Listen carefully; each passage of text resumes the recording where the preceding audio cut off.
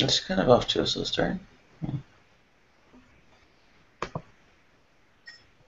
How long ago did it go off there?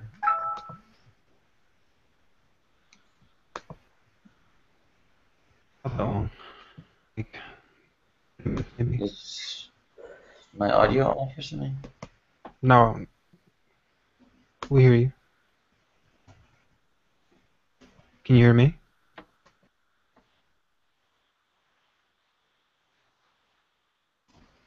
I hear you, yeah.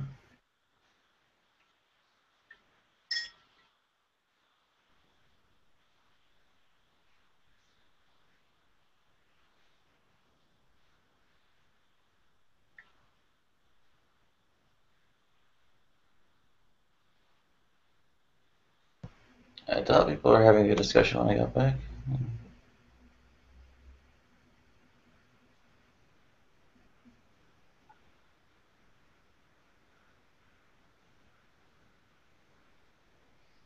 Okay, well, maybe not. You all change over, so you can't be asleep.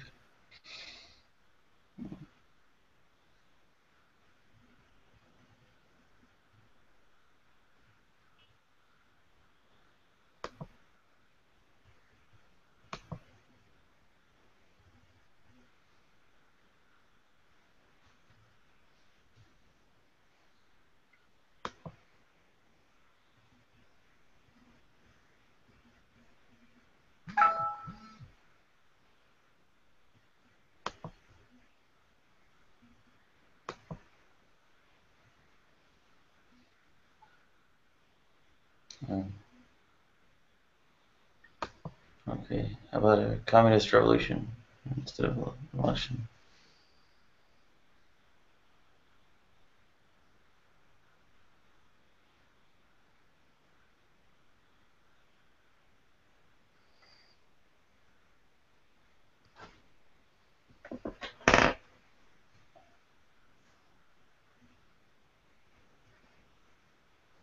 Constitution is terrible anyway.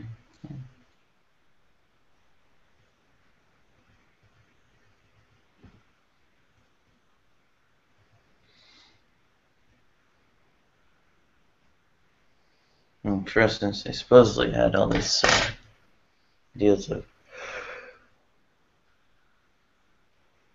I guess, one faction obstructing the other considered, and they never considered whether,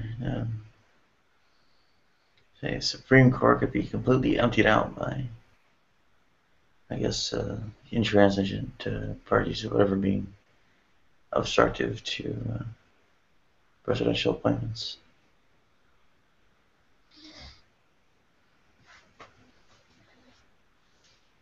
I mean, let's say there's, the Republicans have 100-year stranglehold on the House and Senate, or something. The Senate, at least. Okay, and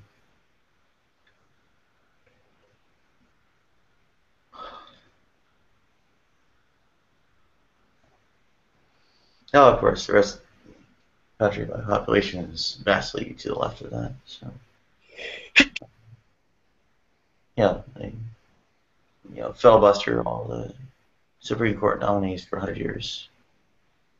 Yeah, Supreme Court empties out. I don't think anybody foresaw that, did they? Or considered it.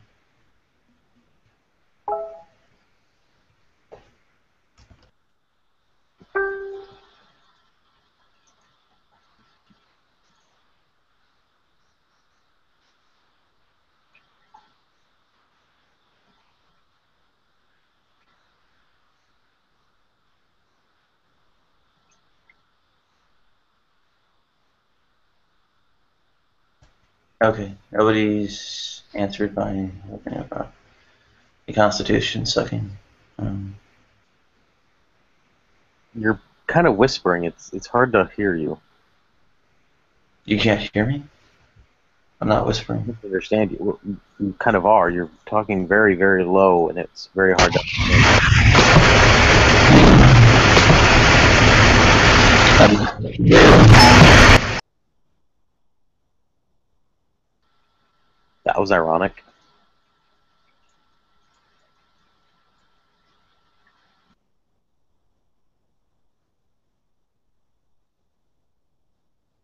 We can't hear you at all now.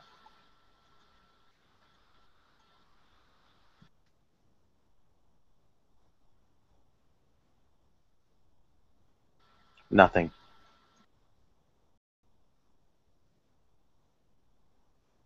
Can't hear anything. You're totally muted.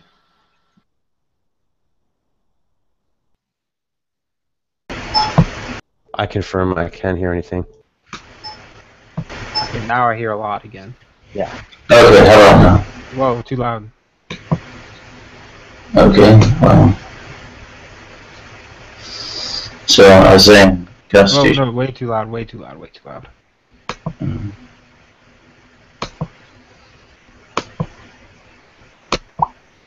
The Constitution sucks. A little bit lower. And should. Right there, I think that. Try it. Okay. The Constitution sucks. Alright, that's good.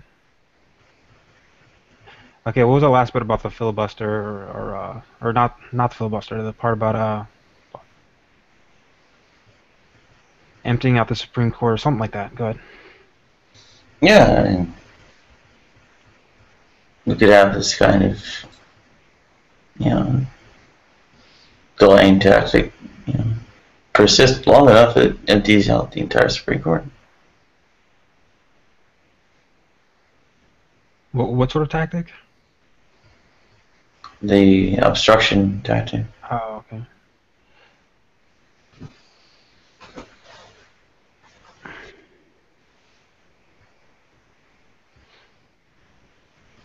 Or, for that matter, what is it?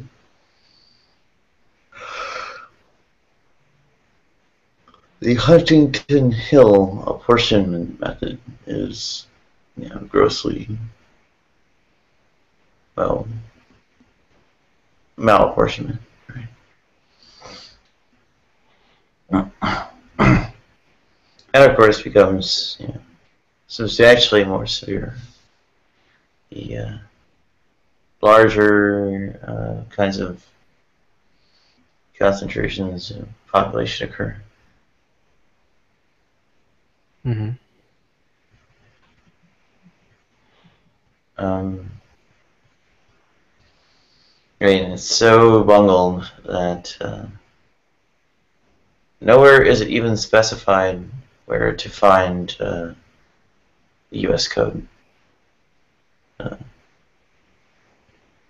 A book of statute, whatever it is, federal rules.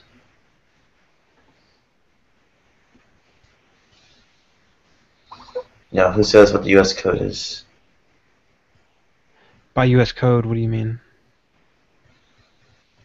The actual sort of book of federal laws is called the U.S. Code. Oh, okay, okay. What was the question again? What does what about the code? Sorry. Nowhere in the Constitution does it say where the U.S. Code even comes from, which one's authoritative. Oh, yeah. Multiple people pop up with different versions of the U.S. Code. Who wins?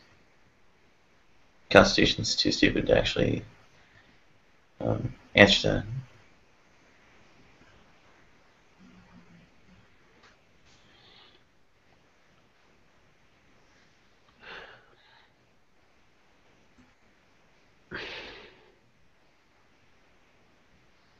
So no, Well, when you say like where the U.S. Code comes from, do you mean how the laws are determined?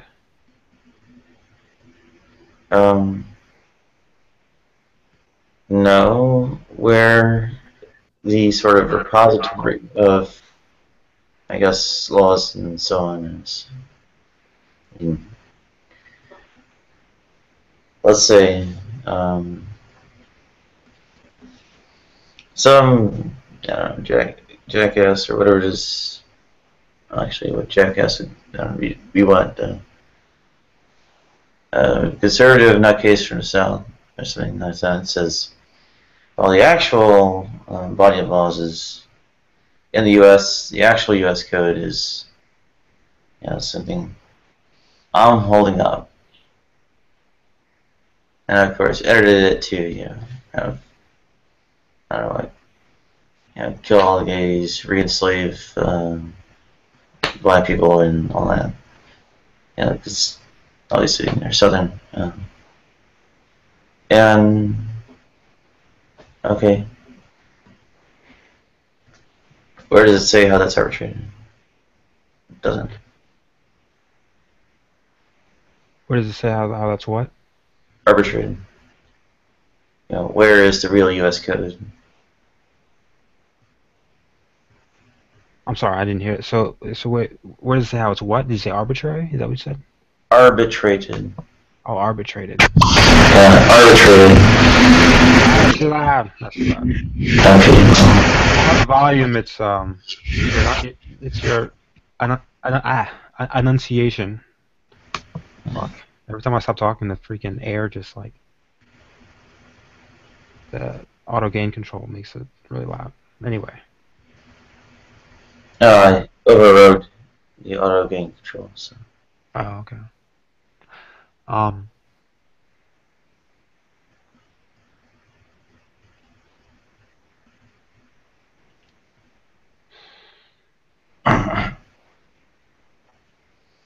Anyway, I'm not so impressed with the Constitution. Right.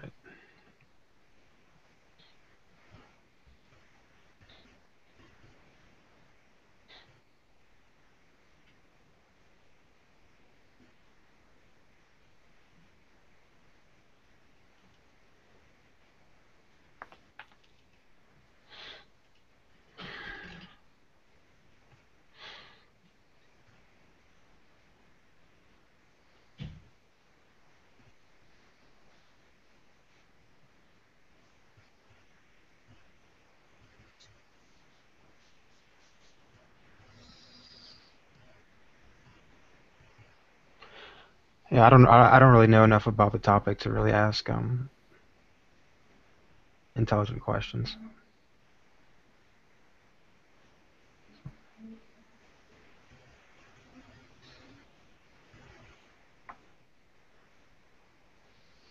Oh, yeah, and, necessarily like some kind of constitutional scholar or something.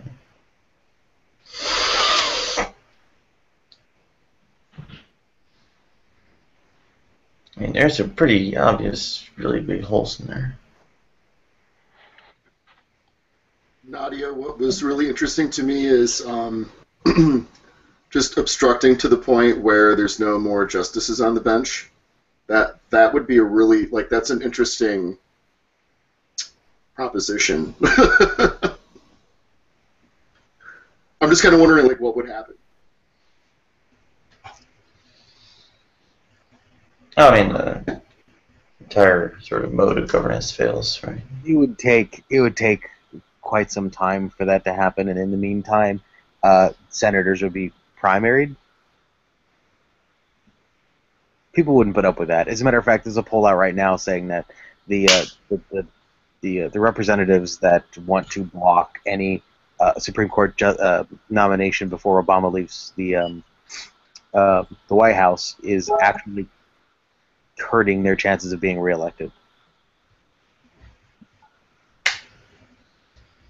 I would imagine so. I think there was just two GOP senators that openly came out and I think said exactly what you just said that I just read about, yeah.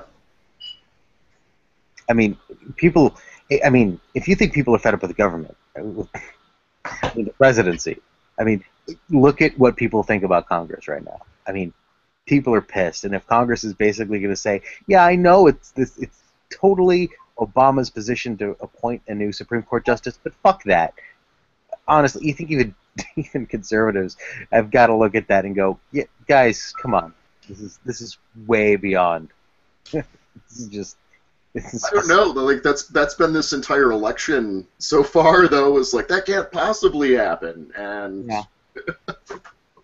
It's not that that can't possibly happen. I mean, this is the election that people are fed up, and I think more than people are fed up with Obama, people are fed up with the government in general. And the government's going to basically do something. If the one side of the government is basically saying, we know the way the government's supposed to work, but fuck that, I think people might get pissed off. I would hope so. But I feel like sometimes that anger gets directed at completely the wrong people. Like, oh, it's those people on welfare. That's what the problem is. Oh God, oh my God, I picked up. I drive Uber in LA once in a while, and it's a blast. I picked up this one lady, young lady, mid-20s, a little bit younger than me probably, and we started talking about politics, and she was just the worst kind of person. She was Canadian, by the way, which is weird, but the whole time when talking about politics, she railed against the fact that the new prime minister is liberal and he'll be giving money to people that don't deserve it. So clearly she was talking about corporations. Yeah. As a matter of fact, her family owns a corporation, a butcher company. So.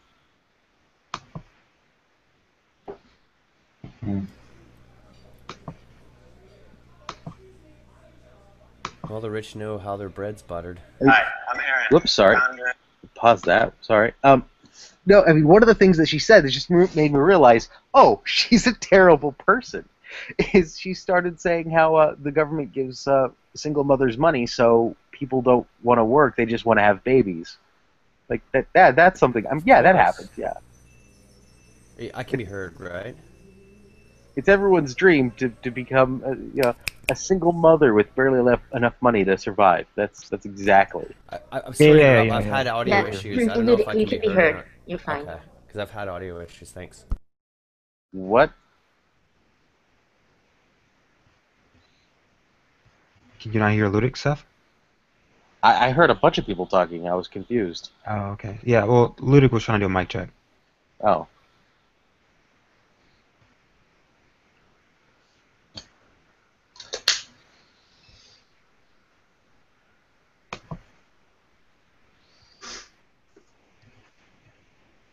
What were you saying? Who and when? Right before Ludic's mic check. Oh, yeah, I was talking about how the moment I realized she's a terrible. Oh, yeah, people want to have kids so they can have free money, and then I just thought that was so fucking absurd, and I'm sitting there trying to just agree with her and be pleasant, and it was very difficult. I think the thing that's difficult for me to understand is the level of cognitive dissonance that it takes for somebody to be. So I actually know somebody like this. So they are on unemployment right now because they're out of work. They're in construction. To be conservative, drawing government benefits, but then pointing a finger at somebody else that's drawing government benefits and being like, what a scumbag, they're the problem. Like, what? I mean, I don't know, just like the level of mental gymnastics that you have to, and I know because I've been there, and like when you sort it all out and you realize it doesn't make any sense.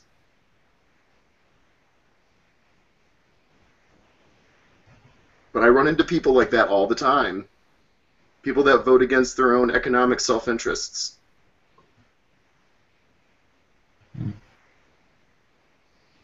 I don't know.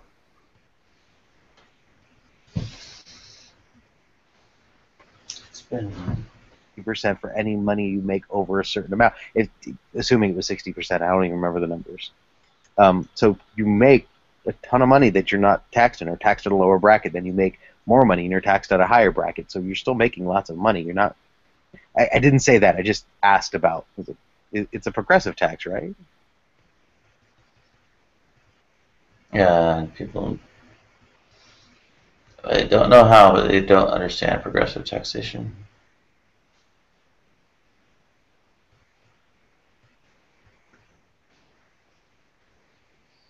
I don't know either. Well, to me, it means math education might help a lot.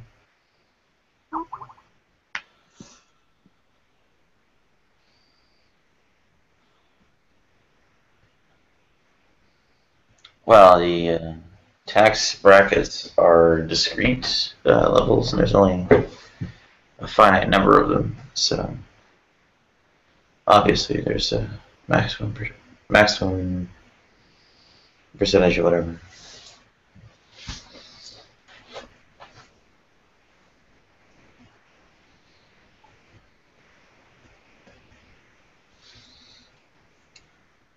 I don't know. I can't help but giggle. I mean, the moment I realized, I totally said it in my head. It was just like, oh, she's a terrible person. Who is? It's just somebody I was driving.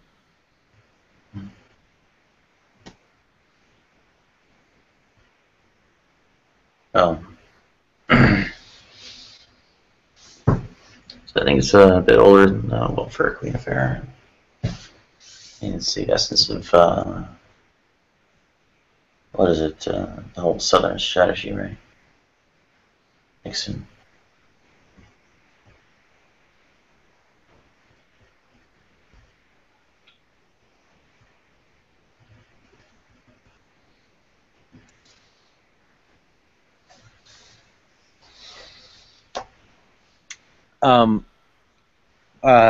What's that? Rachel Maddow had a really interesting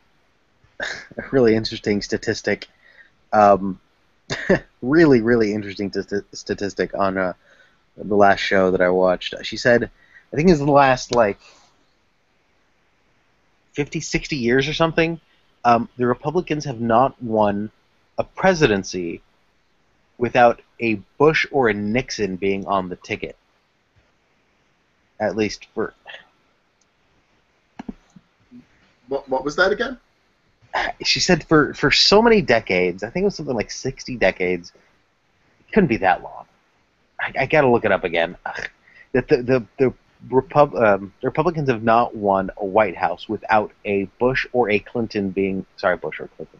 A Bush or a Nixon being on the ticket. Hmm. Oh, I guess Eisenhower was the last one.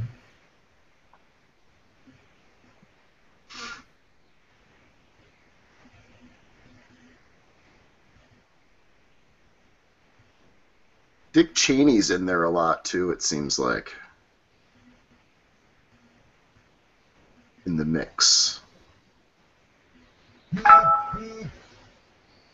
Yeah. You know who fucking Dick Cheney reminds me of? Mr. Burns from The Simpsons. Hold on. There's something I never thought of. Why was Dick Cheney vice president? What was he before? Wasn't he the Secretary of Defense at one point, and then before that, he was Secretary of Defense under, like, Reagan or something, wasn't he? I don't know. I guess that's why they made Google. The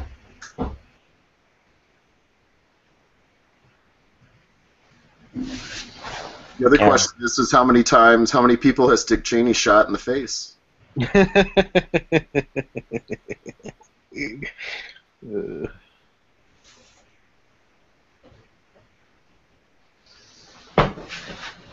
I think the number might be less than how many people. Oh, I can't think right now. Forget it. Joke's over.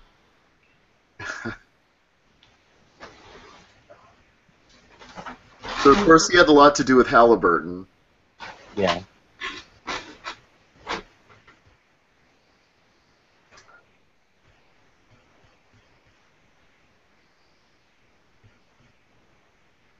Yeah, he was with the DOD for quite a while under Reagan.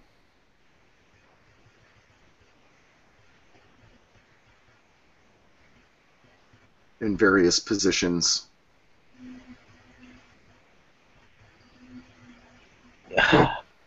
I don't know, man. It astounds me how bad. I mean, I I really want the Republicans.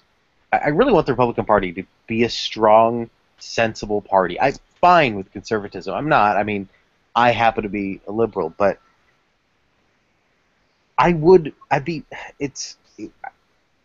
I totally understand, and I think that that this country is the strongest when it has two parties that can come together and make arrangements. It just seems like the Republican Party is just so fucking chaotic and uncontrollable and dumb. Fuck, the arguments are so dumb and terrible. I feel like on some level this is like the death throes of a dying old white dude ideology that was, you know, throwback. Because I mean these dudes are still alive that were involved in this stuff in the 50s and 60s, and I just feel like you know, they haven't made their legacy, and like this is their last chance, you know. Yeah. I don't know how to explain it. I mean, because I feel like the Republican Party,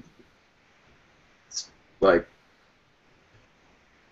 you know, George Bush's presidency, I really feel like history's not going to shine a fair light on, or a favorable light on that at all. I don't know. So I'm kind of hoping. So this election could turn out really, really bad, or you know, it could be the election that really turns the country around. And because I think that if the Republicans lose, hopefully, God damn it, I hope, I hope the hope of hopes, they realize that their extreme move to the right and their dedication to just terrible ideologies, bad ideas, just goes away. They kick out the Tea Party and they become a sensible fucking party once again. You know, Bob Dole's Republicans. Bob Dole. Remember Bob Dole? He wasn't such a bad guy. Yeah. No, he wasn't. No. You know what's really interesting is that Newt Gingrich still thinks he's relevant. Yeah. He was just, I just saw the other day commenting about, I don't know, Ted Cruz. I don't know. There is no Tea Party. I don't think that I've grown up that much in 4 years. It seems, is every election that's a president can't be reelected this scary? It didn't feel that scary 8 years ago. The last election certainly didn't feel this scary.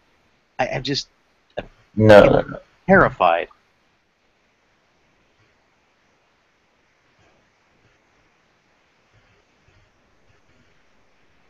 And the thing is, like, none of the Republican candidates are really acceptable.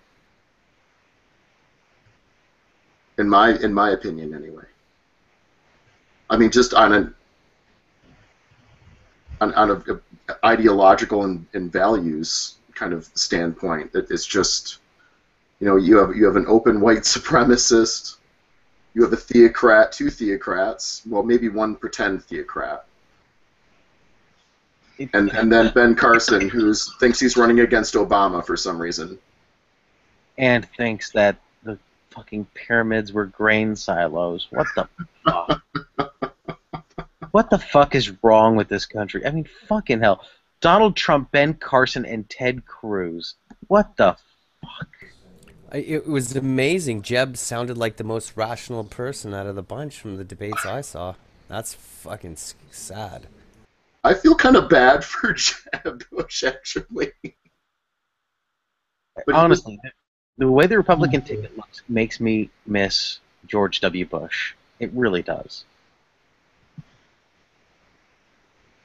Well, George W. Bush was trying to get Jacques Chirac to join the Iraq War because, of course, the fulfillment of the biblical prophecy is God of Magog.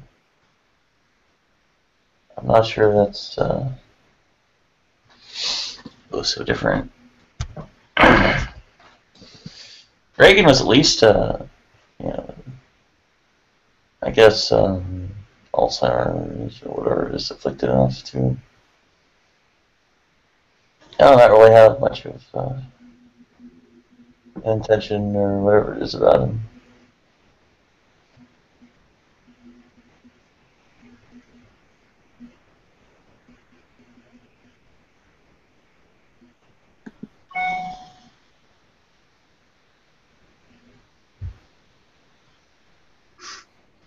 What do you think? Yeah, it's been scary stuff for a long time.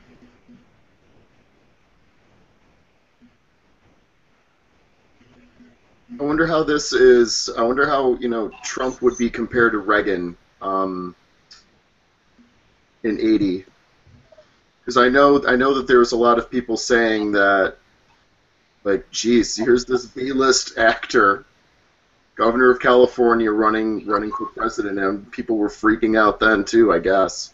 I don't know. I was only 3 years old, so.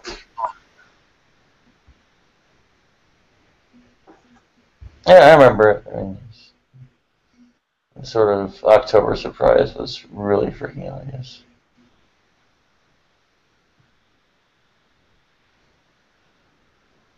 And of course, I mean, the split screen footage of what is it? Hostias walking off the gangplank or whatever it is, and Reagan holding up his hand being inaugurated. Literally split screen. Wait a minute, this is supposed to be live TV. That's pretty freaking rigged.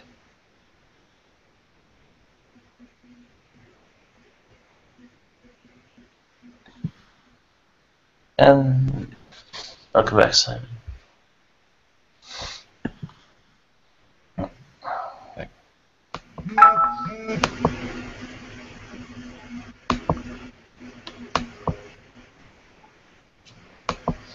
I guess I bored Seamus.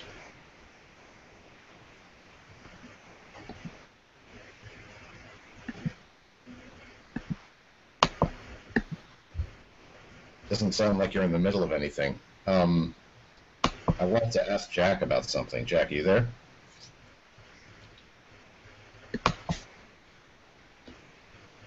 That's a yes. I saw clicks emanating from your avatar. I can't hear you, Jack.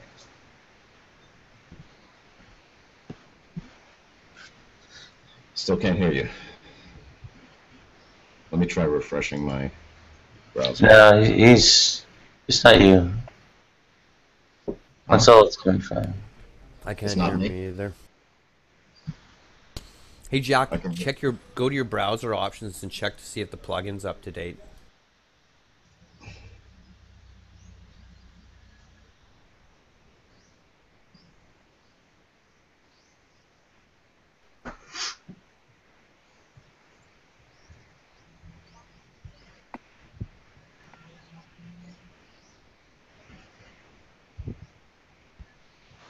Okay, well, fingers crossed.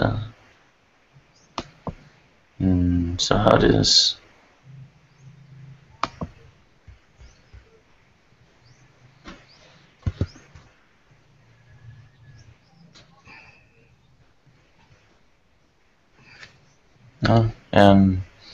Welcome to the YouTube live chat, Domestic Idiot.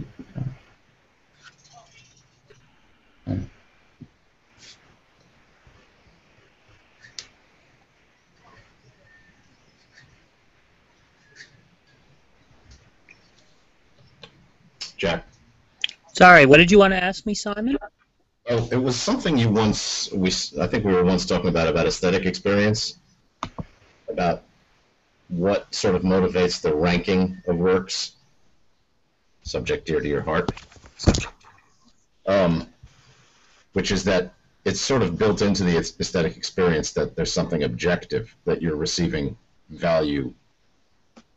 You're receiving something that has value independent of your mind. sort of from outside of your mind.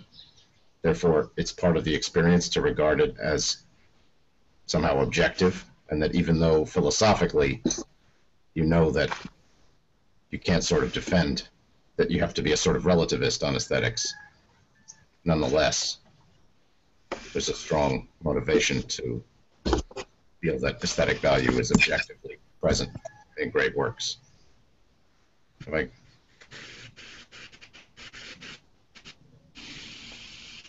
expressed that Made more? was that Go ahead. you couldn't sort of practically be a subjectivist about aesthetic objects, right? Because you'd sort of have to imagine that there were criteria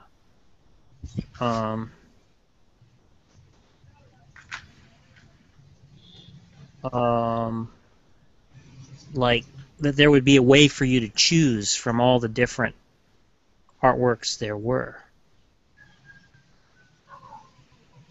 Okay, so there's a pragmatic motivation. Yeah, Doesn't or it al- something like that. You know, because you might recall. I'm sorry. Go ahead. But isn't there also something about the experience that you're receiving something mental that is from outside of your mind, or like it's sort of an aesthetic object is sort of like a non-philosophical or transrational proof of the existence of other minds? Irrational, perhaps, I mean? Oh, I don't recall ever making an argument like that. Ah. But I do think that aesthetic. Well, I think when we're talking about artworks, we're talking about intentional objects. I mean, there are other types of aesthetic experiences like beauty and nature, but when you're talking about artworks, I don't think it really makes sense. I don't think there's any way to make sense of the idea of an artwork as something other than an intentional object.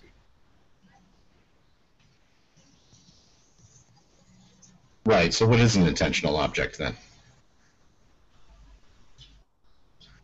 Something that's created by a person that has intentions. Okay. I mean, he has something that he's trying to do when he creates an artwork. Right. It's just a funny turn of phrase because it sounds like the intention in here is in the object, whereas the intention is the result of the genealogy of the object. But when you say an intentional object... Yeah, I mean, what we do is perceive intentional properties in those objects, though. Oh, see, now that's fun. Because, like, if you read a text, what you're doing is perceiving the meaning properties in the text. But all meaning is intention. So you're perceiving intentional properties. That's a pretty cool idea. I guess I better get up to speed on the whole Bill Gromist program. But I think there's another issue of objectivity that applies to aesthetic objects that doesn't apply to moral properties, right? Which is that I think the way we understand aesthetic greatness, a work that's greater than another, which if I could live the life in which I could experience the one, and I could where I could appreciate the one, and I could live the life where I appreciate the other, and I could compare the two lives, I would say that one of those two lives was more rewarding. Right. And so I don't think moral properties work that way. So I don't think they even can secure that kind of objectivity. Oh, really? Couldn't you compare two moral actions which would require different lifetimes or moral courses of action or moral life choices, and then gauge the satisfaction or Yes. something? Yeah, you could select on the basis of satisfaction, but the Yeah. problem is that nobody wants to say that what's moral is what satisfies us. Right. Although, when you think about it, what is so terrible about saying that? It satisfies our desire to be moral. I mean, well, No, I would agree that we can say that there are actions that we can undertake that would give us where we could compare, that there could be two courses of action where we could, in theory, compare them, and we could say, well, this one reaped greater rewards than this other course of action, right? the rewards could be intangible, like a feeling of pride, a feeling that you're a moral person, whatever that would mean. But okay, people don't want to say that it's based on reward. I'm sorry, I had the connection broke up. Yeah. I couldn't actually. Right, but people don't want to say that moral actions are based on a reward, because in a way that makes them not moral, because you're only doing it for a selfish reason. Is that how that works? Well, not necessarily. I mean, because it could be the case that what you find most satisfying is helping other people, right? Right. But I just think that when we say the good, we don't mean what we would find rewarding. It might be that what we find rewarding is good, but that's not what we mean by the good. Oh yeah, that's true. Right. It doesn't work both ways, right? Yeah, exactly.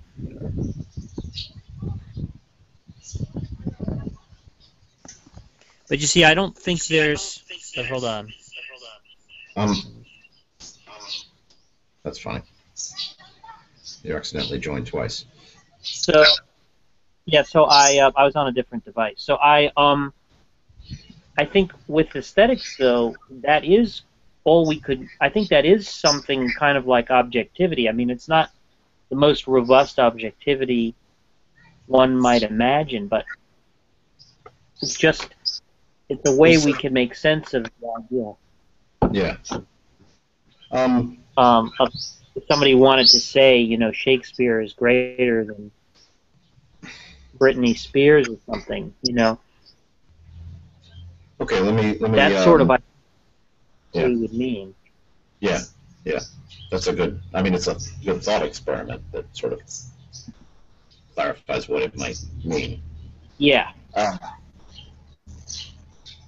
Let me just pose another question. When you say that these are intentional objects, for example, when you read a text, when you say that great works are sort of intentional objects in a higher degree than shitty works, meaning the intention is more finely wrought, more perfectly executed,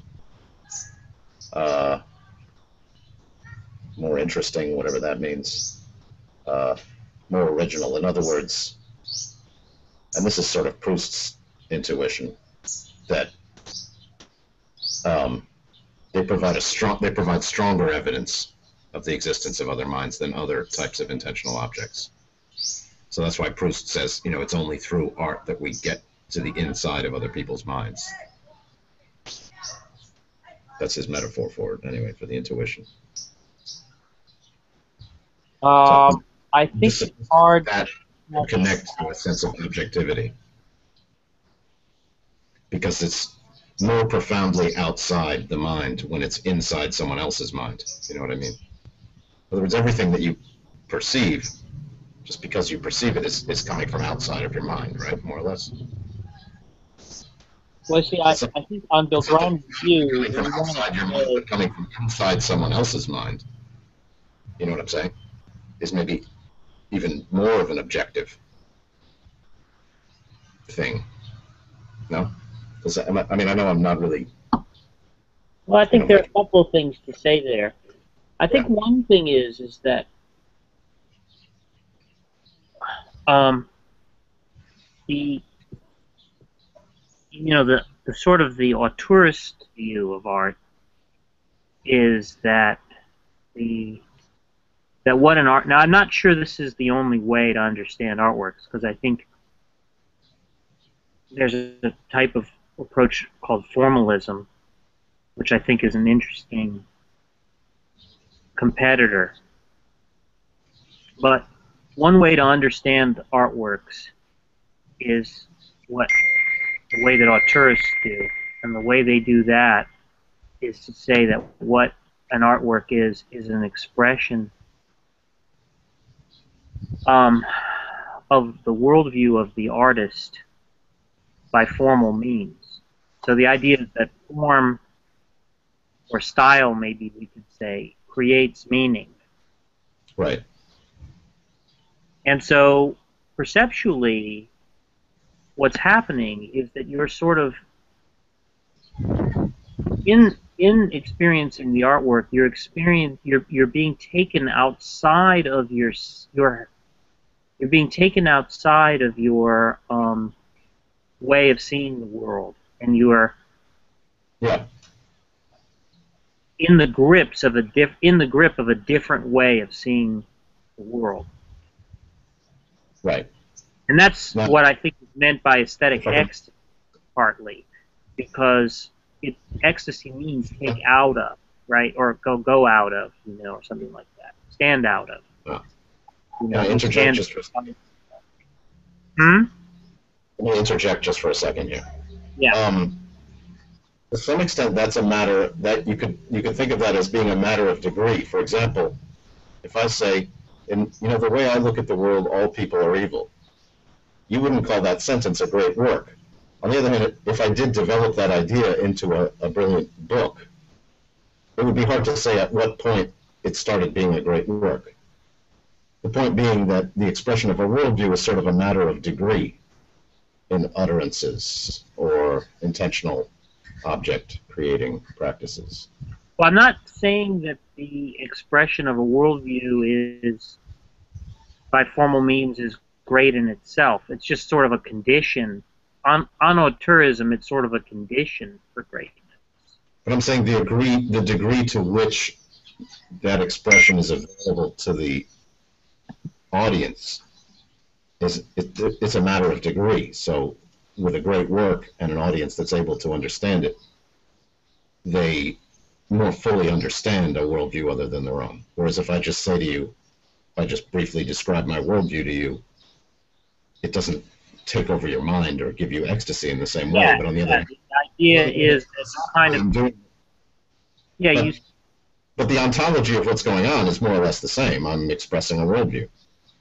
It's just that I'm doing it in a much lesser degree than an artwork. I'm saying, it's expressive, but what's interesting is it does it kind of almost by perceptual means rather than merely relating.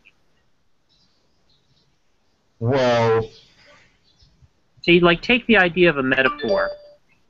I don't know about primarily there. Remember Davidson's yeah, I always forget it. What he said argument about metaphor. Yeah, but there's no difference between metaphor and just any other word, really. Like a metaphorical usage of a word is just a usage of a word, is more or less what he's saying. But I forget how he argues that. Well, the thing that he says, now I'm not necessarily saying that his theory of metaphor is correct, but I think it helps get at something that's sort of distinctive about aesthetic communication, which is that he says that metaphors do not actually express a concealed meaning, which is to say metaphorical meaning, underneath the ordinary meaning, the so-called literal meaning, right? Yeah. Because that's sort of been the standard way to understand metaphors. There's like a dual level of meaning, right? So if I see man as a wolf, yeah, of course. what that actually means is man is rapacious, right? Yeah, right. And so what Davidson's saying is that metaphors are actually literal expressions, but they have the effect of causing an association to be seen. Right. So if I say man is rapacious, right, I can get you to believe that proposition or to entertain it. Right? But if I say man is a wolf, it's almost like there's a kind of causal effect. It's almost like popping Tautology. Huh? Tautology. A causal effect. I'm just... Yeah, I guess that is probably a tautology. It's kind of like, what I'm trying to get at is that it's a causal, it's a kind of causal rather than a rational relation. It's almost like it induces a thought rather than... Yeah, exactly. Rather than conveys it. Exactly. It induces a thought rather than conveys it, right? And so I think that's a way to think about what it means to say that style creates meaning. The style doesn't actually express propositions exactly, right? But it induces a way of seeing the world. Right. So it would never be the case, really, that, well, maybe I shouldn't say that. As Proust says in his memorable phrase, style for the writer, no less than for the painter, is not so much a question of technique as of vision. Yes, exactly. That's the auteurist. Now, the formalist view is a kind of rival view that I find hard to dismiss. What the formalist wants to say is that meaning is banal, because it just turns the object into a... Hold on half a second. Yeah. Because there, and we always, I think, come to, I wouldn't say loggerheads, but there's always a slight contention between us over this, that because those stylistic or indirect or inducive or whatever you want to call it means to cause something to be seen or thought are sort of a requirement, or they're what's distinctive about aesthetic experience. Nonetheless, aesthetic objects, depending on the genre, often have massive amounts of discursive material sort of intimately bound up with those inducing properties of style. So, to some extent, Proust also expresses a philosophy in addition to, or, films, a documentary film, for example, might have great beauty, but also be sort of very interestingly informing you of the situation in the world. And there's a tendency, I think you have a tendency to denigrate the discursive virtues. Well, the thing that worries me about it is that it seems to me that if you can paraphrase it, it can't be what's really interesting. But see, the thing you're paraphrasing can be inextricably bound up with the things that you can't paraphrase. But that's a little bit different, because then it's not in virtue of the discursive content itself that it's interesting, but rather of the relations that the discursive content has with other aspects of the work. But paraphrasing can be an essential way to get to some of that. Oh yeah, I'm not contesting that. But okay, all right. We probably don't actually disagree, or rather, we might not agree. We might not disagree on that. Even if I think we disagree, I suspect you'd be able to convince me. Anyway. But I'm not. This is territory that I am a little bit less dogmatic about than I am about a lot of other topics in philosophy, because I think artworks are kind of like the hardest objects to understand. Yeah. Like I think it's really hard for me to... I mean, I definitely think I have strong views on the topic, so that I could I feel confident I could say a lot of the leading positions in aesthetics are wrong, you know. But at the same time, I'm not sure that my own position is entirely clear, you know, because I have a lot of competing intuitions about certain things. Well, just to push further on this one point, like, so a purely discursive form like an essay or a philosophical essay, indeed a philosophical essay, has its own sort of merits of sort of brilliance or insight, right? Potentially. So a prose essay, yeah, like a philosophical work. Yeah, or a purely sort of documentary photograph that might not have much, aesthetic interest, but reveals some kind of reality that would have been otherwise hidden. It could have some sort of informative kind of a virtue, right? Oh, yeah, but that would seem to me to be... Or a prose work. Yeah, but that wouldn't necessarily be aesthetic, right? Well, I'm saying, let's just take that on the one hand, right? So there are virtues of sort of insight, cleverness, being informative, and other things to those types of things, right? And those virtues might also inhere in the paraphrase that you derive from example of Proust. You see? And furthermore, the paraphrase that you distill from a Proust is, as we said, intimately bound up with the stylistic features that make it, that give you a sense of ecstasy when you read Proust. See, so I'm just trying to complicate it further, right? Because the paraphrase doesn't get to the aesthetic greatness, but the paraphrase can have its own kind of greatness, in addition to being bound up with something that's also aesthetically great, inextricably. Wait, I think I may need you to repeat that, but the thing is, I think I have to step away for a couple minutes. Do you think you can hold? Do you think you can hold that thought? Yeah, sure. And, I might just do a few minutes.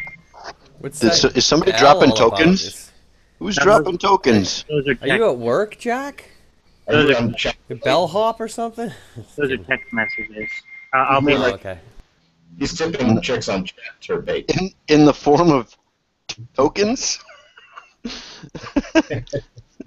Sounds suspiciously like token tipping. In the form of text, I imagine. Yeah. Ah, chatterbait. I could be wrong. I'm a little agnostic about it.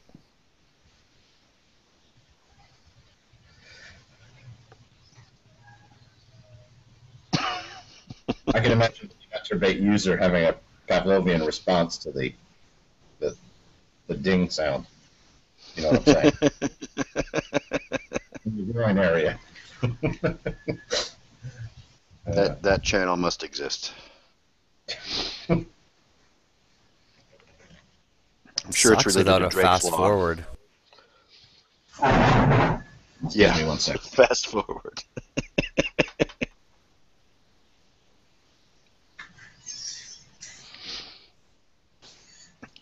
Yeah, they really need to put that fast forward in there.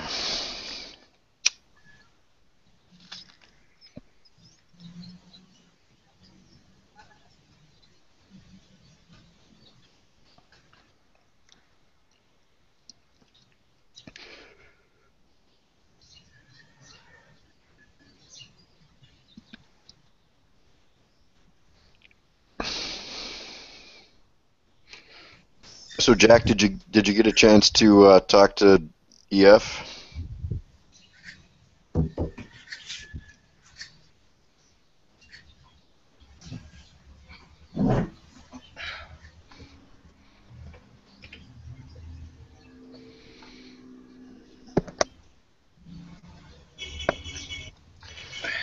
Jack must be busy tipping.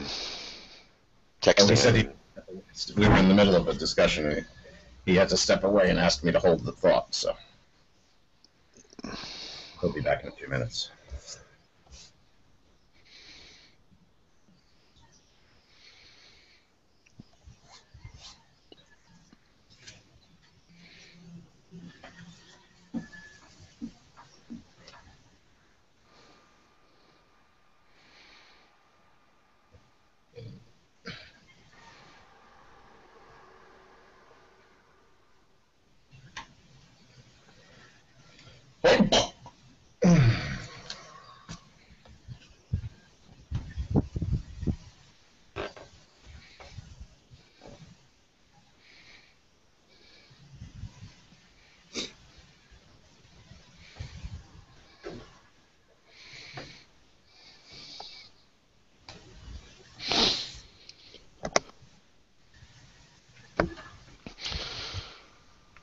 So what else is new?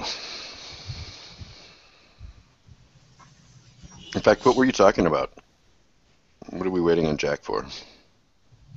Oh, aesthetic objectivity and aesthetic in intentional objects, in particular, great works of art. Aha, good. I like this one.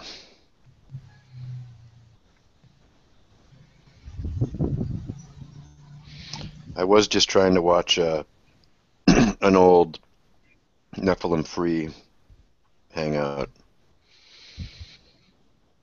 It was really boring. I forget whether he's one of, quote, the good guys or the bad guys. Oh, no, he's not. He's a young Earth creationist. Oh, okay. Nutbag. Someone earlier was talking about rickets, and interestingly enough, Nephilim's made mention of rickets, and to him, all hominid, like bones, you know, all the Australopiths and whatnot, they're all just humans with rickets. Yeah, I think all the way up to Neanderthals. It has been claimed that Neanderthals are just humans with rickets. The Flores man, Homo What is floresiensis. A deficiency, a nutritional deficiency? Yeah. Which nutrient again? Vitamin D. Is it D? Yeah, I think you're right. I think it's related to milk consumption, so D would follow. Calcium. Yeah. It's similar to the Homo floresiensis, what do they call it, being an encephalotic child and not just a diminutive, full-grown adult. But then when he looks at that weird Star Child skull, it's a Nephilim. Blah blah blah. Yeah. I couldn't take more than 20 minutes of it. Yeah. Have you heard his explanation for the craters on the moon? Not from him. I imagine it's something I've heard before, but no, I am not familiar at all. That's all I've ever really experienced. People call it is lunar that 20 minutes I just watched. And to him, like, you know, when the Great Flood came in the Bible, it also says that it spouted out of the ground. It splashed on the moon. Yeah. Of course. So, well, no. Well, it spouted out of the ground, and you know, like Wile E. Coyote and Roadrunner, where they're on a rock on top of a spout.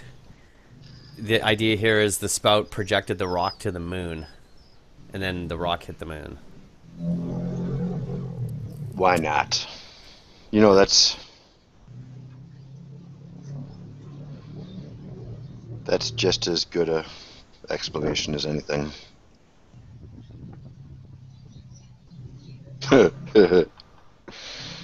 Nope.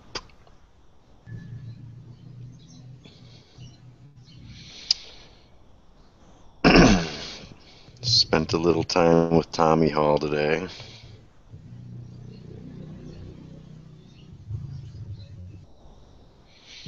It's kind of frustrating watching all these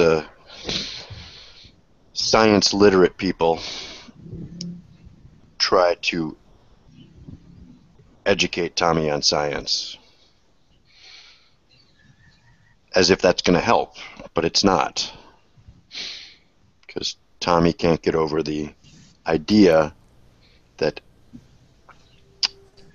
all the mutations he observes seem to have happened on purpose to fit the environment that organism animal needed. I just can't imagine having the gall to argue with somebody about a topic to which you have no formal education nor expertise in. Oh, you should have caught some of that. Especially a doctorate. Like, what the hell? Well, yeah, and not to mention he will use words, terms that he just doesn't even understand. Not As recognizing, it turns out. not recognizing when you're clearly outmatched seems like an epidemic in these parts. Oh yeah. I mean, that's why I come here. Yeah. I come here for the show.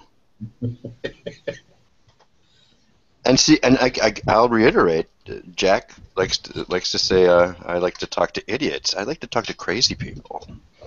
It's not so much that they're idiots.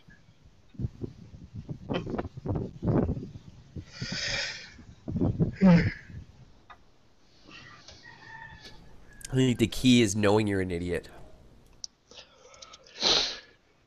The idiot never knows it. That's right. Nor does the crazy person. Two kinds of assholes in the world: assholes and stupid assholes.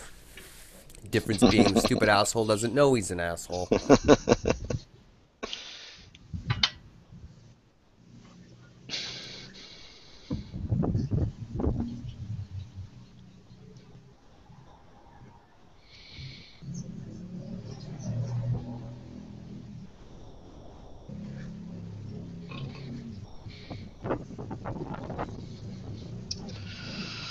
No. Where are all the crazy people at?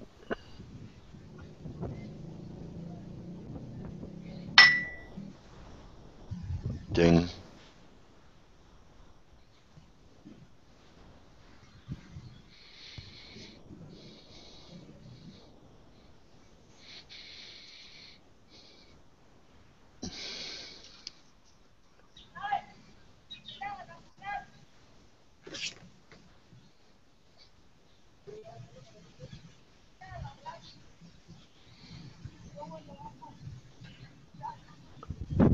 Oh. Joe, why don't you come in here? Is there room to? Yeah.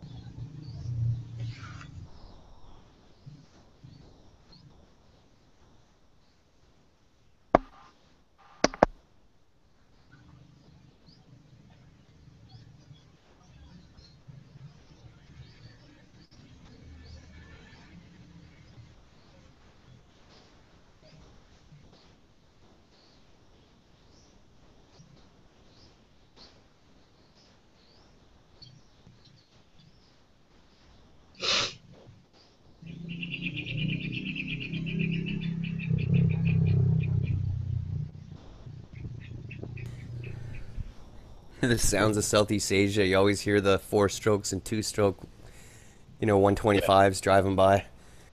It's funny that you can recognize that. I certainly wouldn't be able to.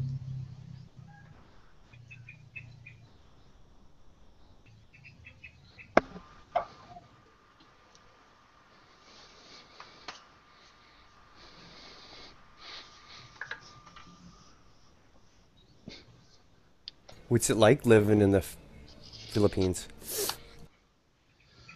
Well, when you've got money and you don't have to work for a living, it's pretty goddamn blissful. Apart from that. People are very interesting. They have their good points and their weird points. Well, then what do you do all day? Oh, it's easy to keep busy. I go to the market, I cook, and that's if I can't get myself into my intellectual work, which is usually reading literature. Unfortunately, I sometimes get tempted to participate in hangouts. Sure. That's a big waste of time, but it's amusing anyway. You do some writing or crafting? Reading great books. Yeah. I attend a reading group with some people from the local university, and I volunteer at an orphanage. I go every Sunday and play songs with the kids, and bring them copies of movies I've downloaded for them, and books that I've printed out for them, and sit around and talk with them, and that's a pleasure. That's the highlight of my week, actually. You're saying you like Camus, right? Huh? Oh, no, not particularly. Proust is my big guy. Well, still, you should look into Umberto Eco then. I think you'd like it. Yeah. No, I should, especially since I gather he's quite a James Joyce scholar. Yes. James Joyce one of his favorites and influences. My dad is a professor and a Joycean, so I'm also a bit of a Joycean. I'm an Oxfordian. A what? Oh, an Oxfordian? Is that one of those Shakespeare ridiculous theories? I don't think it's that ridiculous. Well, yeah. Was James Joyce Irish or Scottish? Irish. Yeah. The thing about those Shakespeare theories is they didn't even start to be raised until about 1800 or so. That's suspicious in and of itself, because if it had been true, surely someone in his own era might have had an inkling, said something. Apparently there's zero speculation until like a very late period in history. Not by... It's not apparent. You guys talking about the prospects that Shakespeare wasn't the true author? That William Shakespeare, yeah. Who is the gentleman that people suggest could have been the author? The Earl of Oxford, that's what I was just saying. So, okay. Edward de Vere, what was he? 13th Earl? Whatever, it doesn't matter. No, it's an interesting theory. What's that? There's some other candidates, aren't there? Oh, there's been many candidates. I mean, but there's at least one other major one. Essex or something. Anyway.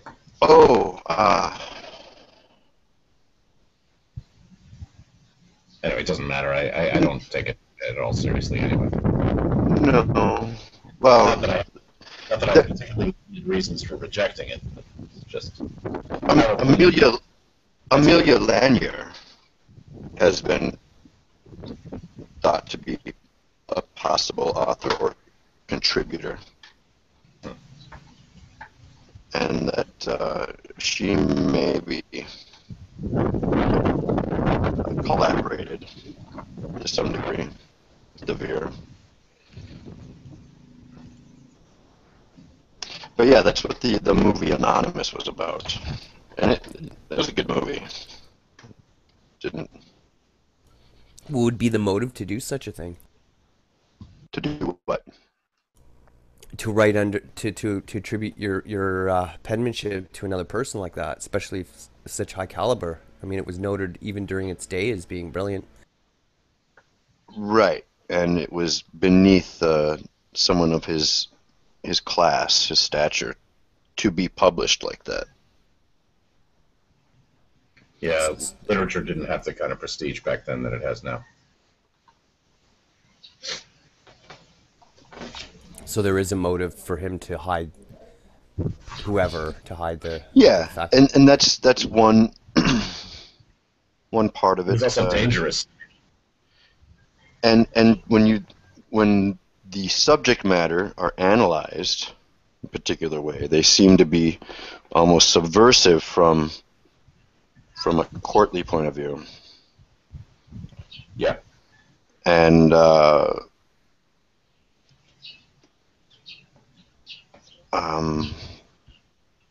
and have a very specific perspective on courtly life and history.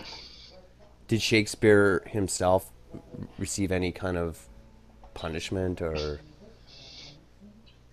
if that's the case, then what did Shakespeare receive as I don't know, negative response? There was some type of censoring, possibly. I forget exactly. You can watch a few presentations on it, though.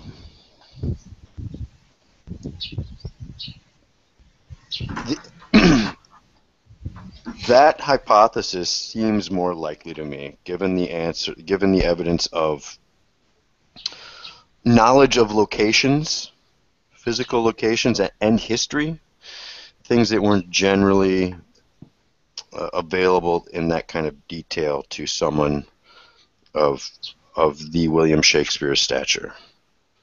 So there's a lot of things that can lead you to believe that a commoner, as he was not the true author.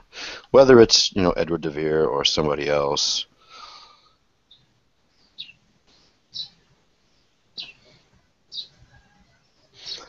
I mean, people put forth Sir Francis Bacon at one point, and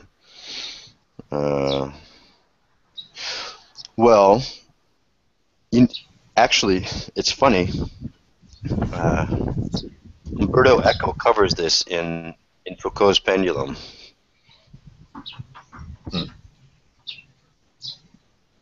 Because he covers all kinds of occult-related theories in that. It starts off with the Templars,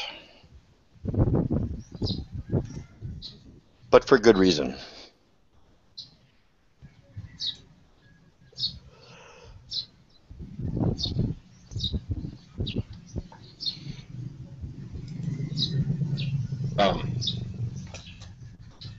Yeah, the thing to do when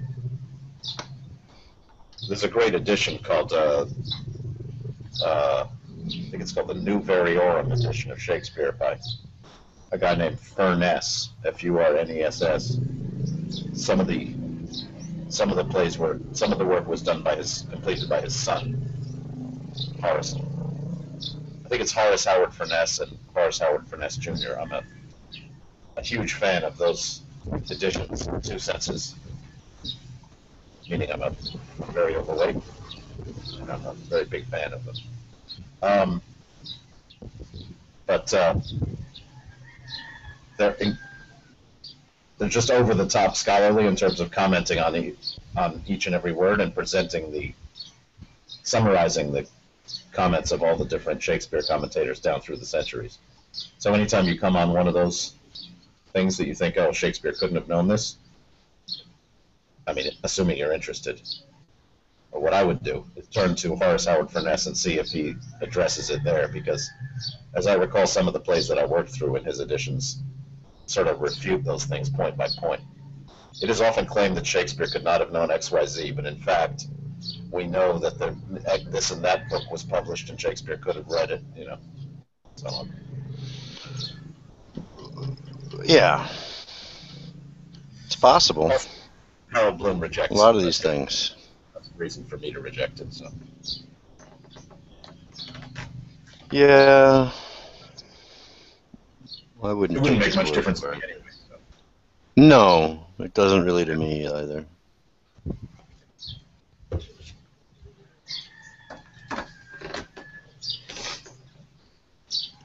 I'd like to see that movie again, though. It was pretty good. Oh, that had some really dumb stuff in it. Anonymous? Yeah. Oh yeah. I mean, first of all, that whole like fantasy of that Shakespeare in his laboratory, it just seemed ridiculous. But also, there was like a couple of really idiotic bits of dialogue. There's this one thing where, you know, oh, I've got a new play. It's all in iambic pentameter? Is that even possible? You know, that was first of all, there's no great trick to writing in iambic pentameter, and second, it was standard.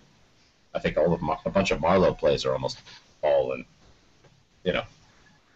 It's just such a dumb... Yeah, it's cute, though. It's such a stupid piece of dialogue, though. I mean, that just shows you don't know what the fuck you're talking about if you're... I mean, that's just a mark of idiocy. I don't know how that got in there. Really? It's all in iambic pentameter? Wow!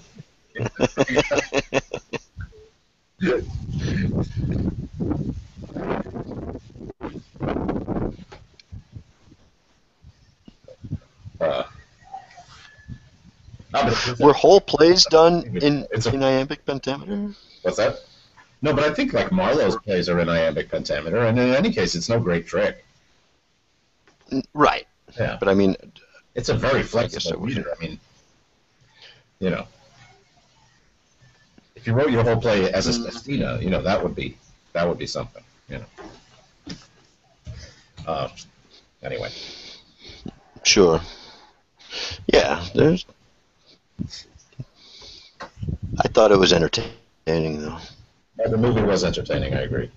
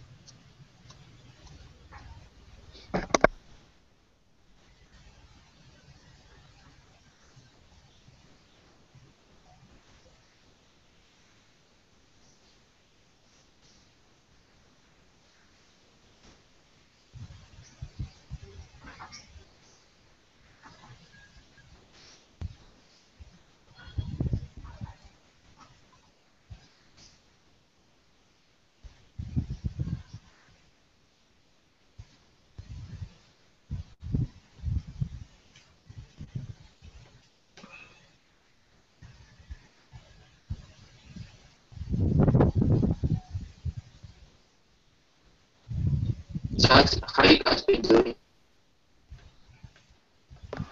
Does my mic suck? No. Why? Yours sucks, Darth.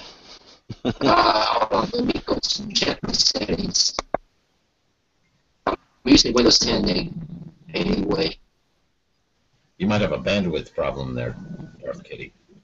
I'm not downloading anything. Sounds like jitter to me. Hold down shift and hit the P key. And then do a screen share. Hold shift and do what? P. What's that a shortcut for? Brings up the plugin statistics. Oh. In Firefox? It doesn't matter, the browser, or even Linux too, apparently. But before you do it, you have to change the focus, like in the page. So, like right now, my focus is down on the little chat box. So if I go Shift P, it's not going to do anything, right? So you need to change the focus. You can click the area where the video would be normally, and then Shift P, and it doesn't do it. And then it doesn't do it. Eh? So what you got to do is basically click in the side chat for a sec, so the cursor's blinking there. Then click in the main video window. Then click on a person, like I just clicked on Palm and it highlighted a white box around him. Then I clicked it again and it de-highlighted him. Now the focus is set correctly that I can go Shift P and it brings it up. Oh, I see. And then what? Shows statistics to do with like packet jitter is usually what causes that weird wobulation thing. It's that jitter. Oh, That's where the latency's jumping up and down. So the packets are arriving out of sequence. And depending on the protocol used, this is using UDP, I believe, for the audio. So UDP's connectionless, right? So jitter, packets out of sequence is a problem for it. Can you screen share it for me? No. How you do it? Shows my IP address, dude. I'm not gonna do that. All I did was click in the window of the Google chat, just anywhere in the, the Hangout, and then I hit Shift P and a window popped up. After I got a pop-up blocker, but then I got rid of that and it came up, and it's pretty cool actually. Yeah, that's actually hidden. I discovered that on my own. I don't believe it's documented. Hmm.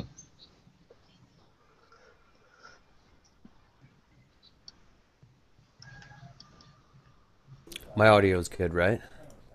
Yeah. Yeah.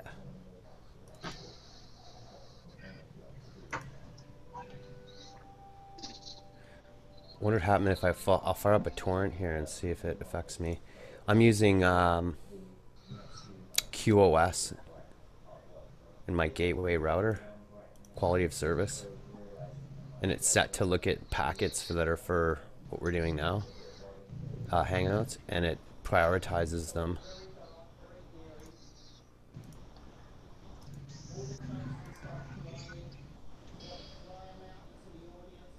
I better.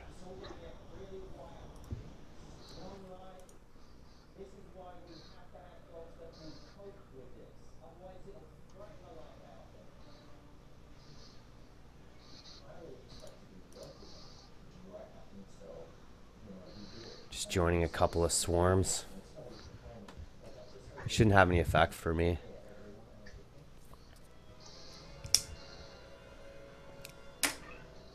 My thing's pretty fucked up anyway. Sounds a lot better now. Yeah, I'm actually using touch. Actually, should I just use the Internet Explorer? Internet Explorer, that'd be better. I have no idea what you're talking about. Should I use Internet? That's my dog. Internet Explorer. Oh, you're talking about different browsers. Yeah. Yeah. I don't think that's the issue, Will. Wait, is that a desktop computer that you put together out of parts? No, I bought this. What is it? Basically, what I'm trying to ask you is, what sound card do you have? Because you should update the driver for it. Oh yeah, yeah, I'll do that right now. Jesus, what the hell is your dog doing? Is he killing the cats? Eating them?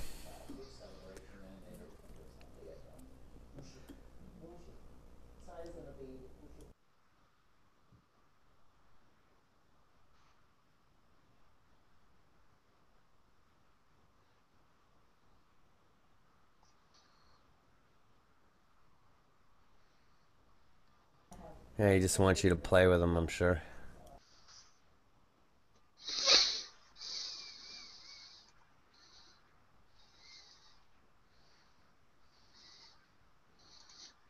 The dog says, "Love me or I'll eat you."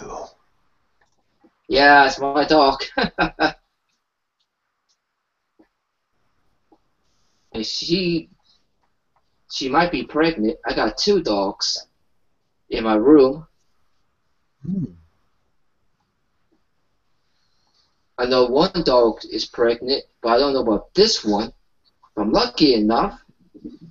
Oh God, I gotta see her dog puppies.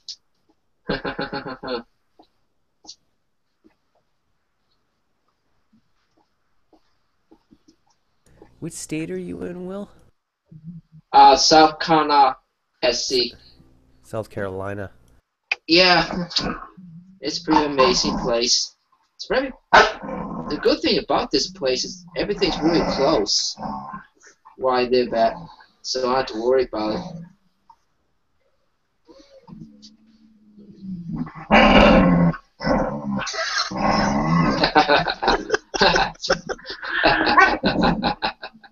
Yeah. Yeah, this is my dog. Dog's gonna eat your face off. Yeah, it can happen. Yeah, she really loves me. God, that she loves me. I fed her already. I took her for a walk. Now she's really pissed at me for some odd reason. I get her water. I know she doesn't want to stay in the damn room all damn day. So we'll probably look maybe a little later.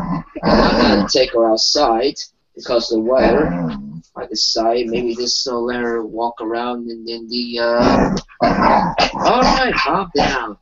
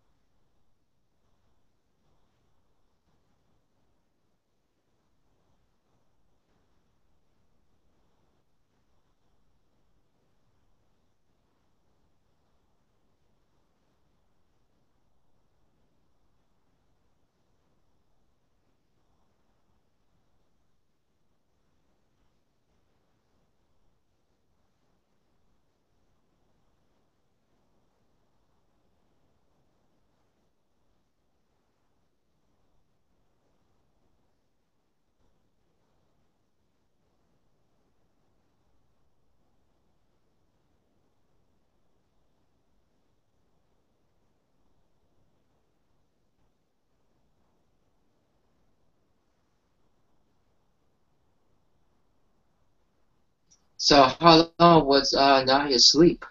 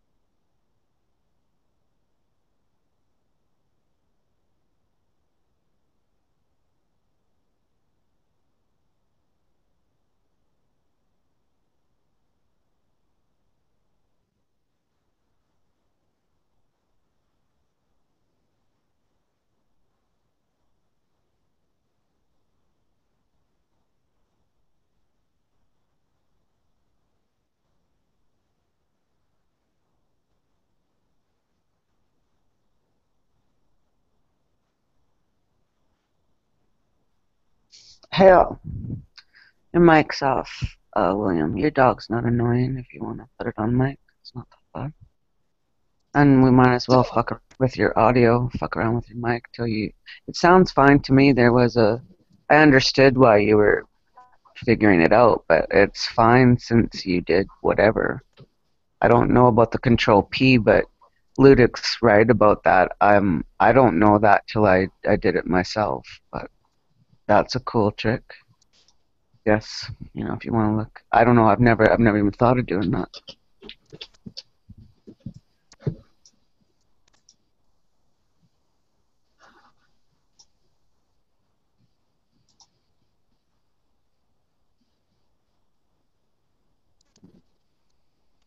But yeah, JJ seems to drop if I'm around, so I don't know what that's about, but that's fine too.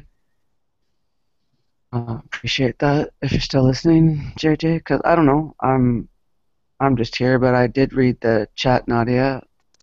So that's cool. I don't know why Nadia would write that she is considering becoming a man again. Was there an earlier conversation that's kind of a joke, or am I reading that right? Anyone? I've never heard anything about it. Me too. I have no. Wait. So Nadia wants to become a man again or something? Yeah, just restart Darth and come right back in. I bet you that'll clear the problem. Let's try that first. But yeah, it's doing it again now. So I don't know. Maybe it could be a feedback thing too. Like I wouldn't worry about which operating system you're working from, but I would just I don't know if I would do a full reboot. I would just actually leave the room and come back in. If that doesn't solve it, then I'd reboot. Would be my second choice. But I mean, you got good equipment, so I wouldn't be too concerned about it. You're online a lot, so you're probably just running. We'll talk longer than a minute again. Like talk longer than 30 seconds.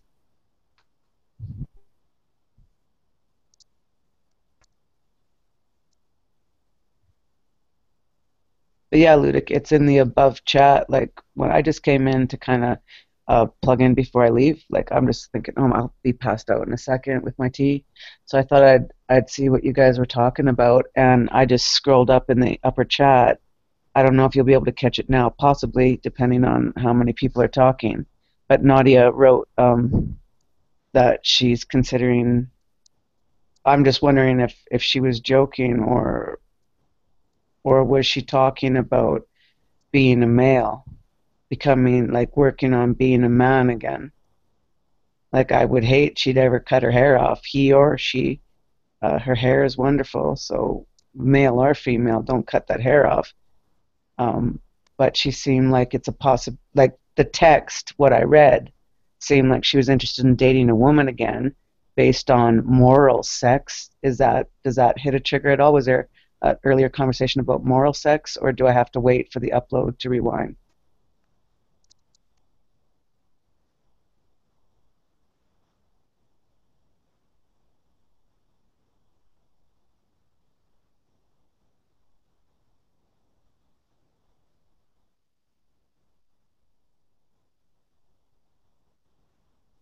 Okay, obviously Ludic doesn't know. Palm, you're obviously not here to answer that question.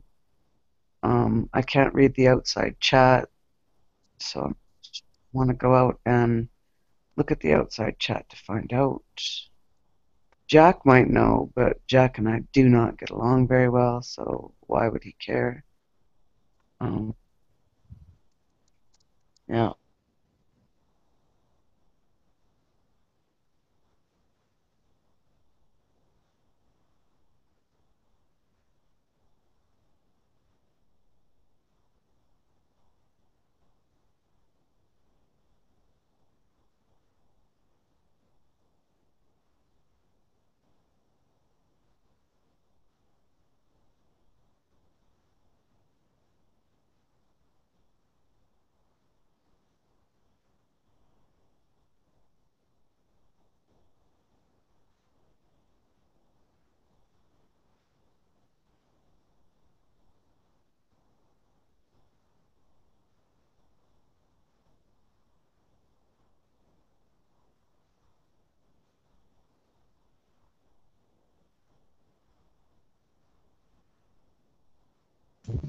Jack, are you back?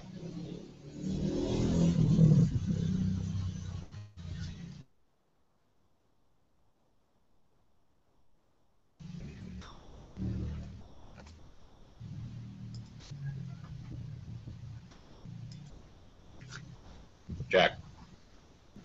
Yeah, sorry about that. No.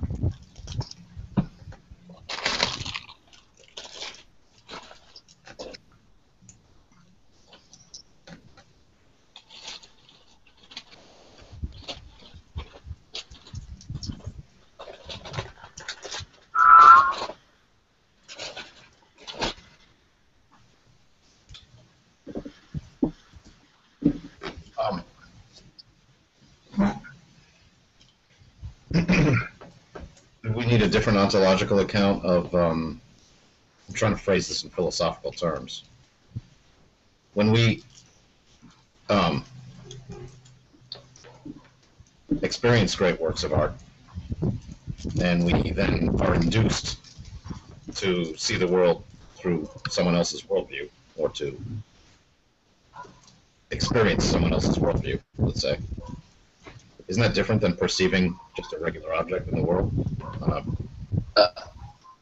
Properly. Yeah, I think it is. I think it's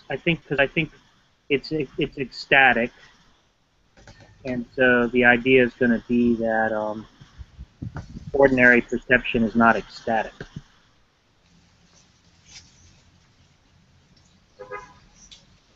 But I mean, it's, you know, when we perceive things just normally, we're perceiving something outside our mind. But don't we need a different way to think about perceiving something that's not only outside our mind, but inside someone else's mind, in some sense?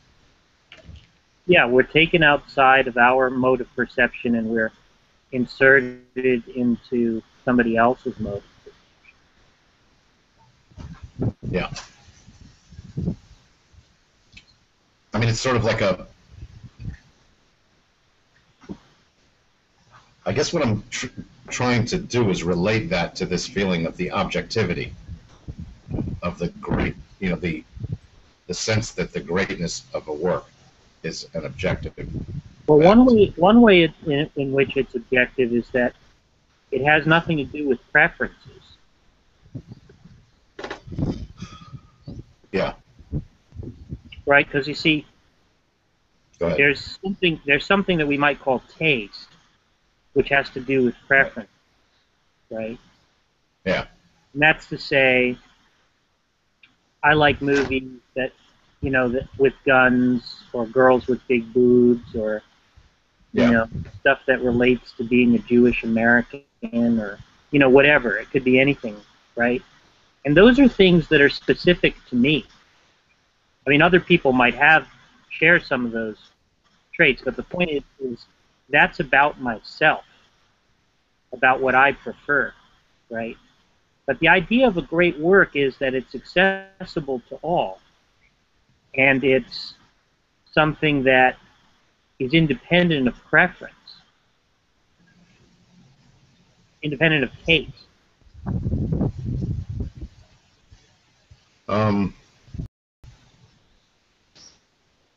That begs the question of, just kidding, of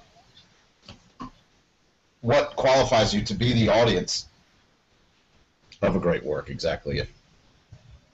If your preferences are, I think you have to assume certain commonalities in human experience. Yeah. Certain commonalities about human beings for that to be possible.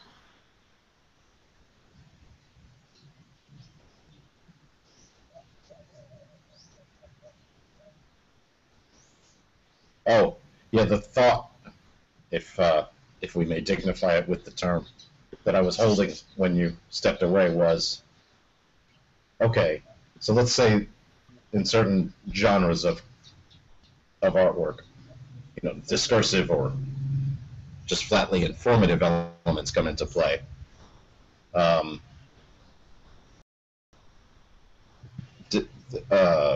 You know, in a discursive form like an essay, that essay can have have its own kind of virtue that's different than aesthetic. That's independent of the aesthetic. That has to do with insight, clarity, originality, other kinds of things, right? Or it could just be incredibly useful in the sense of informing you of something that you would have no other way of knowing about. So a documentary photograph, or facts that you can get by reading Dickens, facts about 19th century conditions, social conditions. So there's that. Then there's let's say, a paraphrase of Dickens. And then we're saying that the paraphrase excludes the stylistic elements, of course, so therefore kind of leaves out what makes it distinctively an aesthetic object. But on the other hand, doing the paraphrase can help you appreciate the aesthetic features and the style of the thing. And also, the material in the paraphrase is kind of inextricably bound up with the style of the work. Similarly, the virtues, informative or discursive virtues that I was referring to, cleverness, insight, originality, logical, cognitive power, as Bloom calls it, are also bound up with the aesthetic features. Muddying the waters further, I guess, is what I'm getting at. I'm not sure that. I think I lost my way there. Like I said, I thought I had a thought, but...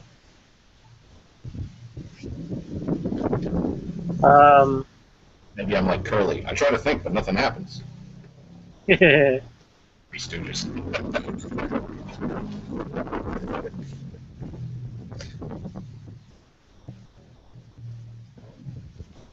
I'm just saying, while those stylistic features certainly are what make an aesthetic object distinctive, they can't be separated from the other stuff. In many cases. No, not saying they can be separated. Yeah. And an appreciate, you're right. Okay. All right, so maybe that's all that follows from what I said.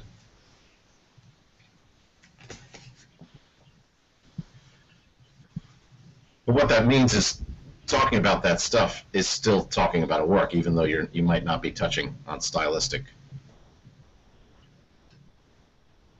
features for a moment. But I guess your response would then, but if it doesn't somehow relate back to the whole, then you're not really doing proper criticism of a work. Yeah, I mean, I think the key point about aesthetics is that elements are supposed to contribute to the total effect or the total intention or the total meaning or something like that, right? It's supposed to be reinforcing something elsewhere. If it's not reinforcing something elsewhere, then it seems like it's just an extraneous element. Yeah.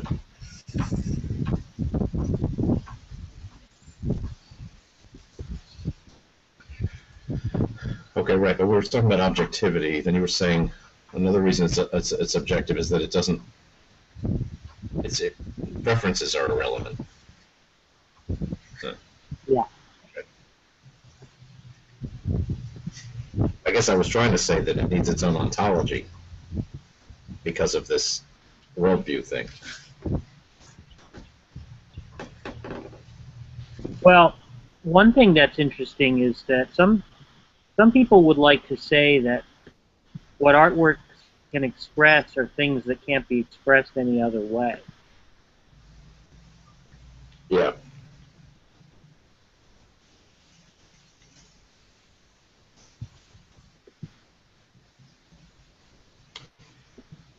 You were going to comment on formalism. Well, the thing about formalism is formalism wants to say we have habitual modes of perception and we become inured to things, to the world. Our experience becomes kind of bland, right? Because we no longer sort of look at the world in a way where it arrests us. Right? So what it is that artworks do is make things strange. Right. Sure. They defamiliarize us. They renovate perception, right? Yeah. It doesn't even have to actually be the world. You know, one thing we can do is go to an artwork and then see the world afresh. But they can also illuminate other artworks or be sort of self-contained objects where we just have... Yeah, illuminate the language, for example. Yeah, exactly. Yeah. So it's like, it's in principle possible for them to illuminate anything. But what the formalist wants to say is that's what's really distinctive about artworks, is that they defamiliarize. But is that somehow opposed to this worldview approach? Autorist approach? Well, I think the difference is, where they break, is that formalists don't think that the key to works is that they be expressive. And auteurs do. It just seems like that making strange stuff fits right into the autorist. No, I'm not saying there isn't a close link between the two theories. They share very strong affinities. The problem is that they have a disagreement over the issue of meaning, right? Auteurs want to say that if a work doesn't express a meaning, it couldn't be a great work, right? Even if what we're after is not necessarily the meaning, we might be after these other things, like the ecstasy of seeing the world, seeing another vision of the world and stuff like that, right? But the point is, they want to say that it's a condition for it to be expressed. You saying the autorists would say something like, if a work doesn't have a meaning, then it's worthless? Is that... Yeah. What does that mean, exactly? Well, they just think that what is distinctive about artworks is that, or at least great works, what it is that they do is that style is a means of expression. Right.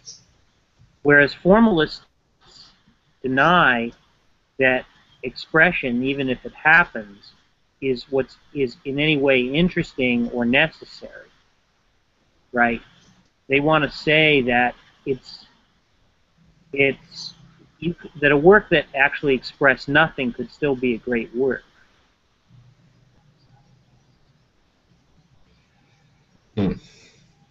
And you know, I find it hard to dismiss a view like that. But aren't they getting away from an intentionalist thesis then?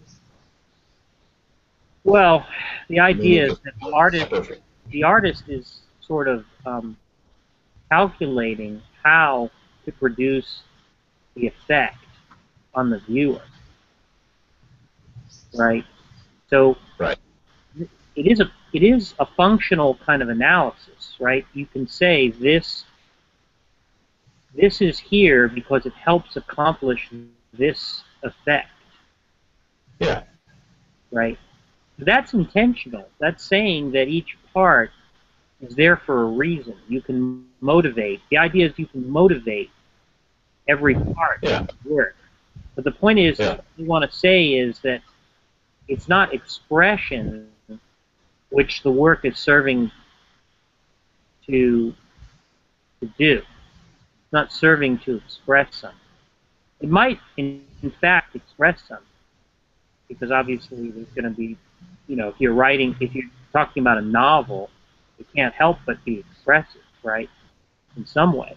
But they just want to say that that's, for now, what's actually interesting is how what is expressed, not what is expressed. Yeah.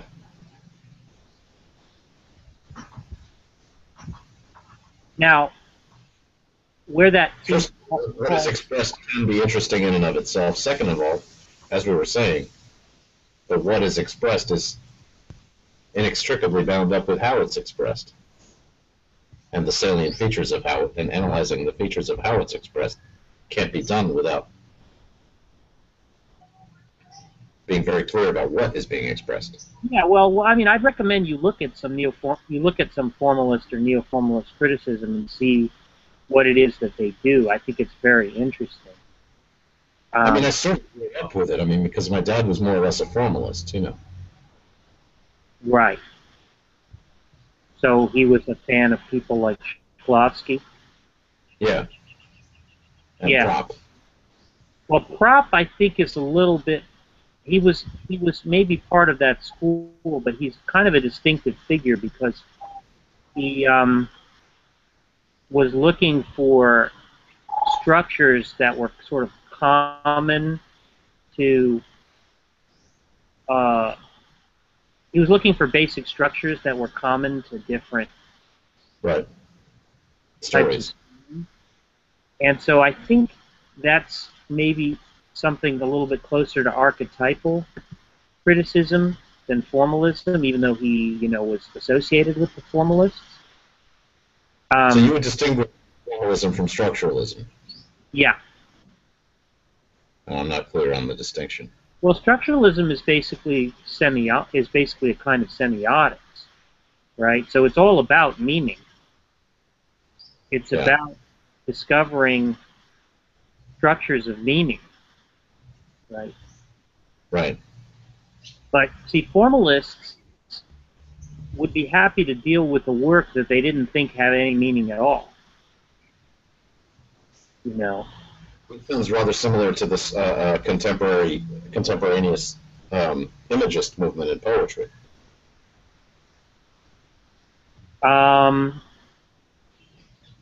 Yes. Yeah, I think I could see a connect. I could see a parallel there. Yeah. I don't know a lot about imagism, though. Yeah. It seems like madness to me, anyway. Well, it's not like anti.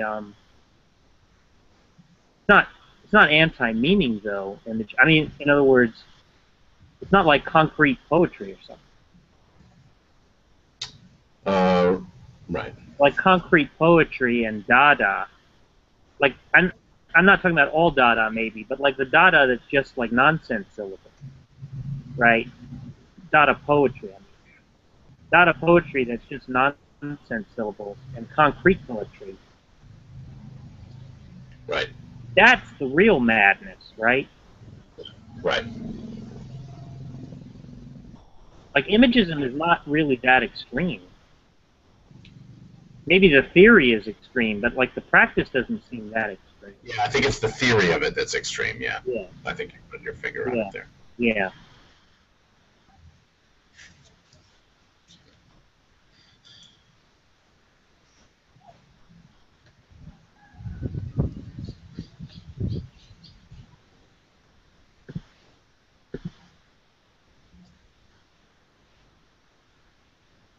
But I would recommend looking at some formalist and neo-formalist criticism because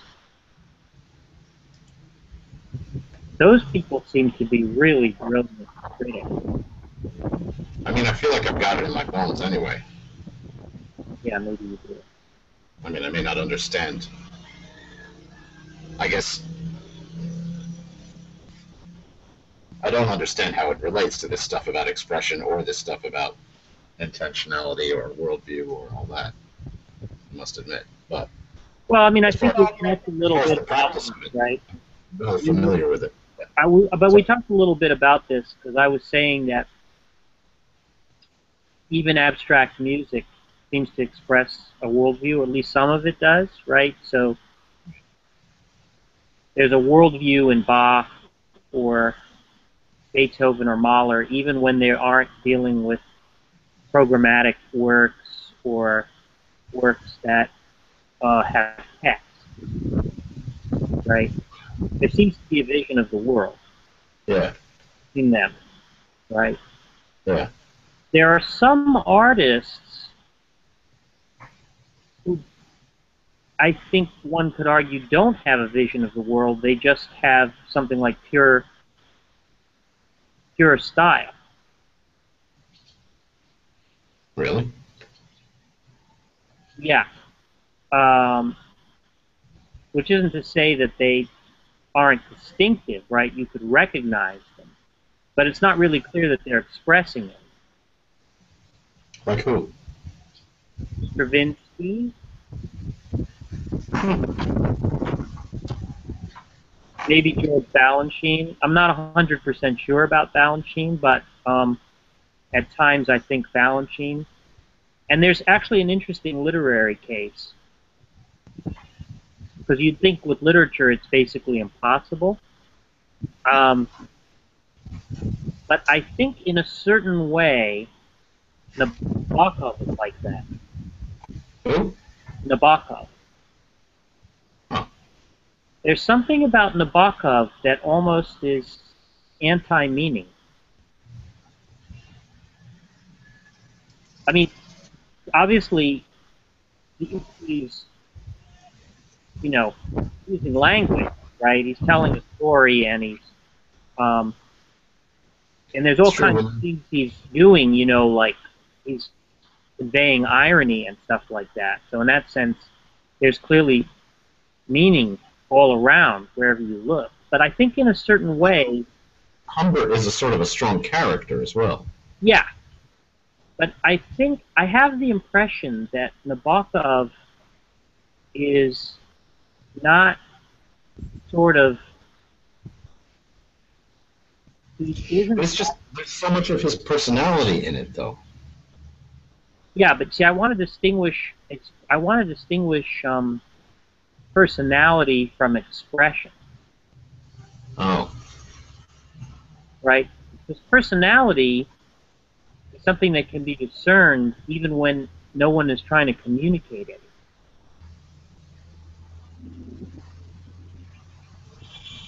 In fact, you could try not to communicate your personality. Right? Or you could say, you could just communicate something and your personality could be sort of irrelevant to your intention, but nonetheless, your personality is perceived.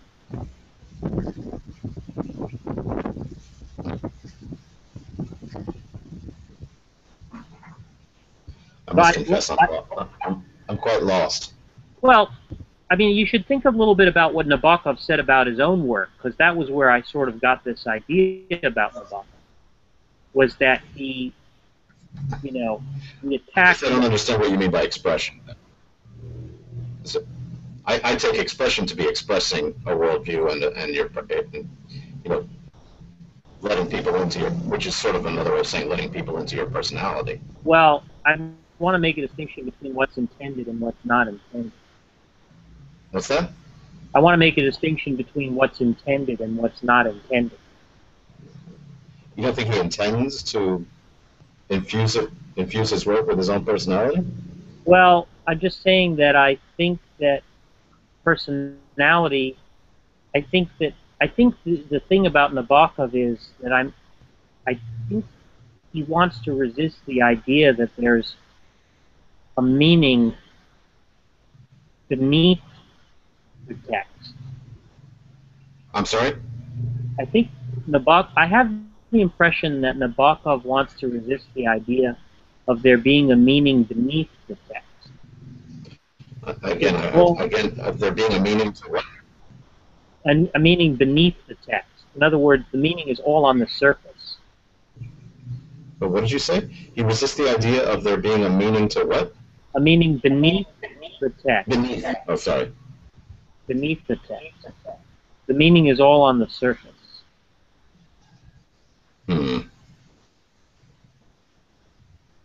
Well, I mean, he's very defensive about Freud. Yeah, I think that's sort of one of the things that inflates it. But I've always taken that to be just nonsense. It's Well, just a lot of people do. I mean, he's just opinionated. He just says, he gives these strong opinions that I just ignore. But I mean, I know what you mean about surface, but to say that there's no meaning beneath the surface, I mean, that's just sort of never the case. What I'm trying to say is I think Nabokov is distinctive compared to other writers in the way that... Comparatively, yes. Then I see it. Yeah. Yeah. And I think that's a place where I think Nabokov has affinities with people like Stravinsky. Okay, yeah. I mean, certainly, yeah, it's not like there's some kind of, God forbid, there's no message to Lolita, that's for sure. That's sort of what I'm getting at, right? Like, when we think most great works, it does seem like the typical great work has a kind of grand meaning that is, you know, it somehow contains, even if the book is much more than the grand meaning it contains, right? But with Nabokov, what's odd is that it seems like... I was trying to think of the author you're referring to, and it remembered in my mind Lolita. Yeah. Yeah, that's about... Yeah, so it seems like with him, it's kind of like... you know, these are hard things to express, but it just seems like he... You know, it just seems like he's more in the direction of what I understand Stravinsky or Balanchine to be like than somebody who's all about meanings. Like Beckett, for instance, right? Sure. Beckett seems like somebody who's, I mean, you know, Beckett is... It's the aboutness that you're really distinguishing, not the expression of a worldview or the expression of a personality. Well, in other words, what I'm trying to say is that in a funny way, Nabokov is not really about content. Right. I mean, yeah, I see what you're saying there. Yeah. It's just, it's full of personality, and also Humbert seems to have a kind of a real personality. So to me, that's, I call that... And there may be cases where Nabokov himself deviates from his own program, right? And it might be that Humbert... Okay. He might be so persuasive a personage that it might be almost that the character, in a way, got away from Nabokov in that way by taking on its own. You know what I mean? But even Nabokov's own sensibility and his personality, just as it comes through at every turn. So, you know, I'm not denying that. I guess the reason I'm getting confused is I have a hard time distinguishing that from aboutness or meaning, you know, because my point about personality is personality can be discerned even if the author isn't trying to express it.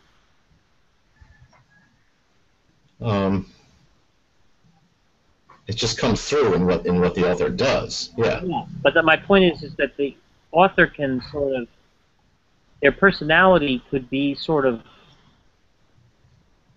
be something that is discerned without them expressing their personality. Yes. In other words, they could convey their personality. I'm sorry? I think it's related to style, because if they're always using hackneyed, formulaic expression, then their personality will not be seen suffusing the work, because the work is less original, therefore less specific.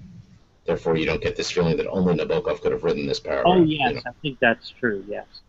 So I guess I'm just having a hard time separating that from the concept of meaning and expression and aboutness in a way. Well, you know, I think Nabokov is an interesting example because I think in literature it's sort of hardest to imagine what it would be like for a work to be pure form and no content. Yeah. What's interesting is Nabokov comes to mind as one of the closest people in literature that I can think of to somehow being that. Well, certainly with his stated intentions, you know, Well, his stated intentions were sort of what got me to think about that. Yeah.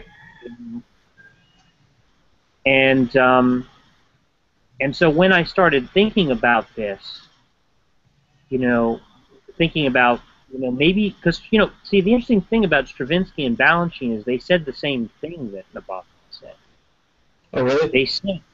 They said there's no meaning to my work. That's strange. I can't understand. Yeah, I think that's just artists trying to avoid self-critique, or I don't know what it is. You hear like actors saying similar things. They'll say, "Oh, I don't watch movies. I don't, I don't watch the films I'm in. I don't watch other films." They're fucking lying.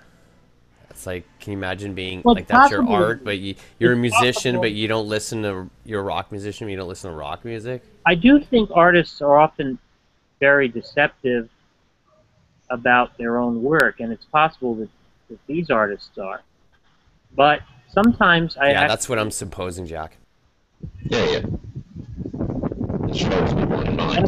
I could give you pieces by, because obviously it's going to be a little bit different with the ballet music, because that's program music and stuff like that, right? But I could give you Stravinsky pieces, and I think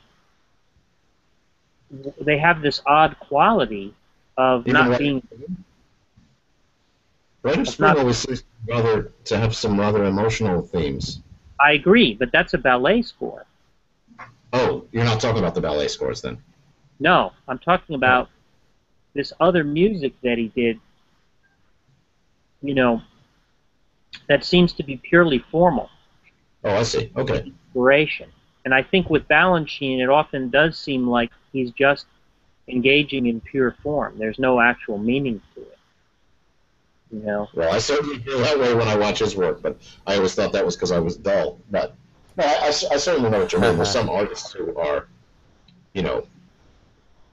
their aims seem to be to create, just pure form. Yeah, and what's interesting is it doesn't seem to necessarily have anything to do with abstraction, because somebody like Pollock is abstract, right? But he seems to have a worldview. Yes. Seems like sometimes that stuff is like fluff. There's something in me. I just think it's like certain French films, the way they piss me off. Fuck. The same with Rothko, right? Rothko doesn't seem like a formalist, no matter how abstract his work is, right?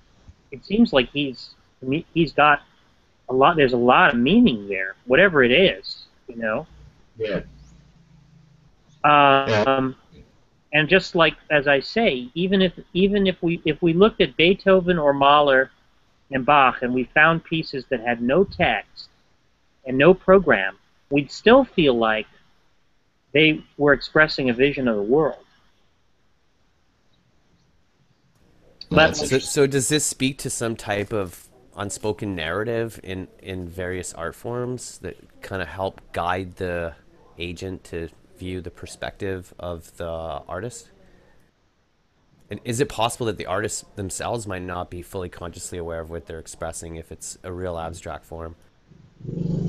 I think you can make that case. I wouldn't know how, though. Yeah, I mean, I think it would be hard. Can I make one comment about you guys since you've been here? You guys have these dialogues that are almost like Socratic dialogues. You and Philip do it sometimes, and I find them incredibly informative, and I'd like to thank you. You're welcome. I'm glad you find them informative.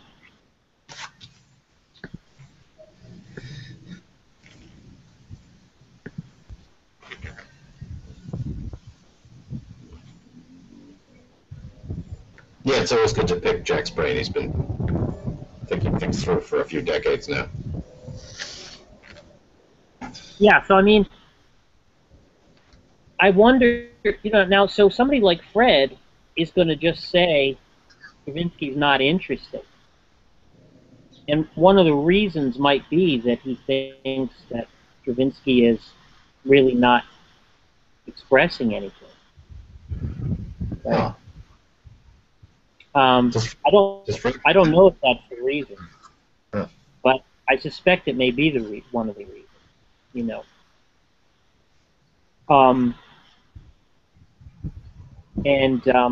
I certainly value meaning, value the expressive element in artwork, but I don't really have a problem with formalism. Hang on. When you say meaning in the expressive element, you're referring to what I'm calling discursive elements. Is that right? Well, the expression of a worldview. Is that different than the expression of a personality? Yeah, I think so. Oh. That's not clear to me. Well, Would that be some type of existential narrative? Look, if somebody, if you were a nervous guy, I mean, part of what makes a worldview is a personality. I mean, that's what makes your worldview different from mine. It's not just that you have different thoughts in your head.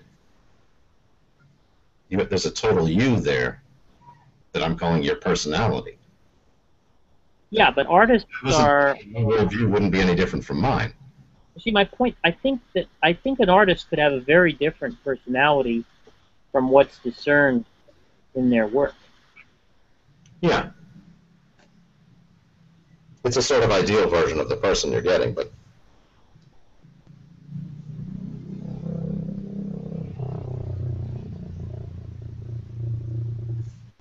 I'm not sure there's a fact of the matter as to which is their real personality. Well,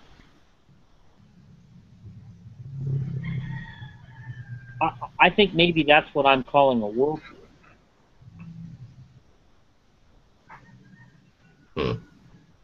Right? Like, let's say somebody is a very sort of, he seems sort of like a happy-go-lucky guy, right? Yeah. But his poetry is tragic and inspiration. Yeah, like Beckett. That seems to be frequent in artists. Beckett was a kind of fearful person, right? Yeah. So.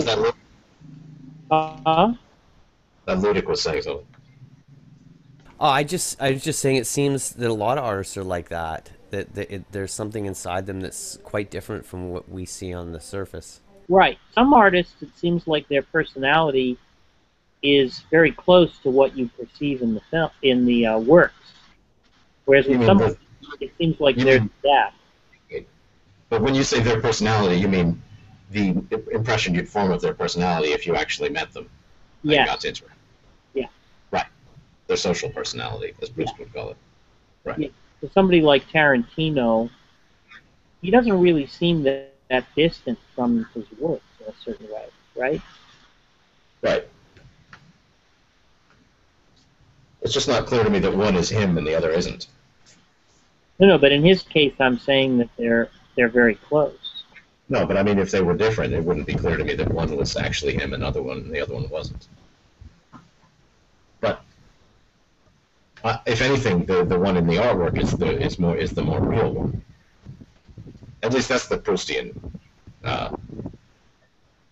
That's Proust's idea. I'm not trying to say I'm not trying to suggest in any way that there's anything unreal about the artist's worldview, right? Because on auteurism, the idea is that what artists are expressing is something profound. Okay. What's interesting about formalism is formalism doesn't take profundity to be a virtue in the artwork.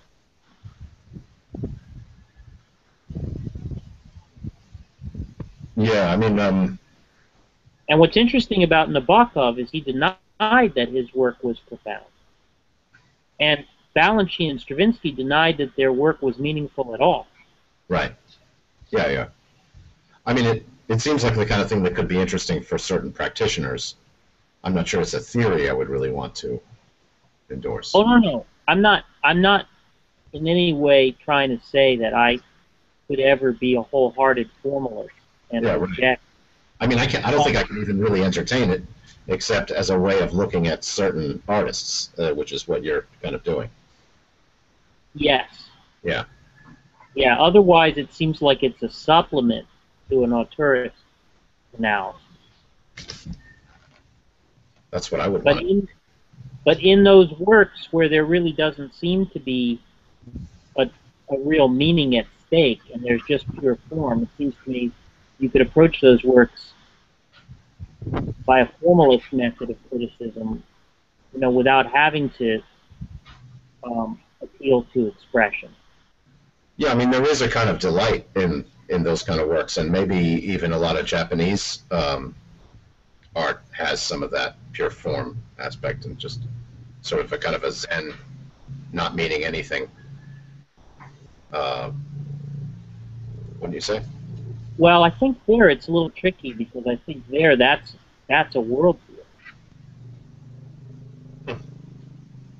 right? Like Zen is a worldview. But even like the pieces of pottery, I mean, it seems like they don't mean anything. No, I mean, I think that's the interesting thing, right? Is that Fred actually has written a lot on things like primitive art, for example, saying that, these works, even when they're just ordinary household objects, seem to express a vision of the world. Huh. A vision that's very alien to ours. And in fact, he talks a lot about how when primitive cultures, or cultures that have sort of been in some kind of isolation, come into contact with the West, it kind of shatters the distinctiveness of their way of seeing the world, because they become aware of another way of seeing the world. So that sense of total conviction becomes attenuated. It's kind of similar to something that I said to you about why people can't write music like Bach or Beethoven anymore, right? That it always sounds like pastiche. Yeah. And I think the reason is, right, like take any sort of stage in the Western classical tradition, right? So in the Baroque period, music was sort of conceived as having a figured bass line, right? Yeah. Right. Then in the classical period, they got rid of that, but they stuck to traditional tonality, right? Yeah. But then in the Romantic period, you had tonalities that you didn't have in the classical period. Yeah. And then, but nonetheless, you were still always somehow anchored in the tonal system, right? And Yeah. then in the modern period, you can actually be liberated from the tonal system. Right? Now, what's interesting is that people immersed in any one of those periods saw that as their horizon, right? Yeah. The alternatives were unthinkable. Yeah. And so somebody like Mozart, if he had heard Wagner, it probably would have sounded like cacophony to him. Right? Right. So what you're saying is that now that the alternatives are visible, if you try to artificially limit your horizon, it always sounds like you're doing that. And that's what we mean when we say it sounds like pastiche. Is that where you're going? Well, because the idea is that they wrote with total conviction within the language of their time. They weren't aware of an alternative. Right. But once you become aware of alternatives, it generates a kind of irony towards your own, towards any specific style you adopt. It's almost like condescension. Yeah, exactly. You aren't actually living it from the inside. You're attempting to do it. It's like I'm doing Bach, or I'm doing Baroque music, or I'm doing classical music, right? But classical period music or whatever, right? Like if we asked somebody, can you, like let's say we wanted somebody to write a piece of classical sounding music, Right? It would just be something they were doing, but it would be at arm's length for them, right? But for the people like Bach and Beethoven, they were writing with total conviction from within the forms of their time, even when they were breaking those forms, right? It's like there was something at stake for them to break those forms.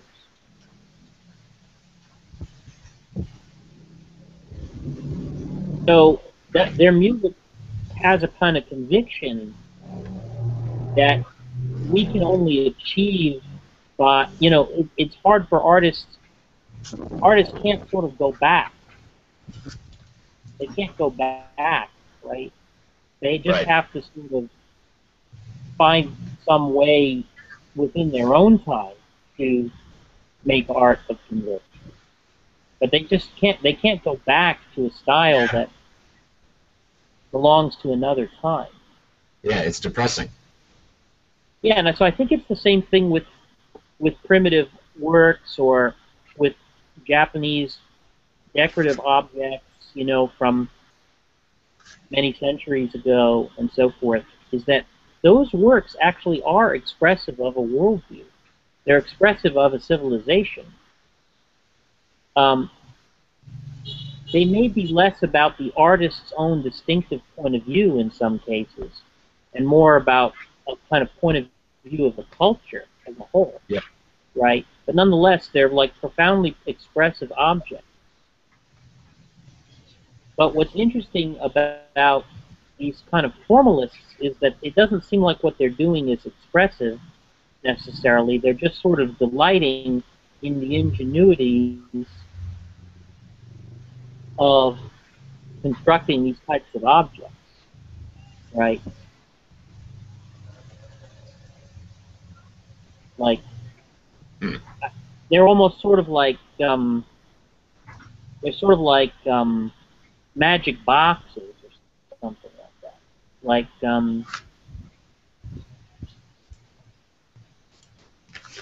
they're self-contained. In other words, they don't refer. Right.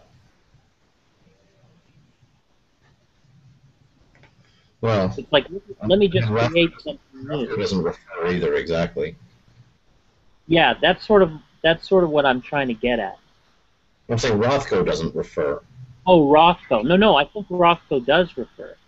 He's not actually referring to something in the external world. He's engaged in a mimesis of his own mind.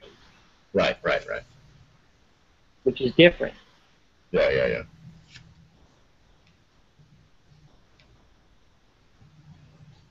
And Pollock is also sort of making himself his own hero. Yeah, exactly. Yeah. Oh.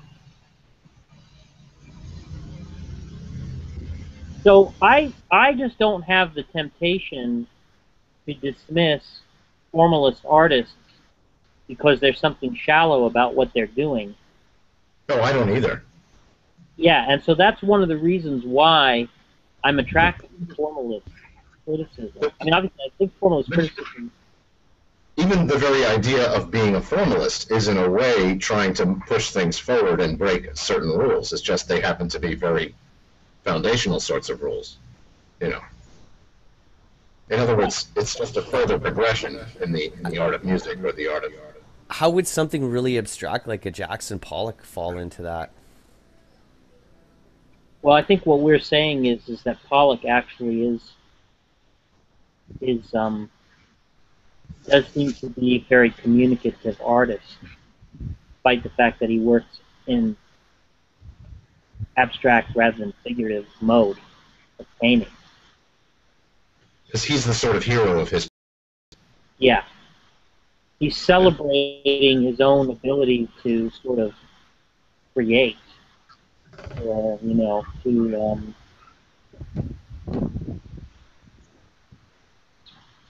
sort of remake the world in the image of his own mind. To just express his own personality on the canvas.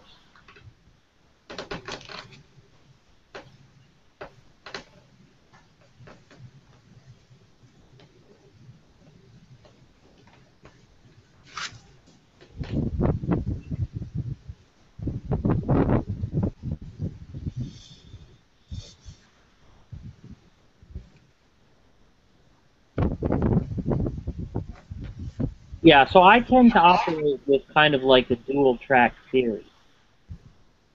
Yeah. I sort of want to accommodate both perspectives.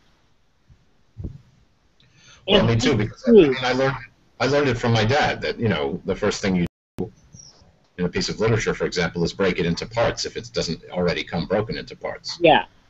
Then you start to see how, you know, literally just drawing lines through the page, you know, to separate out the sections. Right. You know, make an outline and all that shit. You know, that's all the basic procedure of, you know, perceiving how the parts connect to the whole. That's all formalist. Yeah. Was your father a lit prof or something? Yeah. Oh wow, cool. So I think that what was I going to say?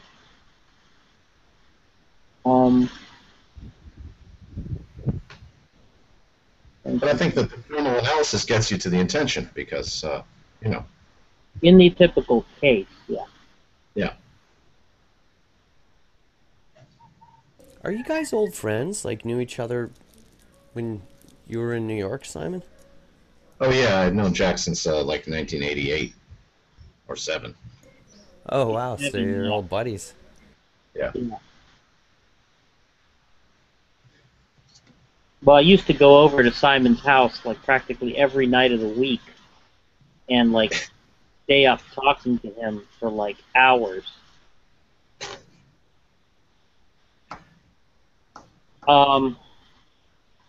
Yeah, so so I have a kind of dual track theory. And I sort of switch back and forth between them. And to tell you the truth, I have some difficulty with the idea of meanings that can only be expressed by these means. Well, you're getting hung up on the word meaning, I expect. Well, it's hard for me to, I understand that to really get inside as a kind of perceptual, just if you read Kafka or you watch Hitchcock films or something like that, while you're doing that, you feel like you're sort of envisioning the worlds that they are envisioning, even if you don't actually see the world that way, right? It's like you're inhabiting that world, right? So I realize that the means by which they construct those worlds are essential to being able to inhabit those worlds, right? You couldn't do it without those means. It just would be less effective.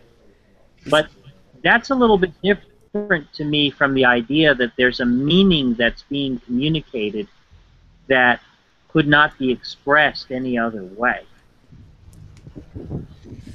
Is it their perspective or view that's being expressed, or sorry?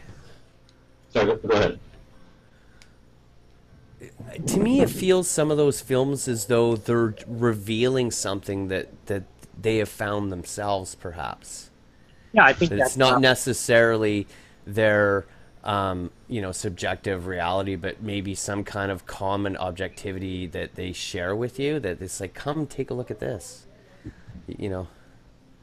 Well, but I think the point is that they are saying, it seems like there's a consistency to it that almost sort of means that they're kind of hammering it home.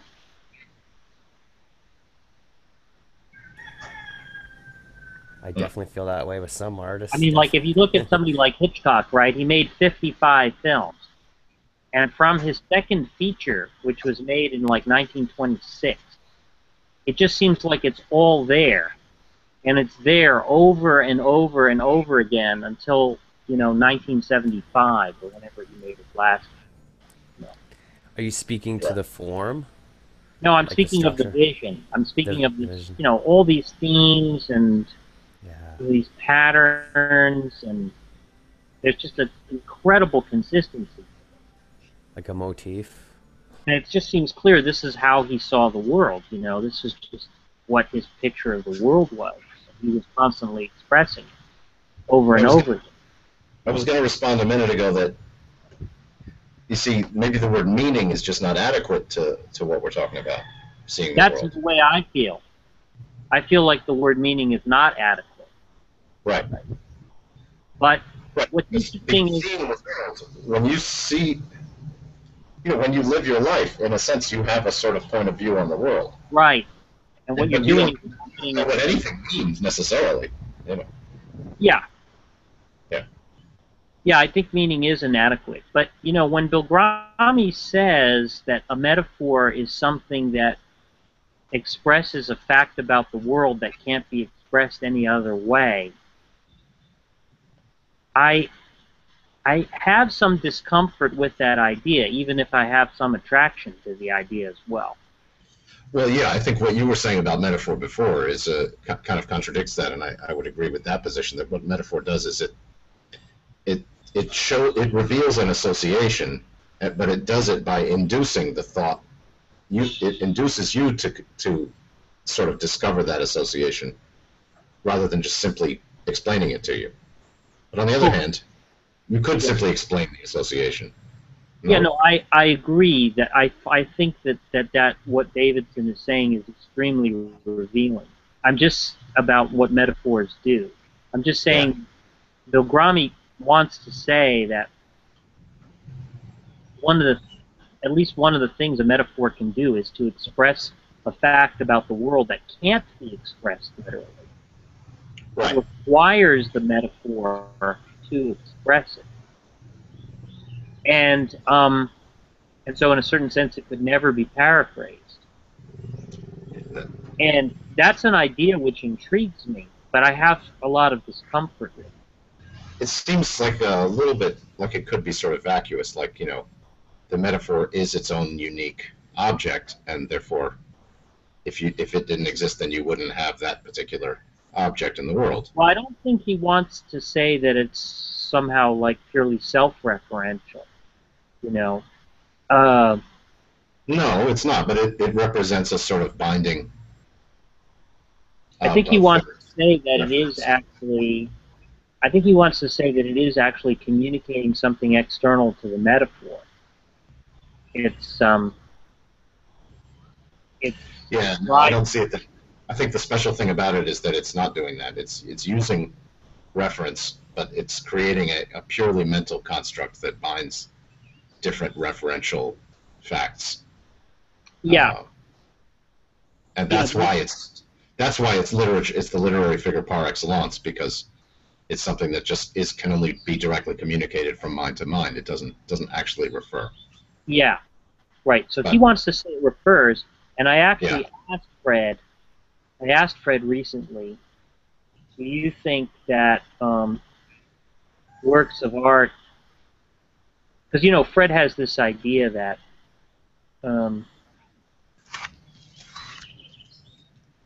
that even evil films can be great, right? Or evil works of art can be great, And so I said to him, do you think that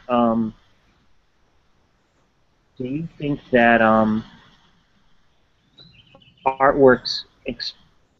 I said to him, I was trying to understand, what the cognitive element is in his sort of understanding of artwork. And I said, do you think that artworks express something that can't be expressed any other way? And so therefore, meanings do sort of have to be profound. It couldn't be that a great work could actually be banal in its content and merely great in its expression. And I think, what he said was, yeah, I think that's right. So it could be evil as long as it's not the banality of evil. Well, that's a tricky thing, because what I wonder is whether he thinks evil is sort of incidental or if it's essential. I'm not sure. You mean in the case of an evil artwork? Yeah. Huh.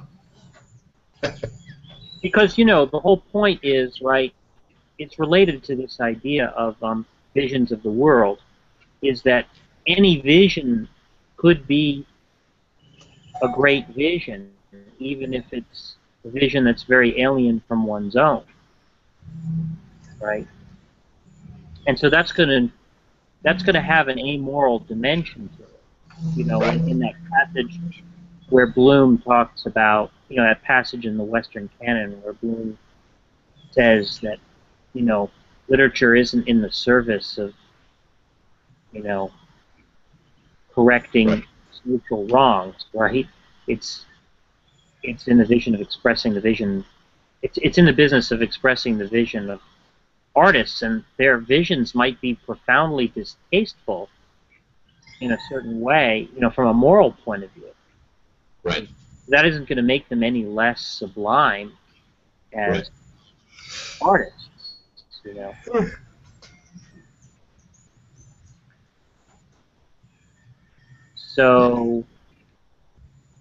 So I think Fred probably does have a view that's similar to Bill Gromy's, and I have some attraction to that, but I also have some resistance to it because it's hard for me to make sense of the idea of a meaning that can't be paraphrased. You mean a referential meaning? Yeah, like a non-self-referential act of meaning. Yes, something that's actually meant to be, to communicate, to describe a fact about the world, but a fact that can't be paraphrased. That does seem troubling. Yeah, that's one of the things that pushes me towards formalism. Well, I just want to reject that because I want to see the metaphor as not actually referring, you know. Well, but I'm not sure that's contradicting that, because I think that's one of the things metaphors can do, right? Is what you're describing. I don't think anybody could deny that's one of the things metaphors can do, what you're describing. Oh. I think Bill Gromy just wants to say that what a metaphor can do is describe a fact about the world that can't be expressed any other way. Yeah, that seems troubling. Yeah, and I'm troubled by it. Yeah. And I asked Fred about it. It seems like in the nature of the word fact and the word about the world to be paraphrasable. I agree. And so I have difficulty with it. But what made it more disturbing was that Fred seemed to agree with Bill Gromy. You know.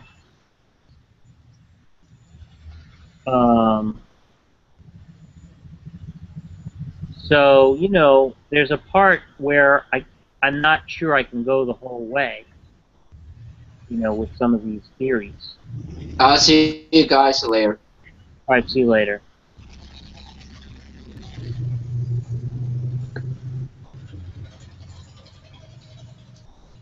Oh, there's Justin.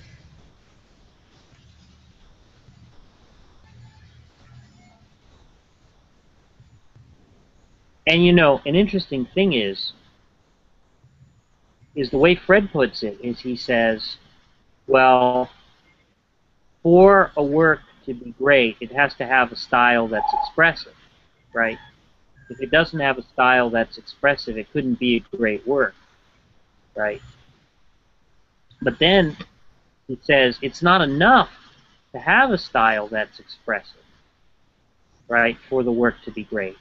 It actually has to have a good style. And so, of course... I'm with him there. So, of course, then the question is, what makes a good style? You know? And that's not an easy question to answer because, see, there's this thing that kind of bothers me. You get into circles. I mean, a good style is one that contributes to expressing a worldview. Yeah, but no, I think he wants to say there's got to be something more that's going on there than that it just expresses. And, you know, It seems like there's an infinity of good styles available, that could possibly be discovered, as many as Oh, there yeah, are. yeah, there are an infinity of good styles. He's not denying that. He's just saying that being expressive is not a sign that the work is good. Right, it has to have a good style, but I mean, the question that I think we're on to now is, can you characterize a good style? Oh, yeah, I'm not sure you can characterize it because it seems like any rule you could make, some artists violate. And that's one of the things that makes art so interesting, is that there doesn't seem to be any rules. Yeah, there don't seem to be any rules. But that's the only effect, is to break the rules. Or something. Yeah, so, I mean, so then, there are various things that he said that I think are very helpful, right? Like he said, because some people have said, well, aren't complex works greater than simple ones? That doesn't seem right. And what Fred said was, no, it has nothing to do with greater complexity. That could be a virtue in some cases, but it doesn't have to be. Right. The point is that it has to actually reward close attention. And maybe complexity often does that, but there's, somebody like Satie or something, we certainly don't want it to be more complex, right? But we have the idea that it rewards close attention. Yeah, I mean, there may be, just in terms of the amount of time that you can spend examining it, will vary with the complexity and the scope and the length or size or whatever of the work. But surely that's trivial. In other words, a haiku might reward close attention, but it may not reward more than an hour's worth of close attention. Oh yeah, but presumably there could be works like that, right? What, a haiku that wouldn't? Maybe not a haiku, but like like Fred thinks there's this film by Peter Kabelka that's a minute long that Fred thinks is as great as 4-hour features. You know what I mean? But you may feel that you've fully given it a fair amount of it, the amount of attention that it deserves. I'm just making a pretty trivial point. But now there's something else, though, which is that there's something about form which I feel like I've never seen anybody really be able to explain, which is some mysterious kind of elegance where it seems to resist description in functional terms. In other words, ordinarily we could say, well, it's really good that the artist did it this way because this serves that effect, right? If he had done it another way, that effect would not have been as effective, right? Or, this relates to this in a sort of, in terms of meaning. We might say, the fact that he put this here, we can sort of show how it's overdetermined, right? Because it relates to all these other things in the work, right? So we can justify, a lot of what criticism does is sort of justify specific things in the work, right? It sort of explains why those things are there. But what fascinates me are the things that we can't explain. Well, any given act of criticism, or even the sum of all the criticism of a given work, it's rare that you would have the feeling that it covered everything that was there. Oh, absolutely. But what I'm saying is, one of the things that most fascinates me about works of art is the stuff that artists put in that seems to be extremely powerful, but it's hard to explain why. And I think a lot of the time it has to do with something like elegance.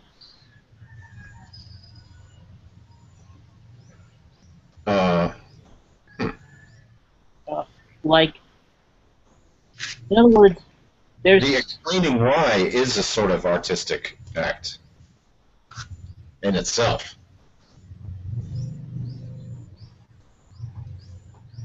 You know, I mean, certainly for Bloom, he doesn't distinguish criticism from. Oh no, but that's different. That's I'm not. No, but I'm not. I'm not talking about criticism as a mode of art in itself. I'm not talking about the art of criticism. I'm just saying that that there's things in artworks that for me defy explanation, but that seem to be among the most powerful things in the works. But it's, you know, and this is an explanation until someone comes along and explains them. Well, look, think about just like what I'm saying. That's what I'm saying. It's like, in other words, just like, because that's what artworks do for the world. There are these things that were staring you in the face all of a sudden, and then. But don't you think sometimes when you're reading a poem that there's a kind of music to the poem that makes it beautiful, that resists any analysis? Absolutely, and there's a lot of great statements of that kind of thing if you look at like Robert Frost's introductions to his own work and. Yeah, that's the kind of thing that I'm talking about. Yeah. And it's something you can see a lot in music, and it's something I see a lot in film. You know, sometimes I just feel like there's a kind of music that the artist is creating, with a cut or with a camera movement that, for me, is ecstatic in its effect. Yes. And yet I can't really say that what explains it is some functional role it seems to have in the total meaning of the work or whatever. It seems like it's almost like something that's sui generis, just something that's purely beautiful. Yeah. And sometimes I think it has something to do with elegance, but the point is, it just resists explanation. Yeah, here's a quote from Proust. It was in vain that I lingered beside the hawthorns, breathing in their invisible odor, trying to fix it in my mind, losing it, recapturing it, absorbing myself in the rhythm which disposed the flowers here and there with a youthful lightheartedness, and at intervals as unexpected as certain intervals in music.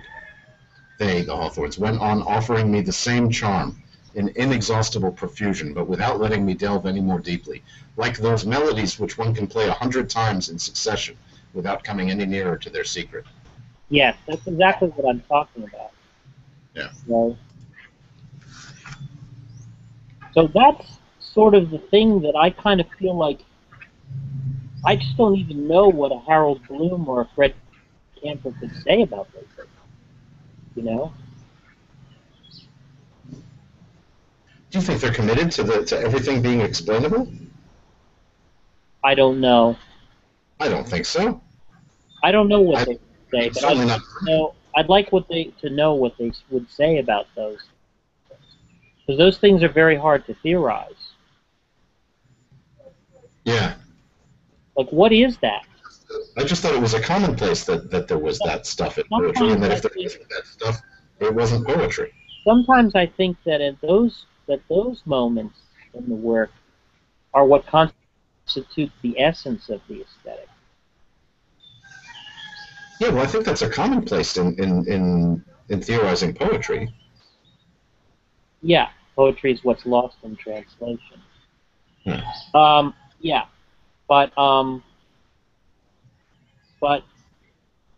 if that's really what we're talking about, it seems like the hardest thing in the world to theorize.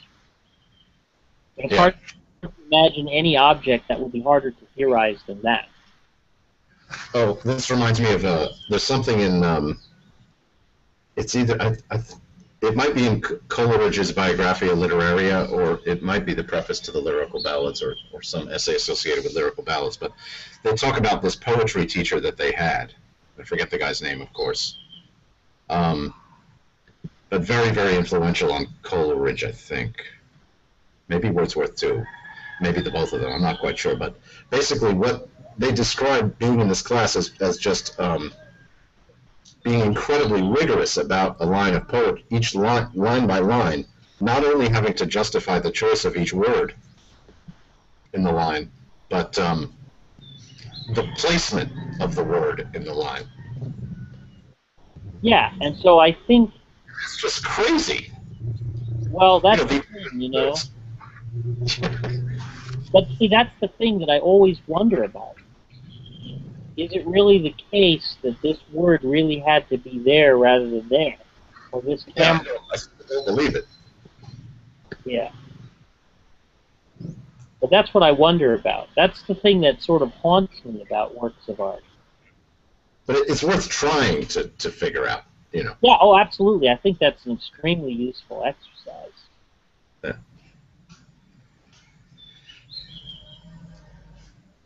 Because I think that's what we're really talking about when we're talking about true greatness. Is we're saying that every element seems to be, it could not have been any other way without diminishing the work. Yeah, that's what people always say, but then I always sort of doubt it. Like, come on, it just seems that way because it's there. You know, if it was different, would you really know? Yeah. Well, that's what I wonder about. Yeah. But certainly in music, it's a little bit easier, in abstract music anyway, it's a little bit easier to get that sense, right? That every note somehow seems, it just seems hard to imagine that it could be made better, right? In like a really perfect piece, right? Then you could not be making it worse by changing something.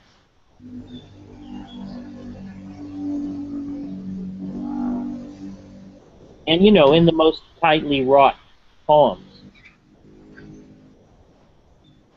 Right. Yeah, I mean, in a very in traditional form and very rigorous formal works, it's easier to buy into the idea that nothing could be changed because you'd have to be a very clever bugger to swap out. Exactly. Anything. Yeah.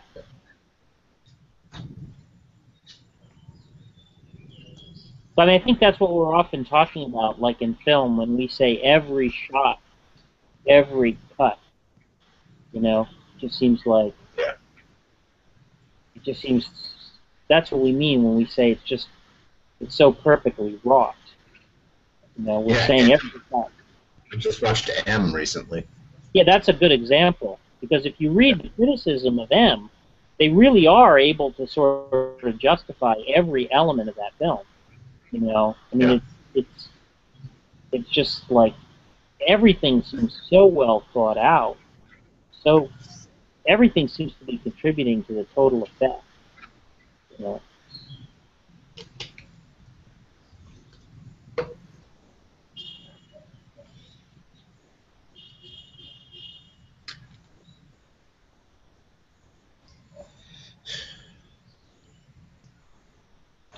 Yeah, so there you have it.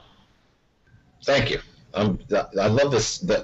I've been bumming about the liveness of all the hangouts lately, but on the other hand, I'm glad all that was on tape. I could run back the parts that I wasn't quite following. Yeah. I followed most of it, I think, but there were a couple of points where you were getting away from me. Anyway,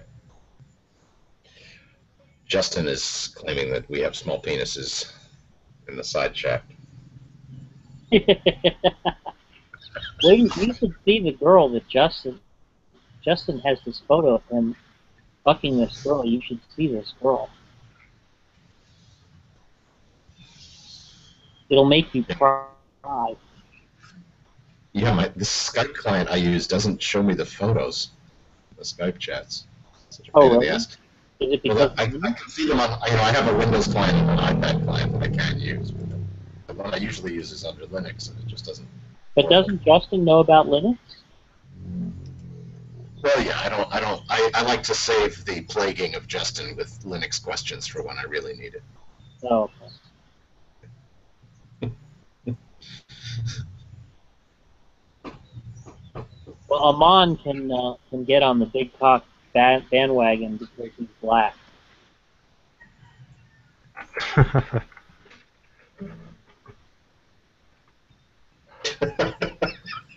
You know, Justin is actually the blackest member of the Skype group, even more than Simon, because Why? he grew up around black people. It's true. Oh, right. Yeah. Wait, can you hear me? Yeah. Yeah. All right, good. Yeah, I'm pretty black. Even more so than Philip? Yeah, way more. Philip is the whitest person. Philip is the whitest person in our group. Amon, have you ever met a black person whose favorite movie was The Little Mermaid? A male? Male, yeah. No, not of any race actually.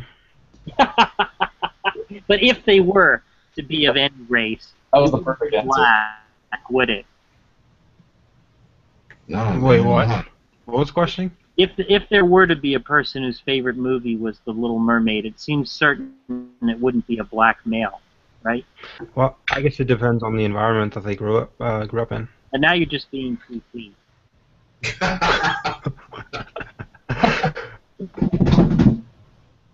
Oh, Jack. Obviously, it depends on the environment that they grew up in. I'm not talking about racial essentialism. That's nonsense. I'm saying that there's a black culture, right? And Philip doesn't seem to have even the remotest connection to it. He's like the whitest guy I've ever met. Well, except the hair straightening thing is kind of pimped out, though. Yeah, the hair straightening thing is kind of pimped out.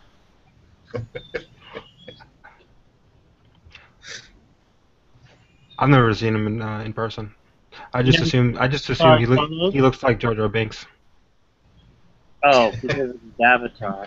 No, yeah, you got to see his photos. He's hilarious. He's the prettiest girl in the Skype group. Even prettier than me? Well, I don't know what you. Well, I guess actually I have seen your photo. Come to think of it. You're not. You don't look like a girl. I'm just joking. I know. He looks like a girl. The only thing pimped out about Philip is his butthole.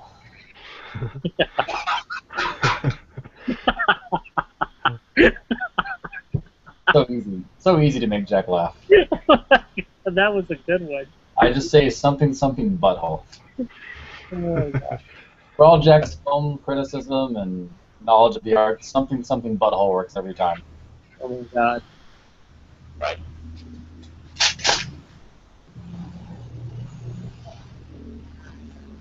Ooh, black people.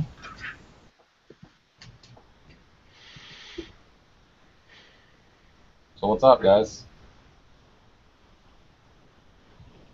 I was listening to your conversation on my way home on the train. Where were you? I was listening to the particular conversation about how you fucked up MK, as far as like falsifiability. Oh, that's funny. Apparently, you ruined him. Yeah, but MK was never anybody we tried to sort of like have an effect on, really. I mean, like. Not at all. Not even a little bit. Yeah. But apparently, it's worked. So that's good. Well, what's fascinating about him is that he can't stop talking about it. Yeah, that's very true too. When I joined his hangout the other day, he was the only person inside the hangout, and it's the first thing that he was talking about by himself. Right. Which is, pretty insane behavior. About the falsifiability stuff? Yeah, it seems to be. I don't know. Miguel thinks he doesn't understand what it means, but I think he's just like kind of grasped the point for the first time in his life. Like, I think he does get it. I just think he doesn't know what to do about it now. Oh, you mean that the God hypothesis doesn't generate any predictions? Exactly. Yeah. When I explained it to him, and I explained it based on that God could be anything, he bit the bullet on it, which means he does understand it, right? Now, he didn't fight against it at all, he just bit the bullet. But usually that's a sign that someone's near the end. He said something funny the other day on a hangout. He was like, I don't know, maybe it was Seamus, It was like, oh, you know, I'll bite any bullets you want in terms of stoning, women taken in adultery. I'll bite all those bullets. You know? Sounds like shame. The thing is a misinterpretation or something. Yeah, he was talking about chattel slavery. Oh, yeah, he's like, bite that bullet. I'll bite as many bullets as you want on that. Yeah, I don't have any problem with chattel slavery at all. That's just the expression. I'll go ahead and bite those bullets. It's just ridiculous. When Shamos gets aggressive, he gets really excited and he says dumb shit like that. It's weird. I actually had a good conversation with Shamos today, even though he was being touchy, kind of typically difficult self. He actually was sort of like conceding that my objections were good.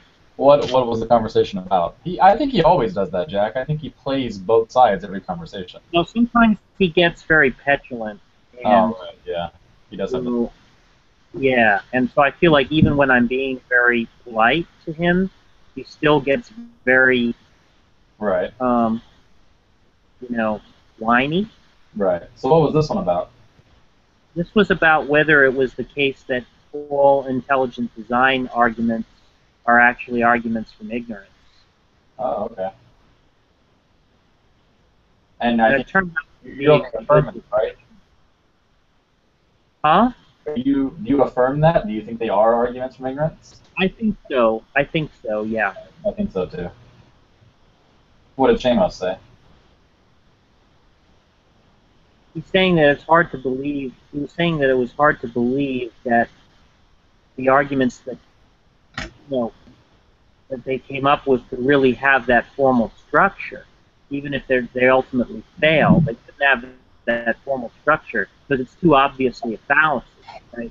But my point was that I think that if you strip away sort of these other elements of the argument, which don't really work, all you're left with is an argument. Right. Yeah, I mean, once you highlight the point that there's no particular way a design thing can look, there's nothing left, right? I think that just obliterates the argument. Yeah, I think so too. And then after that, you're right. The only thing they could fall back on is they're just saying, well, you don't have a naturalistic explanation for this. Exactly. Or a designer. Yeah, you're right. But I'm open to being corrected on this point. I mean, because it's not like I've spent a lot of time looking closely at how they argue this. Because I basically approach these arguments through idiots. Right. Like evolution false. But somebody like Reyes, he actually reads Stephen Meyer. Yeah, and Dembski. And Dembski, right? So he knows how they would argue it. Yeah. I don't really know how they would argue it. Reyes could be a great force for evil if he wanted to. Well, Philip seems to think that Reyes doesn't like Shamos, but I kind of doubt that. I've never run across a person that Reyes says he doesn't like. Yeah, Reyes. You know who Reyes likes, which I just find mind-boggling. Who? He likes Rapture. Who? Rapture Ready. Oh. I mean, I think anybody that provides Reyes with entertainment, like... No, but he's like, I'd like to get a drink with Rapture. I mean, that says a lot about what Reyes might be like in real life. I mean, Rapture is just about the most annoying person on the earth. I mean, he's infuriating.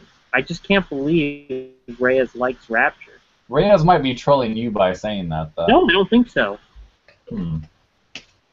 I don't know. Sometimes I think Reyes likes to like, the black sheep or whatever. Well, you should ask him about it. Yeah, I will. Hello? Obviously, I'm very curious about Reyes. Yeah, everybody's curious Hey, about can Reyes. you guys hear me all right? Yeah. Greg Dawes has a really good article that's just a summary of the intelligent design stuff. Oh, I that. I'll post it in the side chat if you can look at it. But yeah, it's pretty good. It's basically really quick. You guys kind of moved on, but I just now got my shit to work, so sorry. Really quick, it's No, we haven't moved on to anything. We were okay. just talking nonsense. No, I like. I'm not sure if Reyes likes me or not. I'm sure he does. Because you got into a bathtub one time on a YouTube hangout. It was a hot tub. It's a bit different. Bro. Yeah, Reyes was on that. He liked that. Yeah, I'm she'll sure like me in the toga. But you know what Reyes really likes? He likes watching people blow up. Yeah, he does. That's his favorite thing. That's the reason why he comes on to Pal Talk and Google Plus. He just wants to watch people blow up. Yeah, Reyes really encourages me when I get aggressive on people. He loves it. He's like, try to make so and so blow up. That's. He's like some sort of. He's some sort of like a devious trickster. Hey, you should get that guy pissed off. Yeah, he loves that. Have I met Reyes? Does he come into Hangouts? Because I don't think I've seen him. He doesn't have a voice, but sometimes he's in the side chat. Oh, okay. Huge Idiot. He's under the name Huge Idiot. Do you recall that name? Huge Idiot, you said? Yeah, he has like a Is Hugh? it Alfred Hitchcock? Oh, okay. No. Yeah. I see him in this Skype sometimes. Yeah. In the Skype Yeah, groups. Huge Idiot. He doesn't ever talk. Oh, so sometimes he uses a text-to-speech program. Really? But he never talks on mic. He was talking. I only heard his voice in the Colin Pearson hangout. No, that was Randy on. Oh wait. They're similar people though. Randion is this legendary figure in our group who's currently, what's the term for somebody who's on a hiatus? MIA. MIA, yeah, who's currently MIA. You know, this brings up a good point though. If I had to pick anybody to fight Randion intellectually, I would pick Reyes. I think Reyes may be a legend as well, but maybe to like a slightly lesser extent. No, I think we would all agree with that. Although what Reyes points out is that, you know, he needs a break. Yeah. Whereas Randion, he like never needs a break. Yeah, that's true. You know. What were you saying though, Joe? We derailed you a bit. Well, now I'm just like I've been confusing these two people for at least a month. Yeah. I feel kind of. Yeah. Well, freaking Dionysus comes in and goes, "Oh look, we got Facefuck Joe over here." Yeah, I fucking hate your picture, Joe. Facefuck Joe. I fucking hate that picture. Why? I don't know something about it. I just can't stand it. You look like a pedophile. Yeah. That's a good thing. Yeah, it is. I'm just jealous. Normally you look very sweet, but in this picture you look evil. No, really look dirt. I do have a picture on Facebook where I'm like this. Where is it? With my wrestling face, I'm like. See, look, that's the Joe I remember there. Exactly. I think it's the glasses, maybe. It is. I think he just looks hipster, though. I don't think he looks. A little. I shouldn't have the shirt. Like a But I pedophile. like the. What soda is that on your dresser there? What soda do you have there? Usually I'm a Coke person, but it's Oh, it's wow. the real sugar, real like cherry. It's so fucking good. Is there Coke in it? Do I? It's Pepsi, but I don't put Coke. Oh, in this? No, I'm at the no. First thing, you were right. First time. Yeah. Wait a second. Someone just said something that I want to talk about. Nabokov doesn't like Dostoevsky's style of writing? Yeah, but that's not actually that unusual of you. Really? Well, because the thing is, Dostoevsky's style is very different from the way it's usually encountered in translation. It apparently is like very journalistic. It's not like beautiful writing. Now, some people defend it. Some people say that, in fact, it's a brilliant style that's perfectly appropriate to the work, to what it is that's distinctive about Dostoevsky. But Nabokov didn't actually feel that way. I think he thought that the style was an obstacle, and that to whatever degree Dostoevsky was a great writer, it didn't really have anything to do with his style.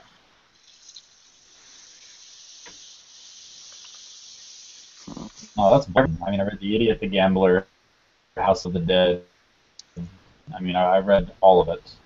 Brothers. I mean, every Crime and Punishment. But I've read Nabokov too. I've read Sebastian Knight, Lolita, and then one other book that I forgot which one it was. It was the one he wrote in a single day.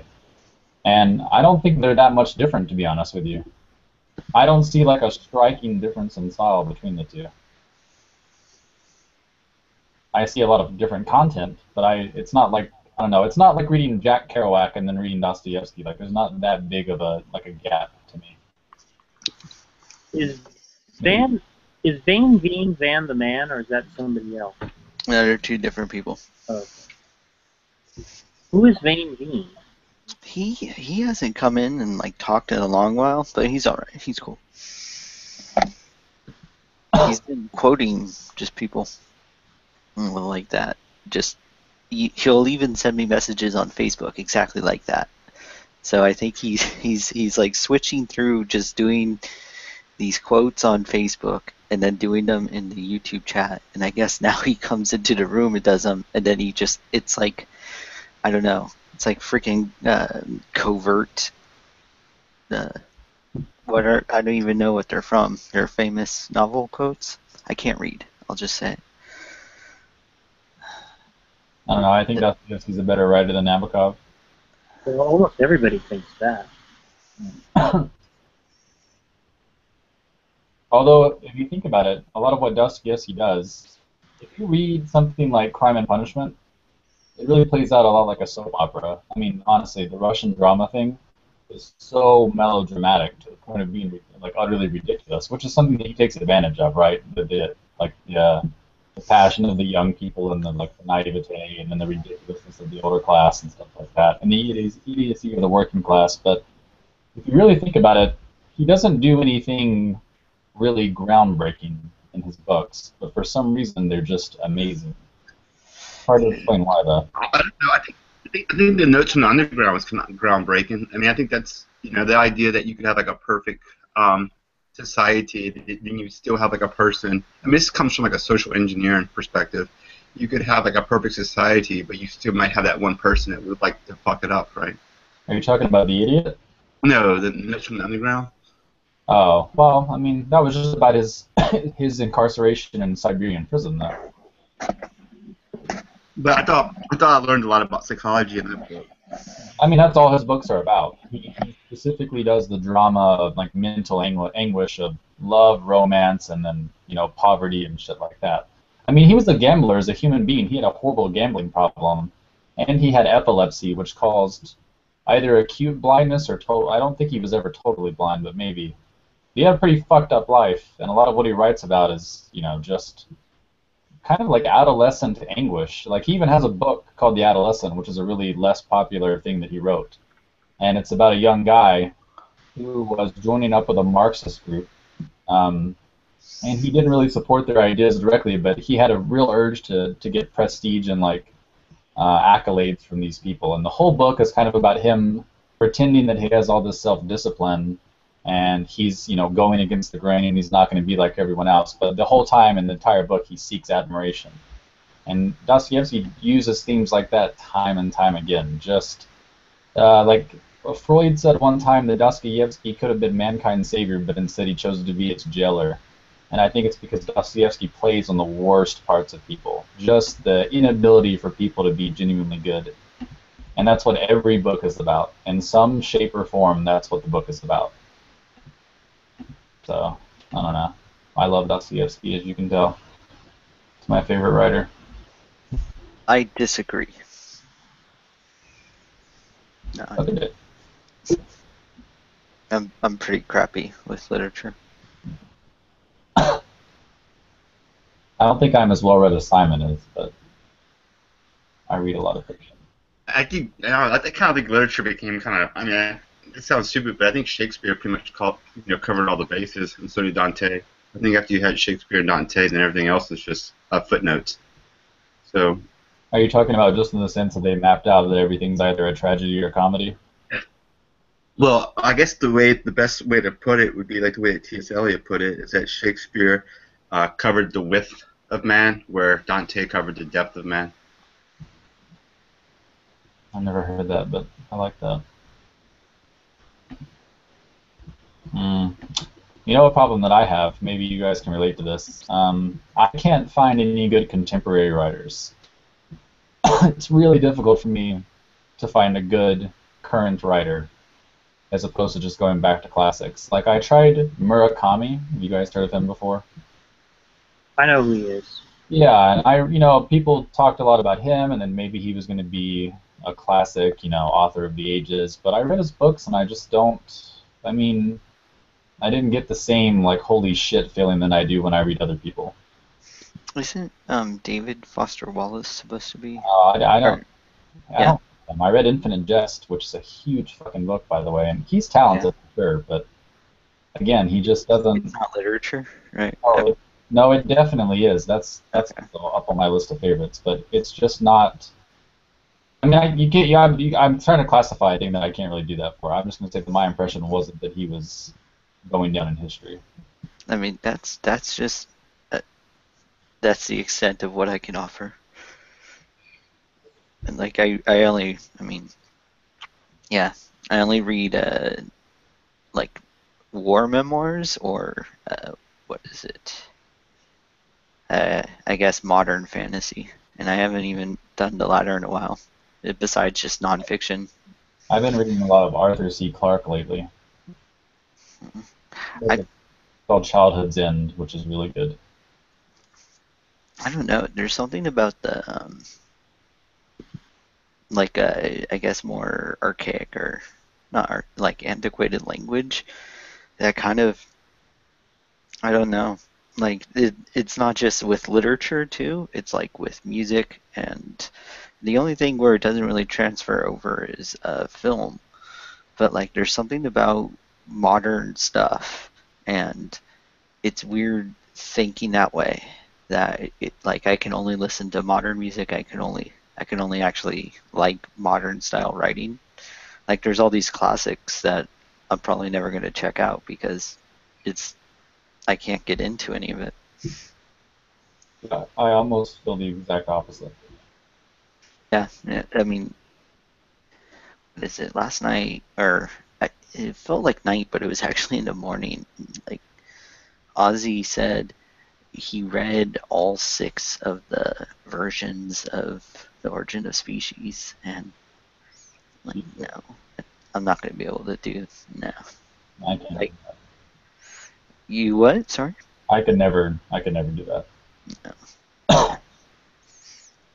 But yeah, so kind of what I'm saying is that I'll go through the New York Times bestseller list, and to me that is just a piss parade. It's just a series of shit fucking books. I've never gotten a good book off the New York Times bestseller list. And everything that's in the front of the bookstores that I like exclusively other people I see checking out and reading or buying, it's all shit. It's all bad. Horrible. Do you think Stephen King's worth? I was thinking about going back and reading everything about Stephen King. Do you think he's worth reading? Maybe. I mean, I'm not into him, but I know people that are. He's a very good. I think he's good, but I mean, like I can't think of. When I think of literature, I think of basically the types of classics, and I only think of like more modern classics. Like I don't even go past 1800s. Yeah, I mean, like when you mentioned Shakespeare, Dionysus, I'd never even thought of that being in a. I mean, I'm like, that's plays. Those are plays. No, I get what you're saying. Like I like Chaucer, for example, like Canterbury Tales. Even though it's a great book, I fucking hated it initially because I don't like dealing with his language. Like it took me a while to work my way into that book, but you know. if that's your barrier, if you're just saying that it feels odd to listen to in your head or read, and I understand that completely. I don't. It sounds just like really kind of.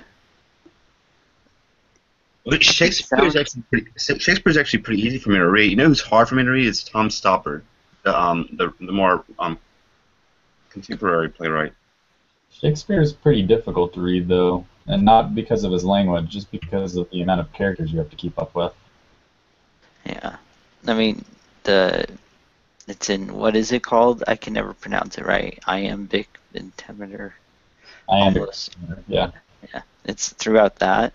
But like, I mean, since it's a play, it's meant to be performed.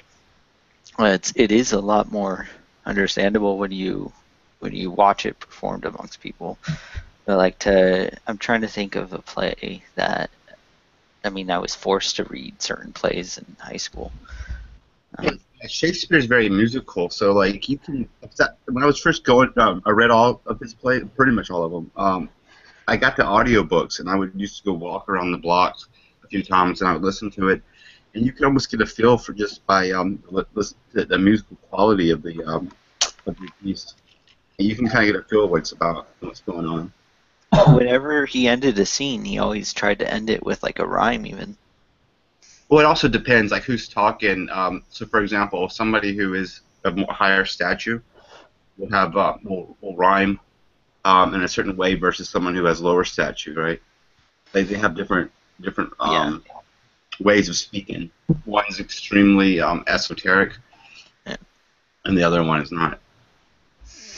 I mean, I guess it will always be more difficult to read for me because like I always like there's in Julius Caesar, there's a quote by Brutus, and they're like, "Dude, why'd you kill your best friend?" And he's like, and he starts talking about, I guess it's the why am I forgetting the name of the famous river there? It's like when you have tides coming. I mean, it's either shit or get off the pot. The but Rubicon? Obviously, I'm sorry. Rubicon? Yeah, no, I'm gonna find it, but it's like a really it's just the idea. He's like, hey, I needed to make a decision, and sometimes if you don't make the decision, you're gonna regret it forever, or something you were able to change something but you didn't. And the bummer is that his decision didn't work out the way he wanted it to. Yeah. Oh, and what else? I like the concept of just Hamlet. He's just freaking.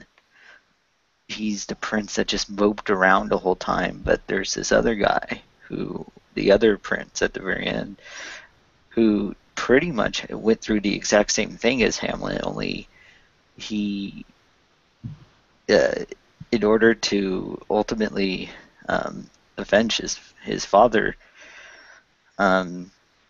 he went along with it. He already went and had a plan and everything, whereas Hamlet was just being a weirdo for a long time, right? And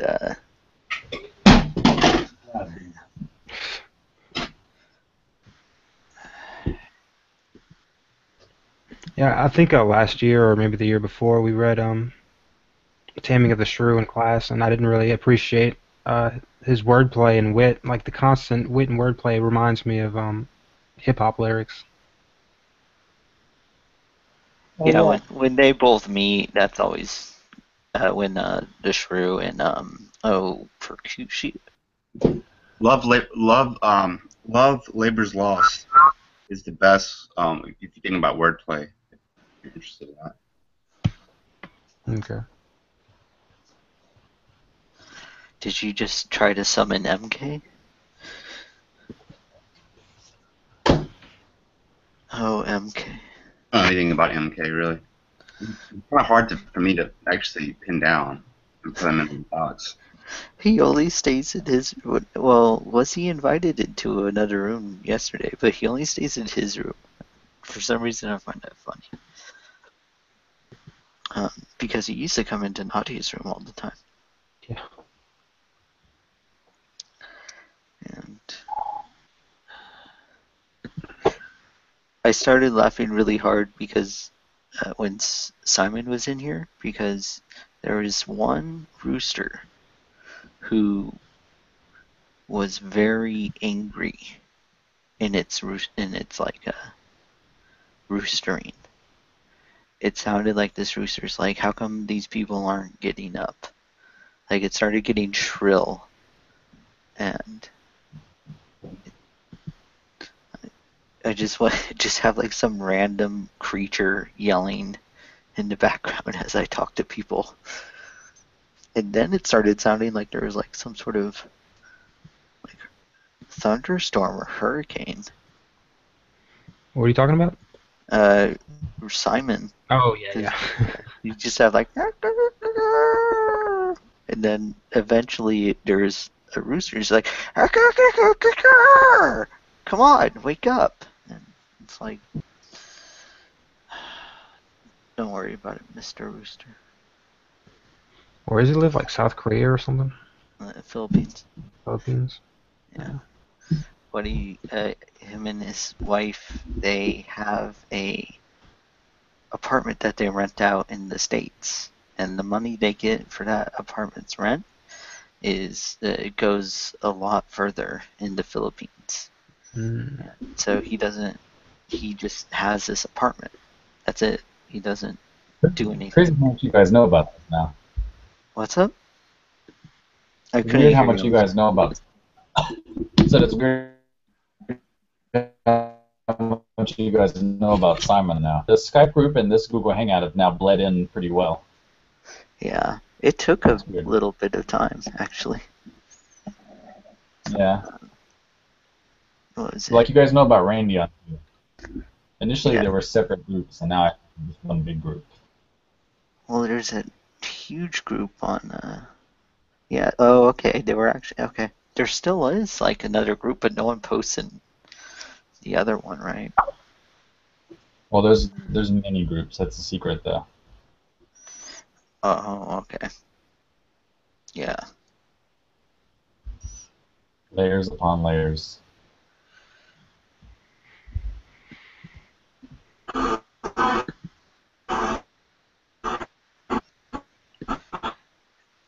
Tonight, like, everything's just messing up.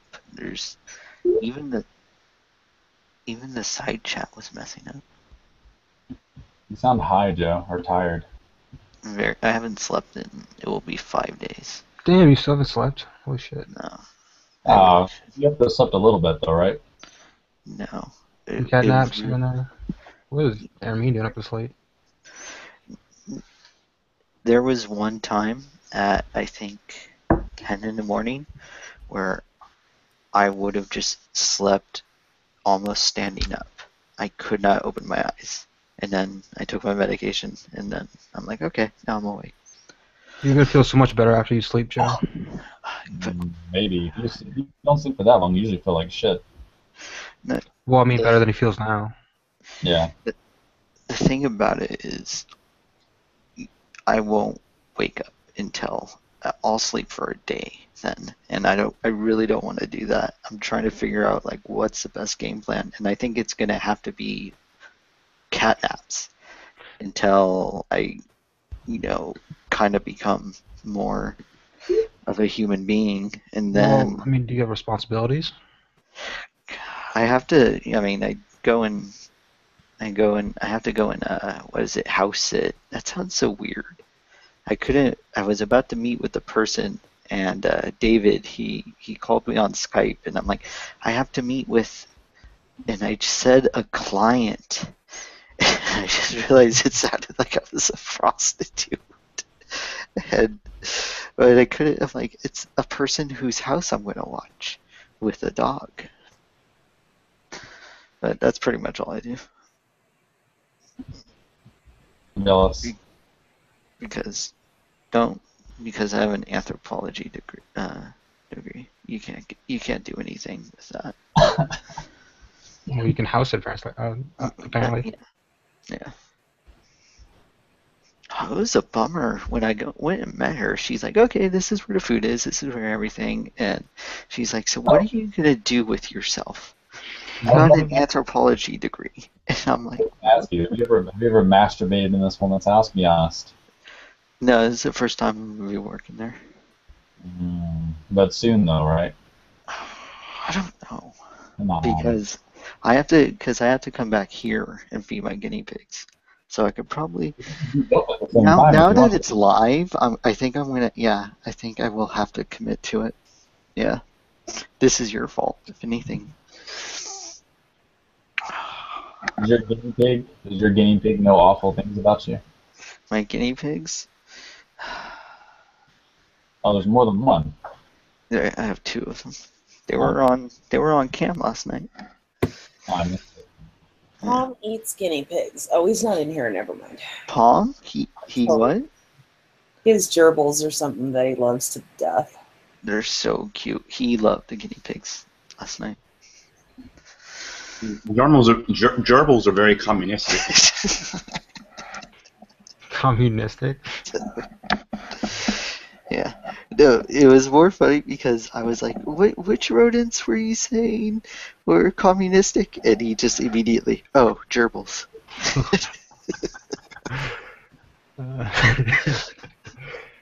I don't want to ask why. They wear like red armbands. You don't fight, even when they're under stress. Unlike hamsters and everything else, they usually fight when they're under stress. Mice are the easiest ones to be susceptible to stress and to kill their own. But they unionize. They also rip the other fur off the other mice in order to make an example out of them. He always has to go to the most horrible extent. I forget what it's called when they do that. But it's like fucking like what the Indians do, man. They scalp them. They scalp each other. It's always the most horrible thing. Like, we're talking about cute rodents, and he just is like, yeah, when they're upset, they shame each other. They should sample out of them. But gerbils don't do that. Gerbils always maintain decorum. Gerbils, they're above that shit. What about guinea pigs? Oh, no, guinea pigs fight. They do. The bummer is how long their teeth are. So if there's like a bite, it's really adorable. Like they like showed their teeth to go like, yeah, you don't want to fuck with this. And I mean, this is them. You hear that weird noise? What's up? Sorry? You hear that weird noise? What does it sound like? Sounds like static. Anyone else hears it? Get out of the house. Okay. Tell me if you hear it now. You ready? Yeah. Oh, it just went away. Wait. Yeah, it went away for like a split second. I don't hear it. Well, I'm schizophrenic then. Shit. It was Ammon's vibrator. Fuck. God damn it. His vibrator's been cranked like a chainsaw. I'm pretty Give sure. me away. Trying to be subtle. No, I have a vape that I got a while ago, and it looks just like a dildo. Yes, you're just I have to keep it hidden. Not because I'm afraid of somebody like finding weed in my room, but because I don't want them to see a dildo in my bed. I just leave mine on the counter. Wow. Yeah. You leave your dildo or the vape? The dildo. Live loud. Okay. Loud. What is it? Yeah, I use mine to like break apart or crack nuts. I mean, mine's really just my electric toothbrush. I just use it for multiple things. One time I accidentally, don't go brush first. You have to go get. Well, did I go get a new one? No, you just don't do that. So yeah, gerbils though. They also, yeah. They also Who's the? They all. I mean, well, they form unions, but they're. I guess they're pacifists. That's not necessarily.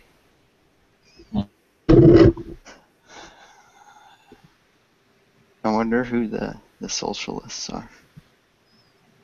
Ants. Ants. Yeah, they actually use what they use the gerbils for there at the vet school is that they put elephantitis in. Terrible. They can study elephantitis. You know that if you ever go look at people who have like really swollen legs, they're like abnormally swollen. That's elephantitis, and they the gerbils can have it without it affecting them. That's how they study elephantitis. But you gotta be see, I used to clean that room out when I was in college, and you gotta be careful though because if a mosquito is in that room and bites one of the gerbils and then bites you, you can get it. Well, do you like go in like fully? You don't have to really worry about that, but there's other rooms that you have to worry about when they're studying like level 4 viruses. Seems like something you probably have to worry about in Baton Rouge.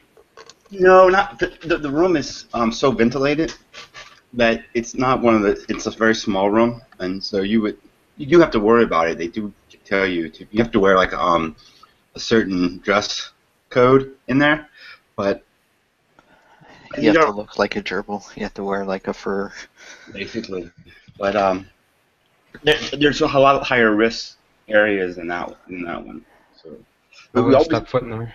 We always have PETA break into. Well, not anymore. They used to have a big problem with PETA breaking in and fucking shit up.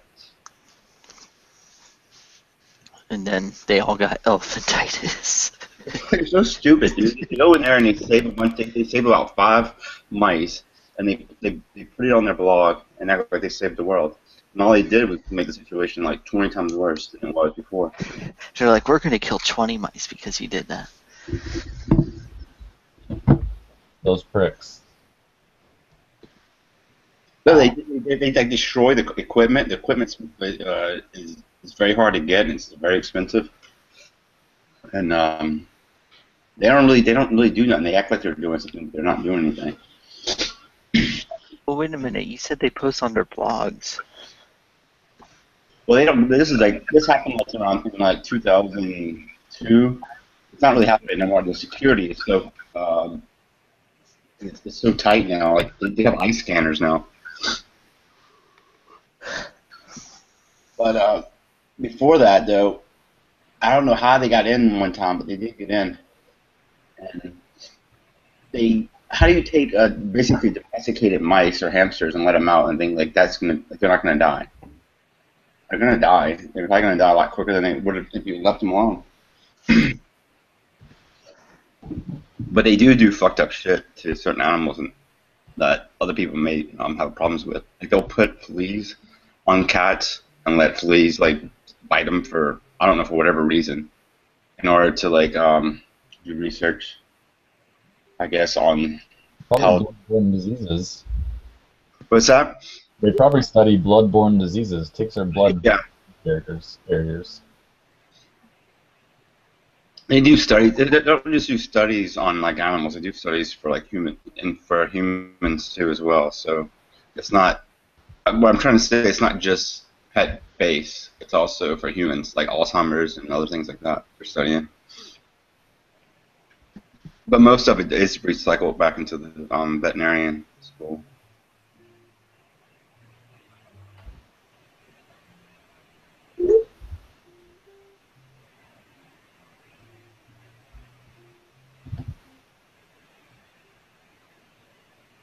But what's interesting though is like every animal has like a protocol on how it has to be executed.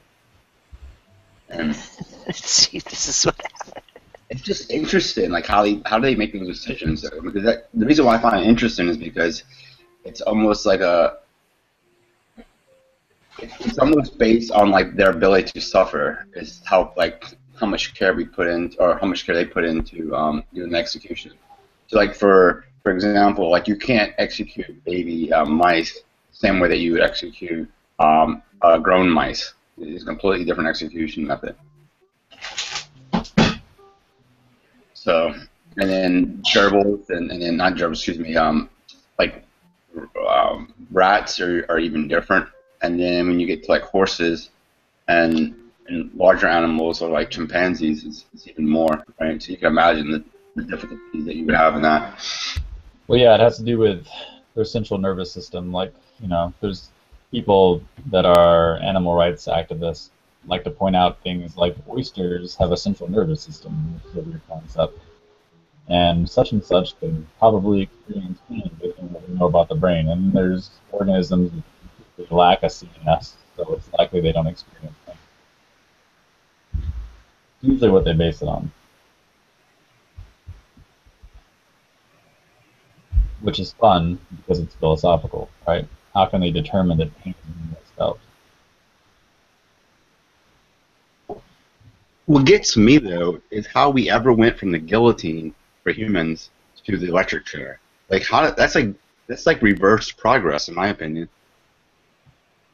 Like the electric chair, that's what we have it in Louisiana. We had it recently, at least within my lifespan, my lifetime, we've had it, and I don't understand like the reverse and progression there. That's what the guillotine was there for, was to be humane about execution. Yeah, but who wants to see someone's head fall off? Me. No. Who wants to watch somebody get electrocuted to death? Also. I think that's less gruesome than watching the blood and No, they start running around like with the head cut off. The guillotine is the most humane way to kill somebody. Doesn't matter. It looks disgusting.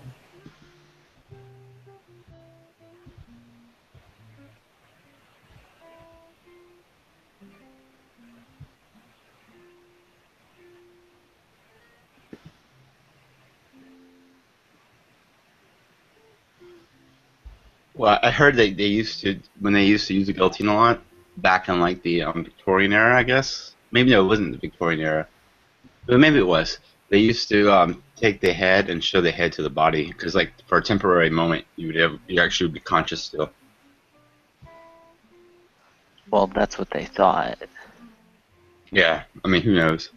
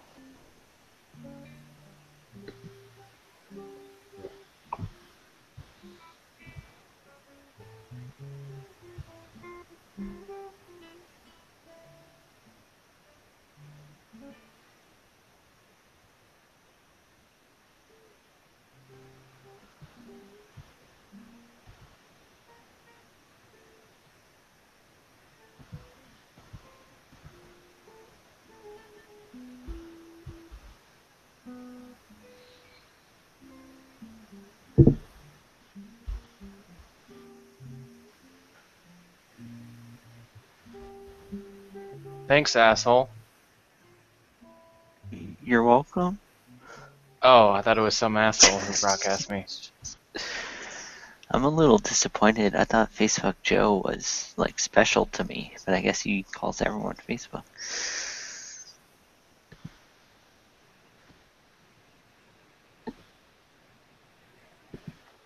Conscious for a few seconds afterwards. That must be fucking terrifying. That you be lethally injected and just go out in your sleep. It's like, I mean, I wonder if anyone's last thoughts were like, oh, my body's a little smaller than I thought it would. Because you get a different perspective on your body. Yeah.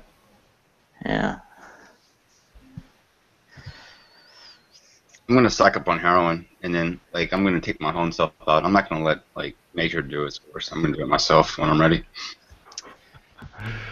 Oh my goodness.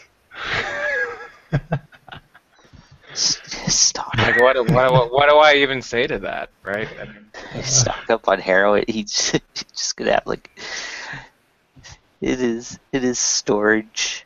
No, it's good. It's gonna be like what's that movie? Is it Leaving Las Vegas? Where they left Las Vegas? Fear and Loathing in Las Vegas? No. It's Wait, with what? Nicolas Cage. Cage, yes, Leaving Las Vegas. Terrible. Yeah. So when I'm gonna be ready, I'm just gonna like get enough where I can have a really good time, and then towards the end, just be that last dose that takes me out. Well, that's great, man. That's like a trashy way to go, though. Yeah, like how you gonna go out, Tom, in a nursing home, like. Freaking nursing home Tom over here. Are you proposing some kind of dichotomy? Either you like kill yourself by a heroin overdose, or you die in a nursing home. Nursing home. Yeah, people are gonna be like wiping your ass, and like they're gonna because they have to wipe your ass. Like those are the only two alternatives, right? I mean, you're gonna be shit on yourself every day. Christ, man. God, yeah.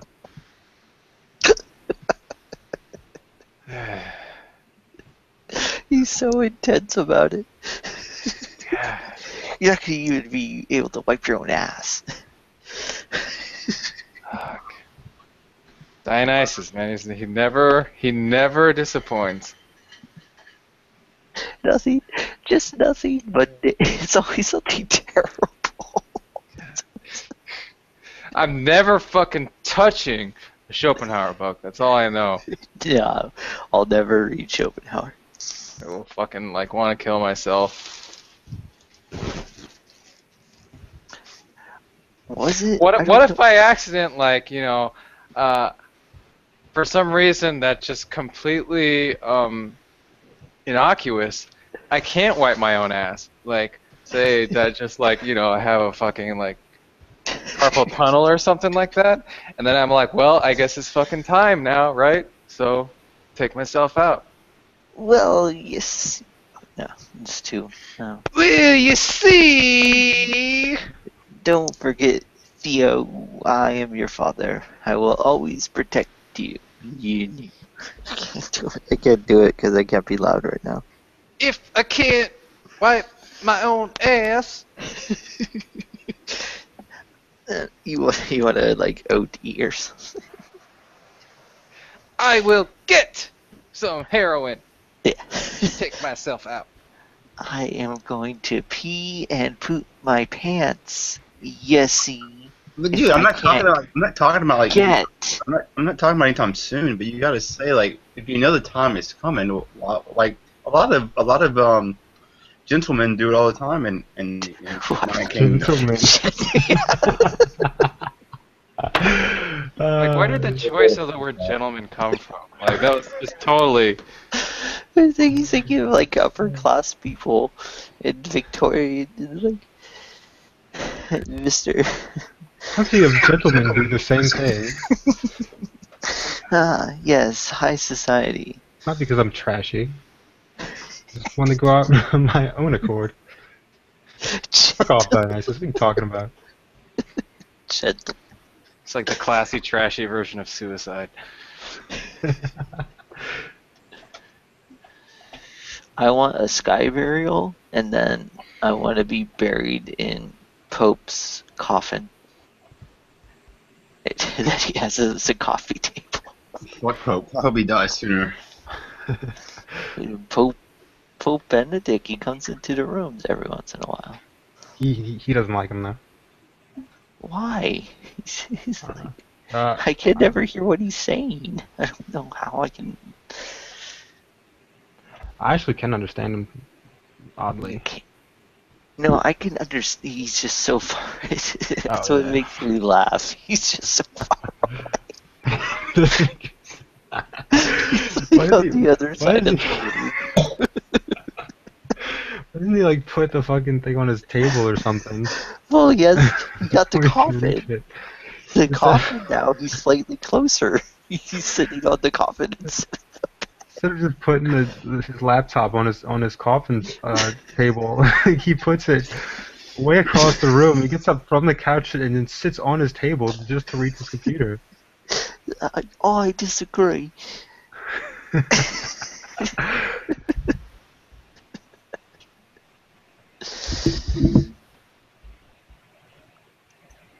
This fucking asshole. Yeah, I got 3 on my shit list. It's JJ, and Bob, and then Bob. Yeah, the reason Bob just came after me because we had one disagreement, and then that's where all this bullshit started to kind of spring from, and he's just been hounding me for like 2 or 3 months. Whoa. Okay. So. What was the disagreement? No, it was just because he remember James? Yeah. Okay, so one time James was talking about how he had like a religious experience, and then I jumped on Bob for criticizing James about his religious experience, and I said, dude, you can't, because I've had experiences, I said you can't sit there and talk about it as if like you know what it's like and you've had something similar. And I said, just it's condescending when you talk like that to somebody that's that intelligent when you talk to them like that. And so Bob just after that, just every day, just somehow trying to make me look like a piece of shit in the room. So, and that's really where all the other bullshit started to come from. I mean, Cliff jumped on him in my defense one day, and then that's when he really had it out for me.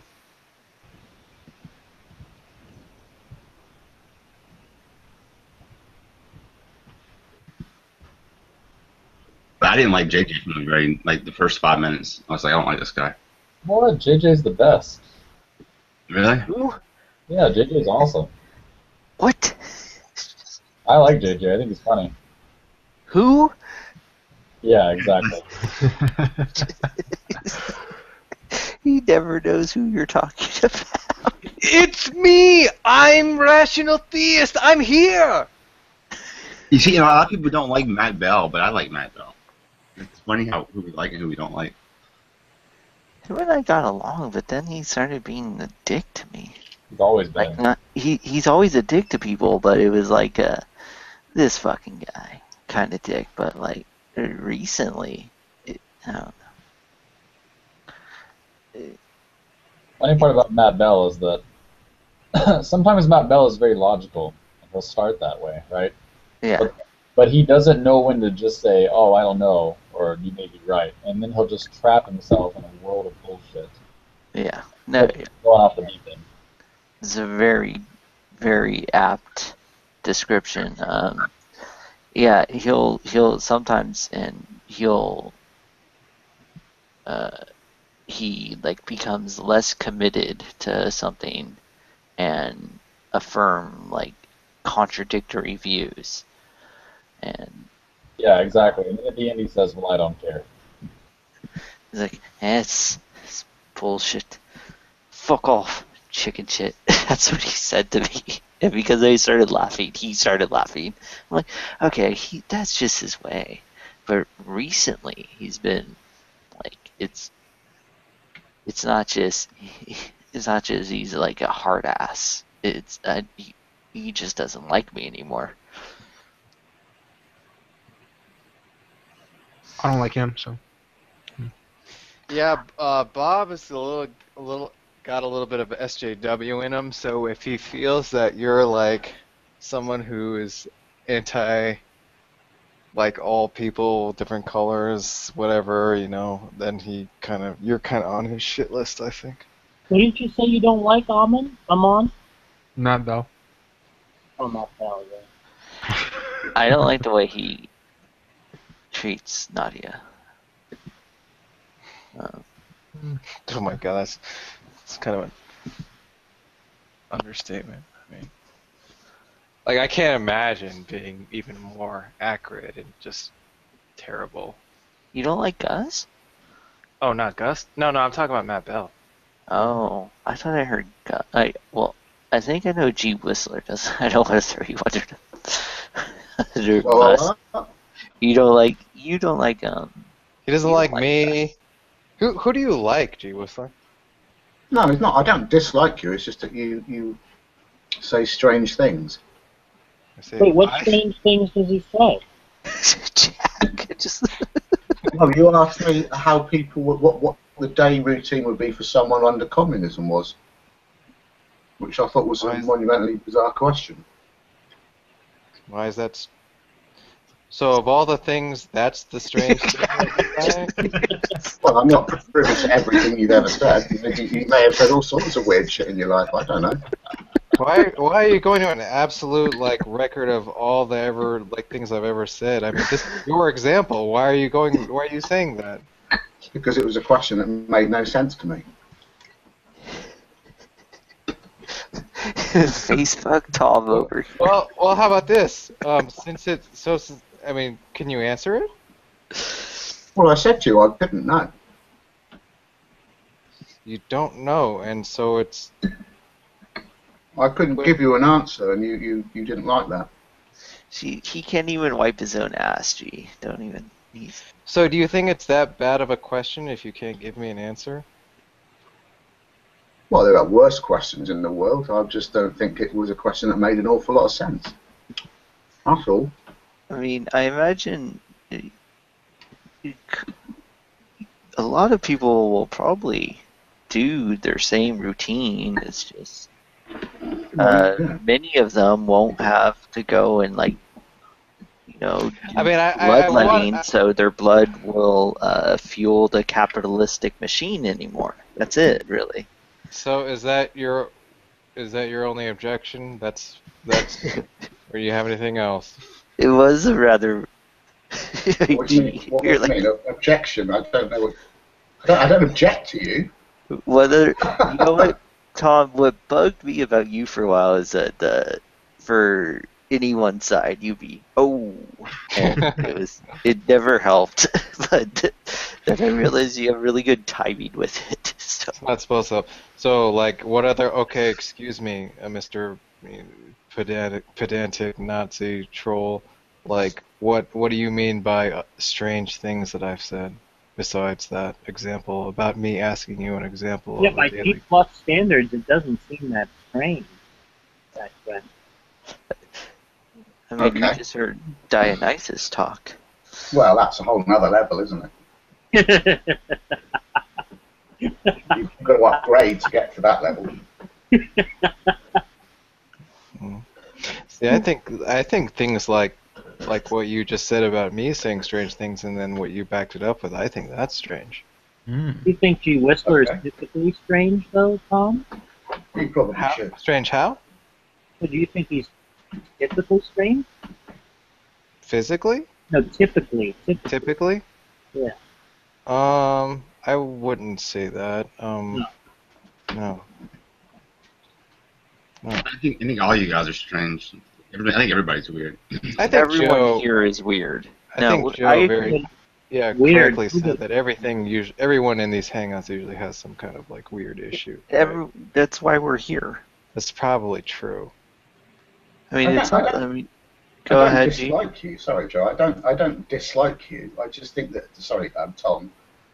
I just think that you've said stuff that I don't agree with, or that I find strange. I found that question particularly strange. So the 1 or 2 hangouts ago, when I came in, and we weren't even addressing each other, but you said, I don't know if this is verbatim, but I'm pretty sure it is. Fuck off, rabbit boy. That was. Yeah, then I laughed. So it wasn't a serious thing. It wasn't like I fucking hate you, get out the hangout. It was just you strange guy type of fuck you rabbit boy. No, it was just someone had said. I can't remember what someone had said, which is always helpful. Dude, that's it was just the tone of the tone of the conversation at that moment was a bit jocular. I wasn't actually attacking you. Mm-hmm. You took that to heart, Tom. For what? Fuck off, rabbit boy? Yeah, I mean, No, I didn't. I'm gonna make my ears go perk up if he's saying that, he doesn't dislike me and he's gonna say that. I mean, I don't really mind it. He was just being a bit of a sticky cunt. Come on, man. All right, fair enough, you Whistler. Fair enough. Finally got to use that term. All right. I would like to know something genuinely strange with that. You're a little weird, Jack. Incidentally, your mic. Well, I don't deny that I have definitely said stranger things. I mean, I don't really know, but I mean, I'm not the one who's made some sort of statement about it, right? So I would also like to know, but he doesn't seem to want to entertain that. So. Well, it just seems to me you're sort of the person who looks for strange people. So it's kind of odd to think of you as strange. Well, I don't know if you're actually strange or not. I mean, I don't know you. This is just a hangout. I'm talking to a picture of a rabbit, and you're talking to a picture of a guy from a fucking movie. So, So what does that have to do with me saying strange things? Like, why would that... I just gave you an example of something I found that you found strange that you had asked me. That's all. But then you said you don't know if I'm actually strange, which is unrelated, right? Because you just want to say, oh, I didn't say that you're actually strange. I just said you said strange things, and so okay. So what does that have to do with anything? Nothing. I don't think it's just a comment. That's all. I think you're taking it to heart a bit. No, I said fair enough, and then that's all. I mean. Okay. I don't think he wants to answer, Jack, so I guess... Well, I just have. Well, I don't know. See, I'm a bit confused now, because you wanted me to explain what I meant, and I did. I didn't ask anything. Well, Jack seems to want to ask. No, I would just... it seems kind of low on the strangeness scale, that question. He must have said things much stranger than that for you to say... I don't dislike you, but you sometimes ask really strange questions. Okay. Don't you think so? Well, no, because I've given you an example that I feel this is getting a bit weird now. That I feel satisfies my criteria. I thought that was a really strange question to ask. I mean, there's probably more strange questions that people could ask of each other. Like, but, well, we don't need to have examples. I'm sure we can imagine something. Yeah, like. It almost seems criteria for a question to be strange, because if it wasn't strange, you kind of know the answer anyway, right? Like if it was a common question, so I think it's. Especially if you're acknowledging that there can be much stranger. I mean, what would you be judging much stranger by, right? Well, if you ask something I found really, really strange, I'd probably tell you. Until then, who knows? That's fucking weird, man. Yeah, see, I thought that was strange. Like, that whole thing, that was strange. That's fair enough. Ass to mouth, like to do, willing to do, like to do.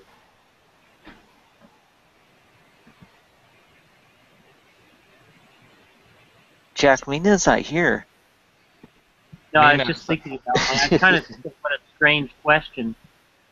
Sometimes if you just ask if she's there, say like, Mina, are you there? She just comes. She'll just be there. She just comes right there. She's just there. Yeah, it's like don't they have this thing where a witch can like summon a person? A spell? Like you can just like a summon summoning her. spell. Is Jack like cutting in and out for anyone else? Is it? Yeah, same. Well, I don't know what's going on.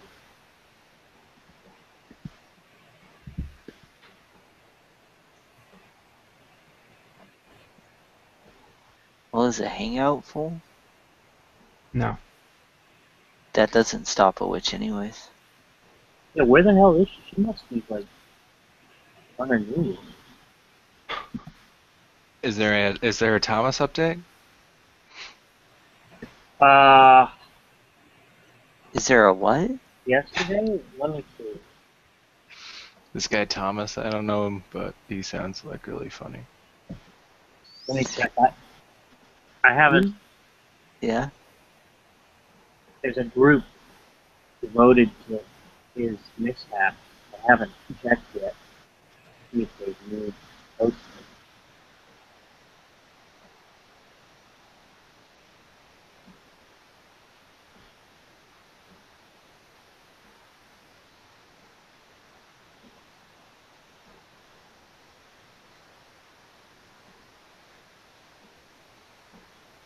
So what's an example of a strange question?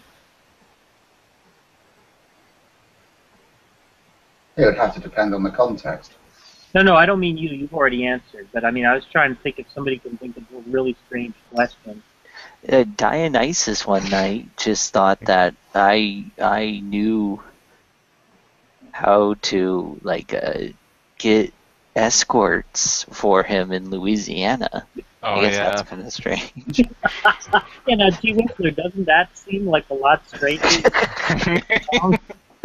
Oh yeah, but then that wasn't a question that Tom asked, was it? I mean, if Tom had asked that question, then you'd have an answer.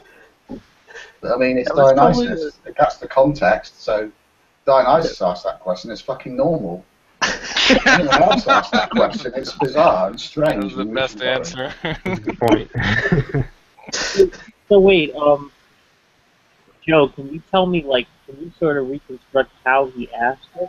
Can you sort of I'm sure the context will kind of fix it. I'll find the video for you. That was probably one of the funniest nights. I'd do that. Yeah. That's when me and Mina became good friends after that, because we were just Dionysus was being so weird. No, you guys, we gotta put in context, all right? I was off looking at something on the side, and I was just like, "This sucks. Why would I pay a girl just to sit there?" Oh yeah, that's where justsittingthere.com comes from, because he asked us about Dionysus right after talking about gassing all the animals at his work. He goes, "Hey, I know I'm changing the subject, but do you guys know where I could, watch videos or cams of people coming together and having sex with each other?" He just started.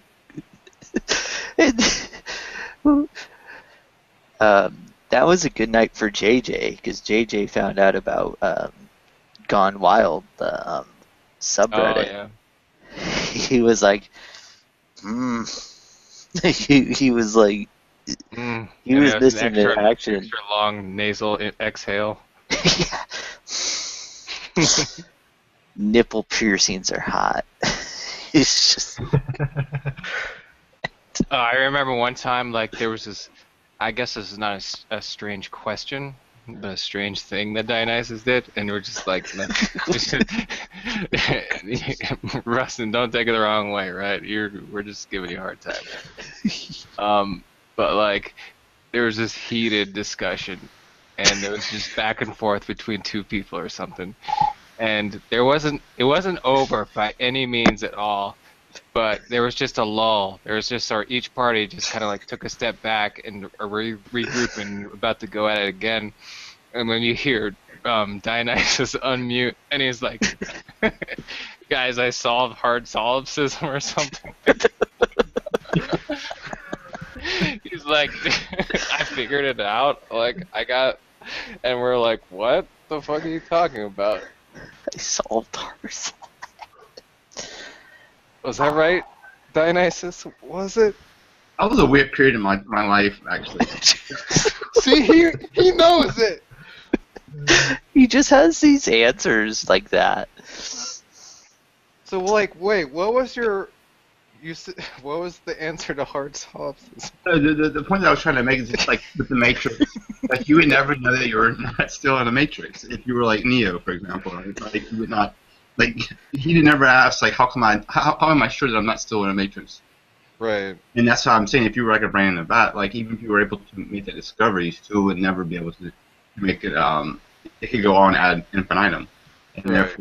therefore you would never be sure. So therefore it's irrelevant to even consider. Like it's pointless to even consider. It's just it just confuses us. It has no philosophical value. So wait a minute. What? So am I remembering it wrong that you didn't have like an answer to hard solipsism? Because that just sounds like you're saying hard solipsism is like unfalsifiable basically ever. Right. So that's the reason why like it's kind of like it shouldn't even be put into philosophical conversations because it makes people waste too much time thinking about it. I think that was my point. Hey, Jack, I posted from that point on in the video for the next hour is probably the funniest like time I've ever spent on. I got that and I was like, man, that's kind of a weird point in my life. Like a month ago.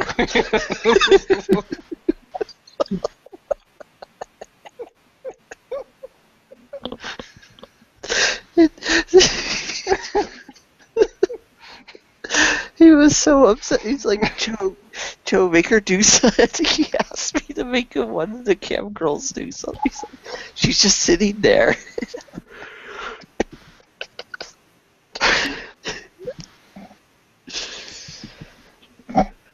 And then we didn't see Dionysus for like 5 days.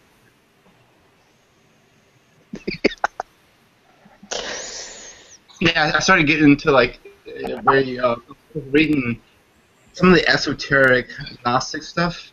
Oh my god! Influence like the New Testament, how everything kind of got mushed together. And I got on this on that bandwagon for a while. Hey, have you heard of this one guy? You might. I think his name is Schopenhauer. I think you might like him, Dionysus. I don't know. Oh my god. Like every couple of days I'll watch that video. It's just so funny. I'll post if you guys are interested. I should, like, some of the videos I actually even timestamped in the comments, but I have a playlist of, now it's 10 videos of when I just started cracking up at stuff. It's just like all the videos where me and Gus are just being obnoxious in MK's room. Oh man, MK, I think he's jumped the shark, dude. I mean, what sucks is like Cliff, the smartest person I've ever met, easily. He's making a good point. I mean, they're arguing about this in like epistemic circles in philosophy, and it's like, look, there is a likeliness that he's asking a question that definitely is an issue, but the thing is that what's the question? Is I can't even follow anymore. You can't know anything, right? It's just there's like epistemological nihilist or something like that. It's how can you know something's true? And it's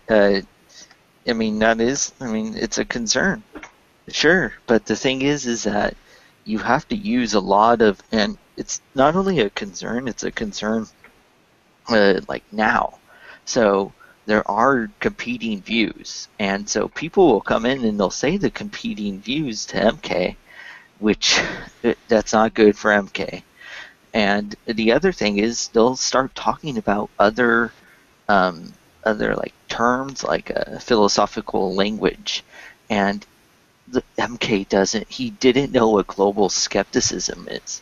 And I don't know what that is. But... that word was thrown at him by like at least 3 different people for a day.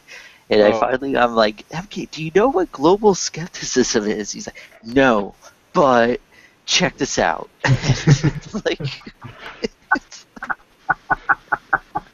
What does it mean, basically? Well, it's like Jack, can you do it? You could probably give it more concise. It's just the view that no proposition really, there can't be justification to believe in any proposition. Oh, okay. Yeah, it sounds like what MK was going on about. Yeah. Well, it's slightly different than exactly what. I mean, that's the thing. MK, he came to it himself.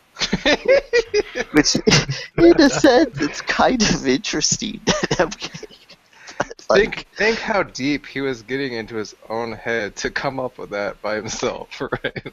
Here's the other issue that Cliff told me. The other issue is like he'll talk with people like Jack, Ozzy, and Cliff, and then he'll talk to like very, very pragmatic people like Steve and Gus, and I think that in terms of knowing truth, not necessarily knowledge, gaining knowledge, this is where I was confused. But like in terms of knowing truth, pragmatism is controversial, whereas it's not. This is what was kind of weird for me. Like obviously having knowledge and knowing truth, they seem like they should be much more related, such that pragmatism wouldn't be controversial in explaining one thing, but be relatively all right in working in the other framework. But Joe, she's just sitting there. So it's justsittingthere.com. He wouldn't go to Chatterbait for some. I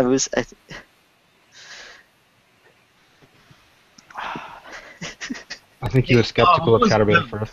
Or maybe Iman. What's the thing about the coins being like the 5 versus the 1 through 14 coins? Somebody, I think Tanya was saying like she's glad somebody told her about the rule when it comes to that. I wonder what she said. Coins? You can, as far as I know, you can put in any number you want, right? What do you mean by coins? Like, what are you asking? Tanya was in the. That's what I'm asking, because she was in the side chat I think yesterday. She was saying that she's glad somebody told her about the using 5 coins, and then she says something about between 1 and 14 it becomes irrelevant or something. What are you talking about? Tokens on Chatterbait. Tokens, okay, Jesus. But he's talking about here, and he's using weird 14. See, that was a strange thing. We were talking about pragmatism, and fucking like now he wants to know about what's the difference between 5 and 14 tokens on Chatterbait. Yeah, I don't know. I mean, is there a difference? Like what other than one being 5 and one being 14? Like what are you asking? Why did number?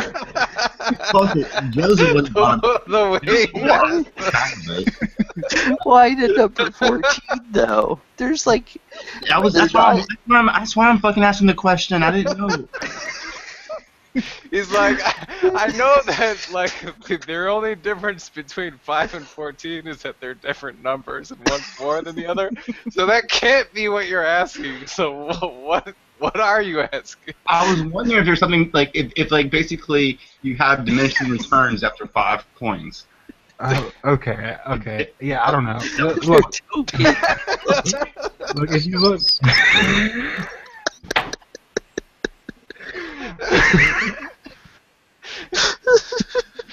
Here's like restrained disdain in his voice. Look, I'm gonna find the link for you. I know what you're asking, but you're asking it terribly. Just wait a second. Oh, so you actually know what he's talking about? Wait. So you're saying there is a difference? Well, he's asking like how it translates to real money, I think, and like the percentage changes, like the transfer. Just wait a second. Fucking let me find one. Oh, you're saying. Yeah. Okay, so you feel like they take a bigger cut the smaller amount of tokens it is. That's what you're saying, right? Or something like that. Yeah.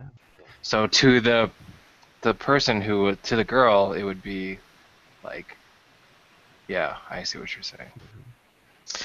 I think he's okay. It wasn't that obvious now, was it? That was a good question. Well, see, like, I would never like care about that though. I mean, it's like, what the fuck? There's all this. You get X amount of tokens. Like, I don't care how much chatter being comes from you. Baitcoins. Jerk coins. What's the? What about bitcoins? Why are they so high? Like, why do you? Why does like one bitcoin cost $100? Like, why isn't there smaller currency? There is. There's a Doge. Or Doge. Does that translate to bitcoin? So can you have It's pronounced Doge, I think, Joe.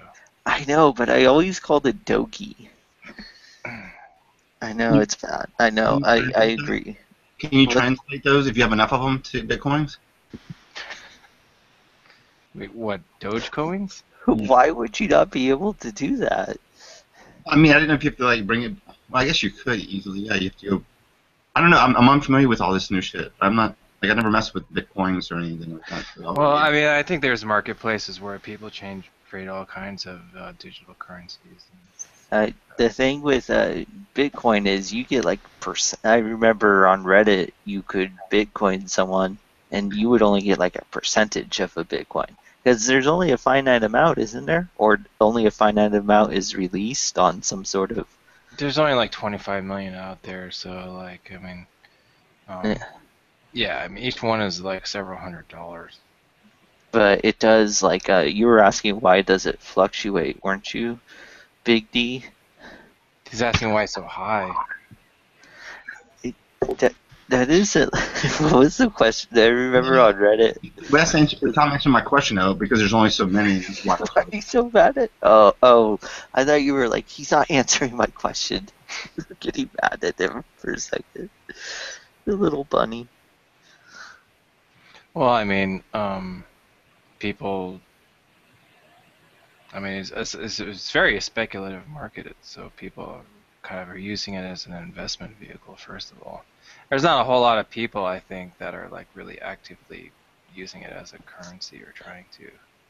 Whereas like Dogecoins, you would get like 5,000 of them. When you might get like a percentage of a Bitcoin, but people could. Yeah, and it is like translatable, but it's I think like thousands of those coins equal maybe like a penny. Yeah. My friend, right? I mean, all this stuff you can. There's like currency rates. It's just like comparing the euro to the non-euro to the dollar. We have currency too. What do you guys think about the virtual reality stuff? Are you guys going to invest in that? That's just looking like I'm not talking about just like pornography, but it looks like it's going to be really fun though. Games How include do you everything. just like invest in virtual reality? I see invest. Oculus, you like go and find a company and you. Are they public? I don't know. I'm sure there's. There's a bunch of companies that are doing it, and a lot of them are public. I thought a lot of them were like bullshit Kickstarter. Two of them are Facebook and Sony. Oh. They come out this quarter, actually. I don't know. I mean, like, I don't really see those companies are so big that I don't even know how like that would really have an impact on their bottom line. Even Well, it depends on if it was successful. Oh shit! Strong as fuck. He has a good point. I was gonna say that it depends on how many shares you buy. It doesn't matter how big they are. Like if you buy Google at $44 a share, and it only goes up 30 cents. If you bought No, that's not what I mean. Like, I mean, if Google has a virtual start coughing to each other. Virtual reality. If Google has a virtual reality product, consumer product, and I wanted to invest in that product because I thought it was going to be successful.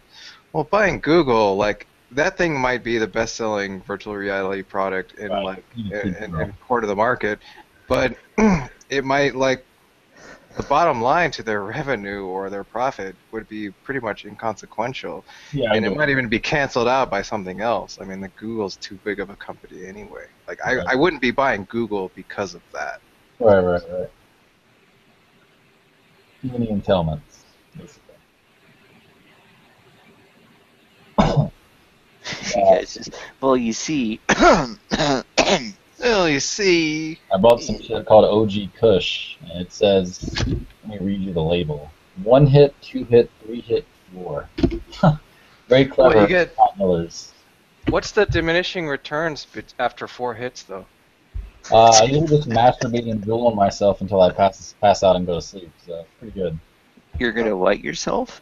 I'm gonna masturbate and drool because I'm so high, and then I'm gonna pass out and go to sleep. Nice. It's the best night possible. Is it like 20 minutes is supposed to be the good cat nap, right? Yeah. Joe, if you sleep for 20 minutes, you're gonna be asleep for 2 days. That's a thing, though. Yeah, you're right. Wake up. I'm actually impressed you've been awake this long. Well, it's not that I'm on ADHD medication. Oh, like Adderall? Yeah, and another one. I'm on the Vyvanse. Oh, I take Adderall. I take like 40 milligrams. It doesn't do shit to me. Yeah, me neither. Well, I mean, do you guys also have ADHD? Yeah, I mean, it just. Oh, don't you start that shit. I don't get that like high that people talk about. It just makes me actually normal. I don't think it. I don't understand why people would even abuse it. I don't see why it would be that. If you don't have ADHD, it's made out of dextroamphetamine. It's just. Yeah, but I don't. I mean, and when people go, "Oh man," when I was on that, I always think, like, hey, maybe you get like euphoria, and maybe you get that view. No, the dex is not something in itself. The dex just means it's the isomer of amphetamine. Yeah, it's the amphetamine part that you're. But no, but I think so there's like left hand and right hand isomers, right? So I think to certain drugs, the right hand or the left hand. No, you're talking about chirality. That's different. Yeah, chirality. Well, that's what the dextroamphetamine is, though. I think it's talking about its chirality. The right hand, left hand it's important for some of them too. It's I think Celexa and Lexapro are differentiated just by that. I don't. What's it called? I can't say it. Chirality, but like thalidomide was one of those drugs where if you had like the wrong side, then your child would come out mutated. Would it have superpowers? Oh, your child. Your child would come out mutated if you took the wrong version of thalidomide. Called. We the word love mutated. Mutated. Like you wouldn't. Technically, we're all mutated, though. Yeah. But yeah, chirality is interesting because most things in nature, I think, are left-hand chirality. It's only things that we synthesize that are right-hand chiral, which is interesting. It's a weird asymmetry. There are like theological arguments that talk about that stuff. Yeah, I mean, a lot of people bring that in as like, oh, look how specific this is, blah, blah, blah, blah, blah. I've never had someone run it against me, but I've only heard it, like Richard Carrier mentioned it in a debate he was in, but... Yeah. You notice how everybody brushes their hair a certain, always on the same side? Have you ever tried brushing your hair on the opposite side and seeing how people... Yeah, it has to do with residual self-image. People have a conception of themselves that we're actually predisposed not to go against. Like in the Matrix. Yeah, he talks about it then. But it's a real thing, though. People have a hard time readjusting. Have you ever had a haircut and then you felt differently after your haircut? Mm-hmm. There are things like this that you can do to people. Some people use it for torture, actually. They slowly change aspects of a person's face until they go insane. Holy shit. That was like a freaking Dionysus thing to say. I was just thinking that, man. I was thinking that exactly. It's a real thing, though. I was just watching that recently. But you have to say it a little bit more like casual. Like, yeah, but it's not it's not that weird. It's just sort of like off the cuff remark about the topic being discussed, but it's not at all. Yeah, change the topic again, Dionysus, just for good measure. Dionysus, Okay, what are take the the two example of- purposes of life? You guys remember satellite TV? Yeah.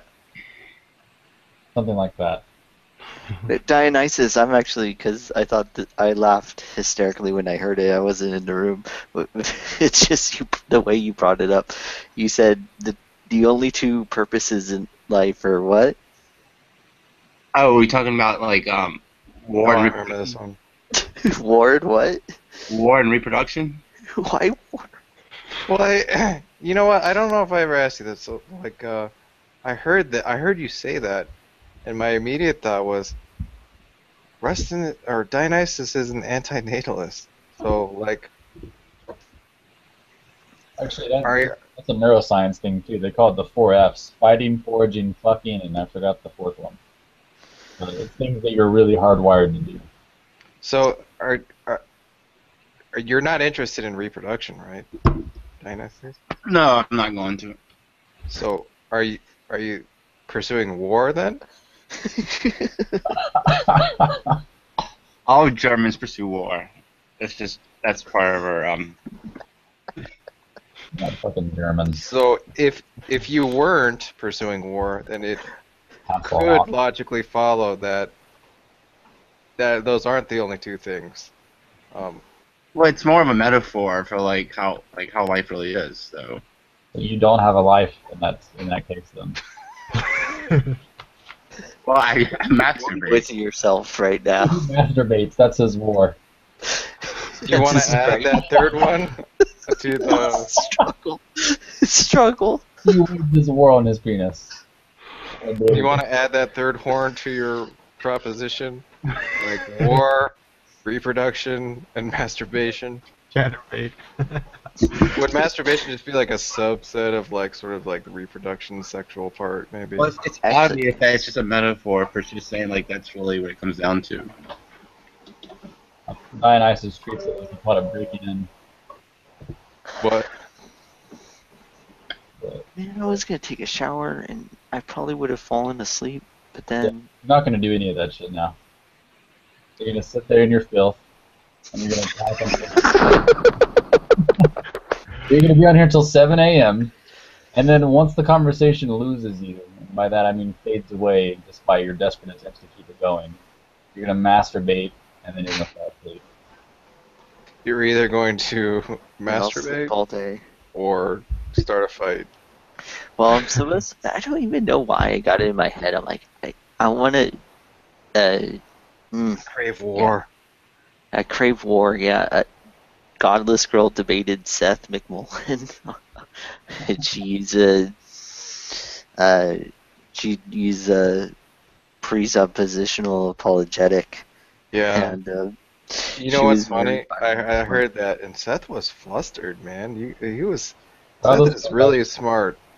That's what sucks is she's like, hey, I'm gonna be this Islamophobe troll. When she also explained at the Pandora's box objection to skeptical theism in a very cogent way, and it's like she got it from Jack though. She got what? She got it from Jack. Well, it's not that terrible of it. It's not that like hard of an idea. It's just that it's so recent. She knows. I mean, she got that from Jack, yeah, but I don't know. I'm not really good at being articulate. So like when people are articulate like that, I see it as like a crime that she's instead like yelling, "They're the sons of Allah." And going up to just Muslim people and throwing socks on them and going, sorry. Yeah, she knows a lot of philosophy though. Well, not a lot, but she knows. She can debate most atheists and most theists. Well, I'm sure. I think she'd probably destroy most theists. Theists, yeah, but instead she's like, Mac, look at them. They don't even know that they exist. Yeah,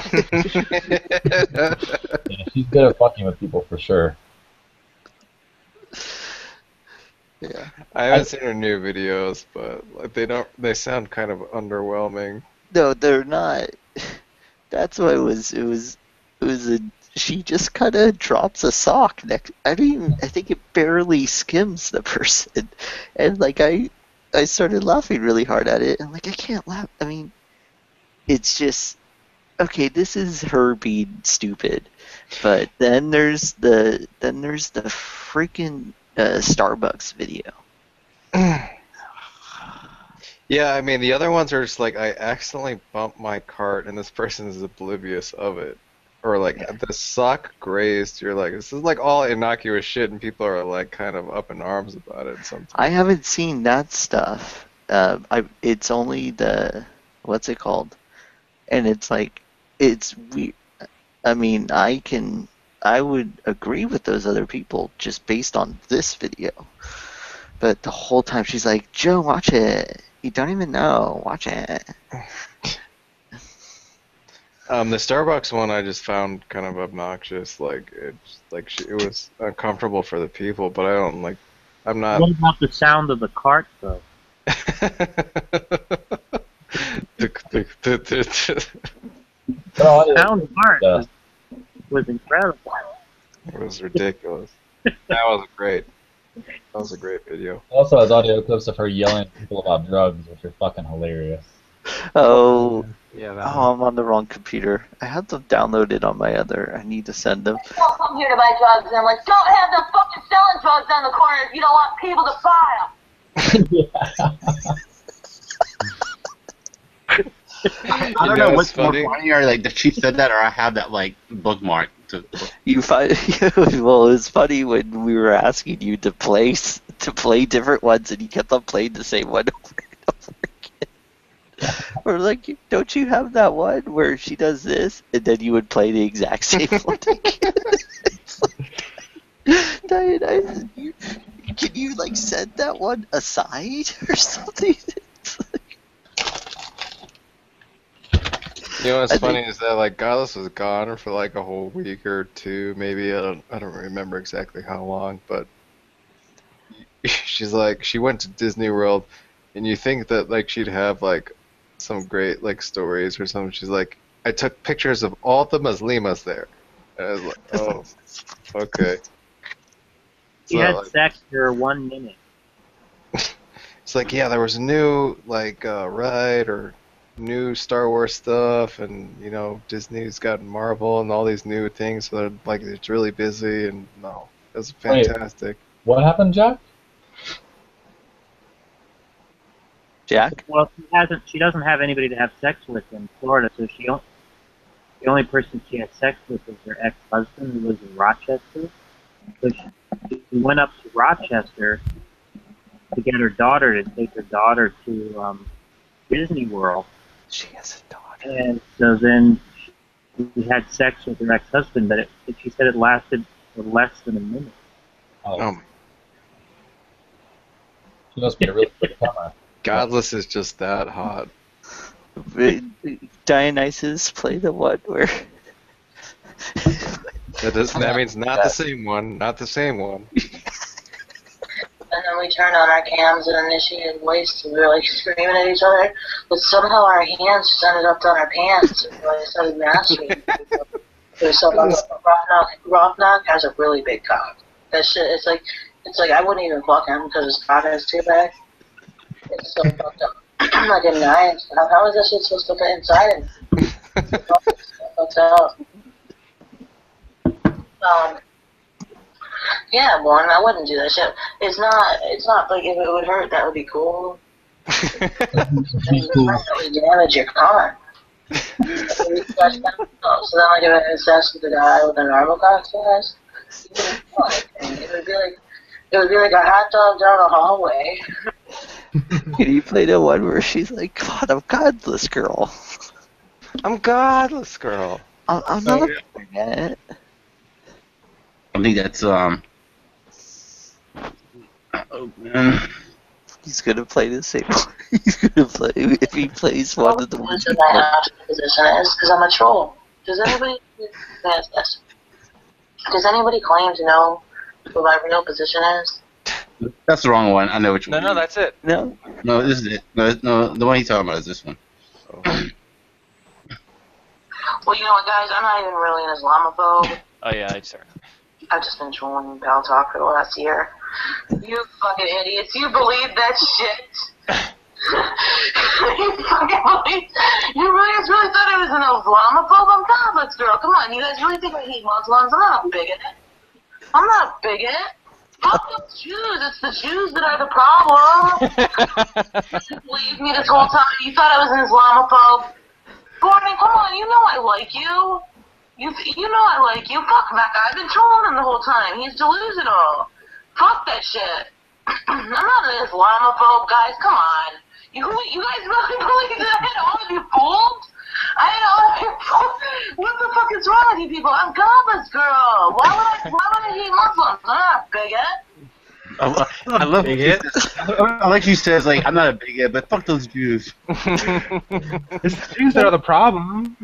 I'm not a bigot. Don't even know. Yeah, she's got like this Jersey sort of fucking My Cousin Vinny, Marissa Tomei like accent that comes out sometimes. I had a conversation with Beckel the other day, yesterday or the day before. He was in some new guy he's hanging out. He's new to me, not new to y'all maybe. But Beckel was just like, I just want to tell you, Dionysus, that I just admire you, man. You know, if you're like, if you're a racist, you know, and you want to just be a racist, you just come out and you say it. You're not, you know, you're not afraid. I'm like, Beckel, dude, I'm not a racist. He's like, no. He was like, if you hate gays, you just come out and you just say it. I admire that in you. Wait, that really happened?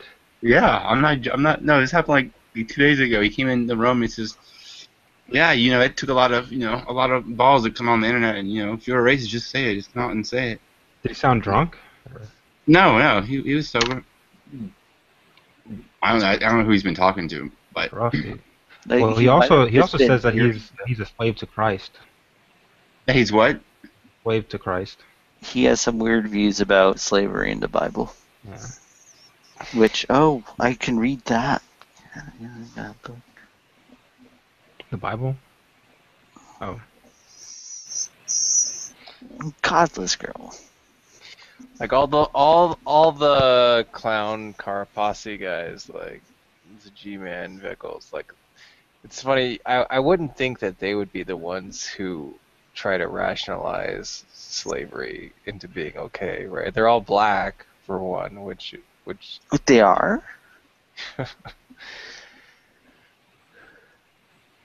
Well, G-Man, did he ever explain how?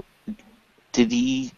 So you can only discern that someone is black on the Christian worldview. That was his argument.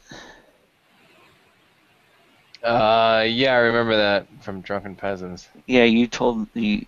Yeah, and it was. I mean, they were both like, "We can see you." G-Man, we can see you, G-Man. You're on cam, you know that. Like, well, how do you know I'm not doing something with the camera? They're like, man, you've told us you're black. We already know this. Like, he's like, well, I could have been lying. There's no Like, black face setting he's like, on the camera. You can't like put it on like vaudevillian minstrel. Like, there's no. Yeah, it's like these things are so crazy, like G-Man says, that like people, when I say them, like sometimes they don't believe me, right? Like the other night, I was telling Deidre, I was like, yeah, G-Man just had a hangout like hours ago where before he let everybody in, he was saying that like that special ed story about how he was mad he couldn't hit the special ed kids back if they hit him, you know? And Deidre is like, you know, I'm not saying you're a liar, but I'd like to see that hangout or something. I was like, okay, hold on a second. Like, so like 1 minute later, I was like, here's the timestamp, and she just kind of disappears for like a couple minutes. She comes back. She's like, you know, that's really bad. That's like, I'm like, what? She's like, this G-Man thing. This is terrible. this is What do you do? Can you? Oh, he had the story where he was telling that he's like, you guys, I don't know if you know this, but I used to be in college. When I went to college for a year, I was trying to study to be a special ed teacher to little kids, to 5 to 10-year-olds. And he said that there was a reason why he quit, though, and the reason was that there was some kind of incident where one of the children had punched one of the teachers, and she meant that he found out in that scenario you're not allowed to take any action. Like you just have to take it. Like if a kid punches you, you're gonna get punched. You're not gonna like retaliate, right? And he was like, that's not cool. I mean, that's weird. Yeah. Like you just like a 15-year-old, and like he's a 15-year-old.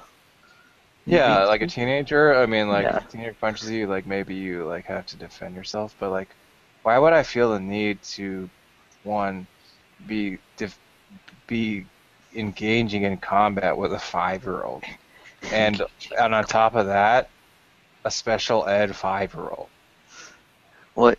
I watched a kid like nanny stuff, and the parents were really weird liberal, and one of the things was like the kid is taught that he wants his like they teach him I always try to get everyone in here to read this goddamn book, but no one will read it.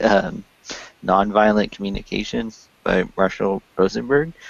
And like, so they started telling the kid, they're like, look, they don't want him to think that he has to suppress his feelings.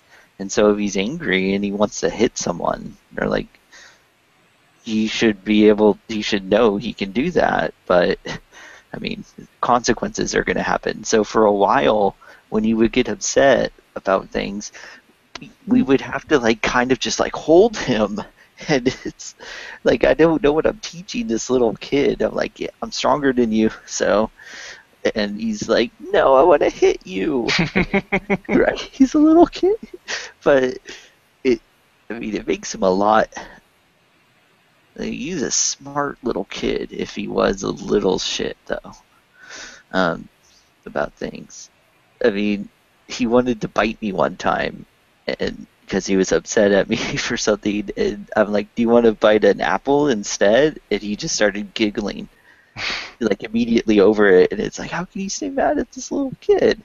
1 minute, he wants to just, like, tear a piece out of you because you wouldn't let him eat straight sugar from like a bowl or something.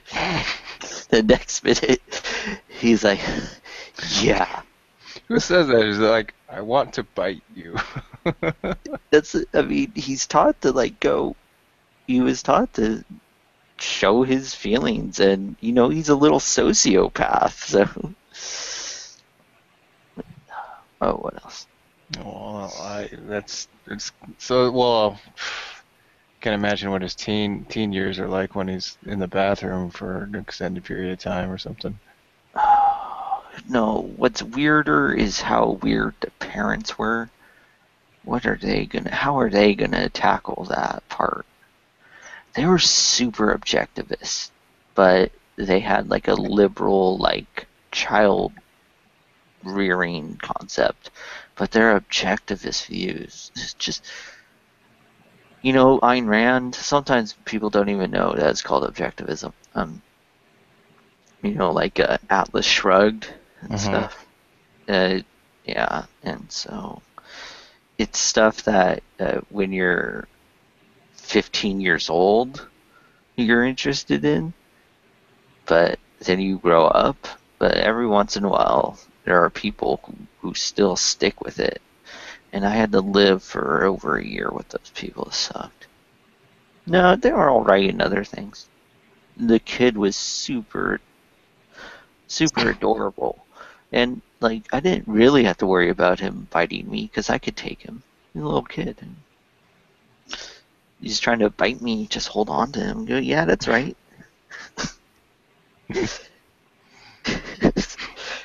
It was weird at first, but then it's like, okay, I don't want him to hit me or bite me, so. What do you? He's a biter. Dionysus, what do you think? Dionysus would like it. He's like a feral child. He would like run around the house naked and stuff.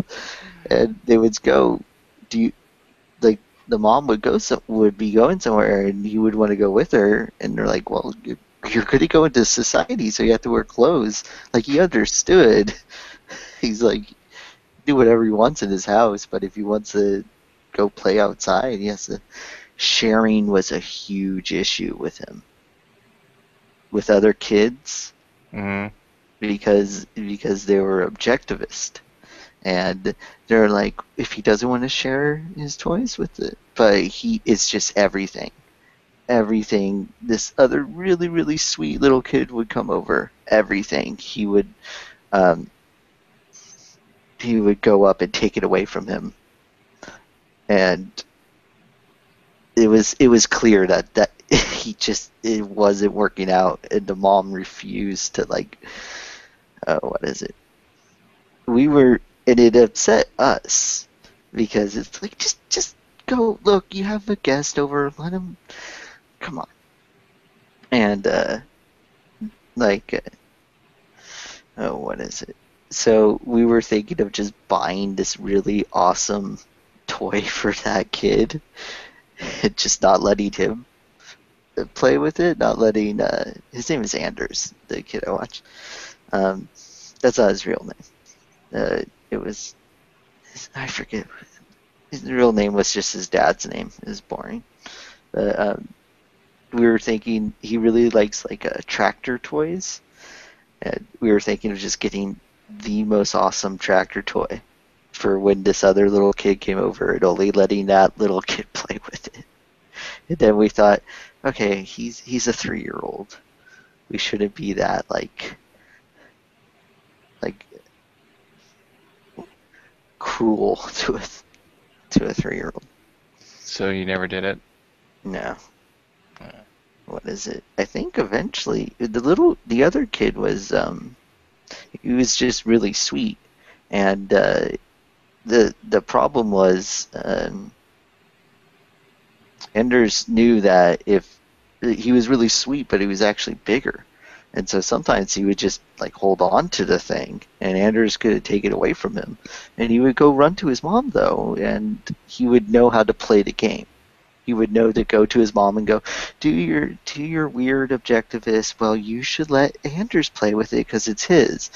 But, like, when the kid brought his own toys over, Anders would just go and take them, and that kid didn't know what to do. He didn't know that, well, what you do is you go and tell the mom. He would just be like, oh, all right, that's my favorite toy. And I don't know. What? I solved hard solipsism. Hey, I just was watching that video that you timestamped, Joe.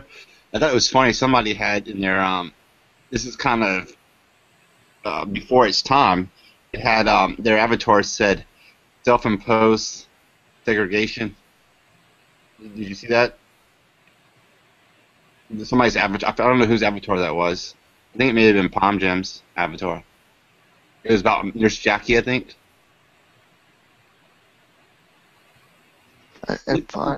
Look at the video, and there's somebody whose avatar says self-segregation. Not Iron Nation. Iron Nation? What's that, G? Was it Iron Nation? It may have. No. This was before he showed up. Incorporated? Oh yeah, maybe Incorporated. Well, Sometimes yes. we've got weird shit like that. I'm pretty sure it was Palm Jam. Really? That's the only person who makes sense. Nobody else has a different avatar that has like JavaScript running in the background. Why are you asking about this? I thought that was weird. Those who that I didn't even that was never even talked about, and I just saw that in the background. I thought that was just weird. Yeah, and that's like Dionysus, one of his things, right? Segregation. But that was before I even started talking about it. Wait, who's that? I didn't want to come into the room when Dionysus was in the room for like the first month he was here. What does the icon look like again, Dionysus? What's that? What does the icon look like?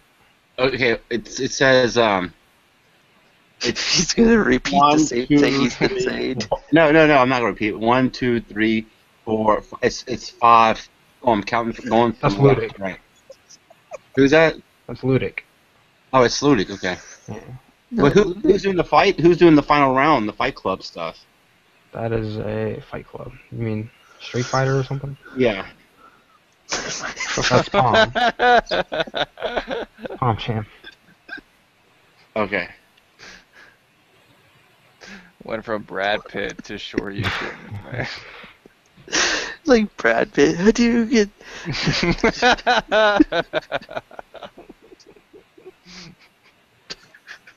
Edward Norton, like helicopter kick. Stupid.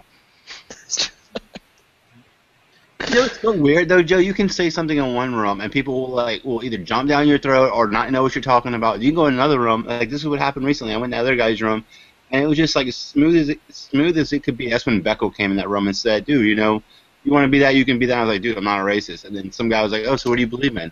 He was like, "So what do you believe?" And I said, "I basically just believe in de facto segregation. I'm against. I said I'm against integration and positive discrimination." And he said, "Oh, so you don't want it to be forced either way?" I said, "No." He said, "Oh, that makes sense." Did he have a motorcycle as his avatar? No. This is a guy who these are guys that you guys most probably have never seen before. They say, "Oh, that makes sense. That's what naturally happens anyway." Yeah, but were they like when you're like, was the topic like what is the exchange? You have 5 coins to 14 coins to. Well, I don't understand. What is the crux of the statement you're making? Because like, I'm okay with segregation if that's what they want, and like they do that of their own accord, and like I don't even have to like even. Yeah, but Tom, the reason why you can't just Tom, the reason why you can't just say a statement like that because in order to be able to do that, you have to you can't allow integration or you cannot allow positive discrimination to happen. They can go to Liberia. You know Liberia, right? Because they use laws to have affirmative action. Or you can ignore what I just said. Okay, what are you saying? Sorry. Okay, now you're sincere. I feel bad because you sounded sincere. You know about Liberia, right? Mm-mm. After the Civil War, a nation of former slaves was created in Africa called Liberia. And it sounds like it's obviously probably not exactly what you want, but it sounds like it's, it's not an old idea. It's just, you're wrong about, I think, the implications you're saying, but...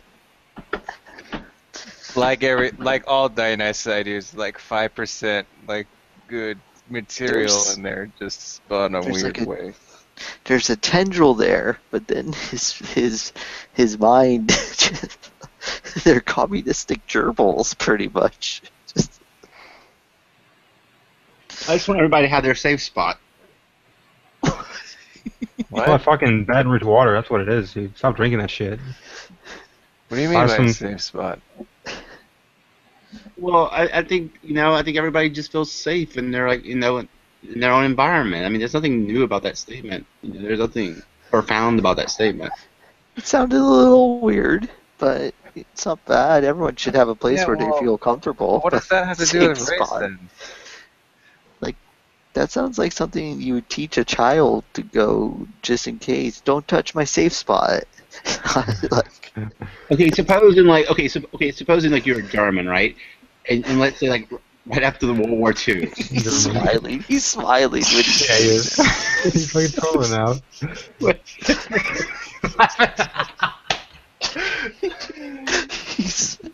You can hear when the fucker's smiling. Yeah, yeah. Smile in the voice.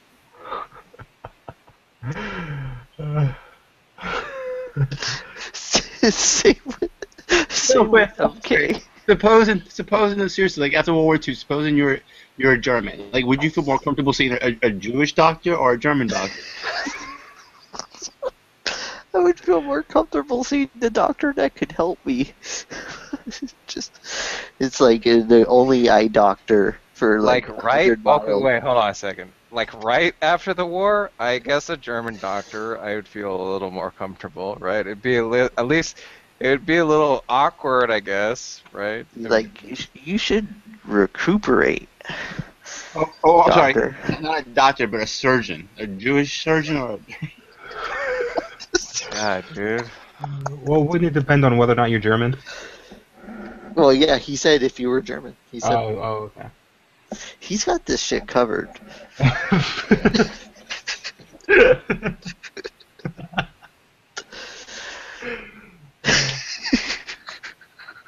dude. Joe, she's just sitting there. She's not doing anything. I just wasted a hit because of you, Joe.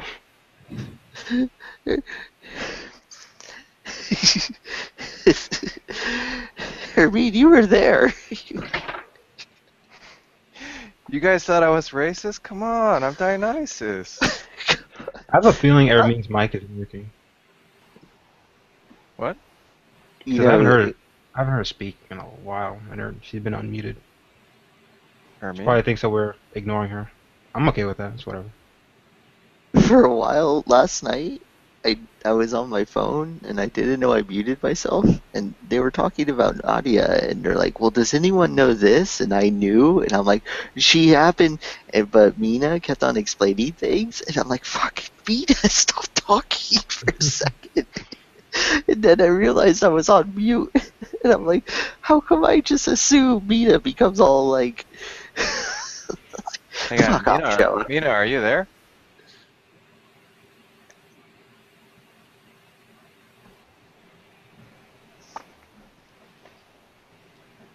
Guess not. You just summon her? Like, I think you have to have a mirror in front of you or something, maybe. You have to say her name 3 times.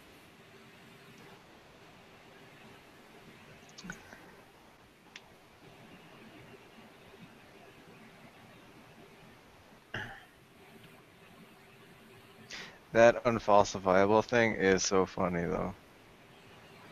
Which one? The MK one.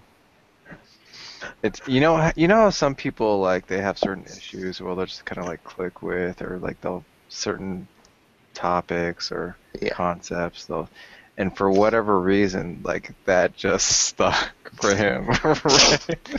He started out giving kind of a just opposite precept argument. Opposite precept. For well, I said that wrong, but it was the precept for it wasn't atheism, I guess. He started out more like an atheist, like straight up atheist, not whatever the hell he is now. Yeah, and then one day he was just like, I'm just gonna be a Christian from today on. Like, I'm just gonna try it. Right. Well, there's actually a lot more to it. Some information is given in one of the other videos on my Giggle list. My Giggle playlist. It's one where MK wanted to get Gus a wife. What? And every time like Gus was talking, I don't know what MK was doing, but every time you would just hear MK.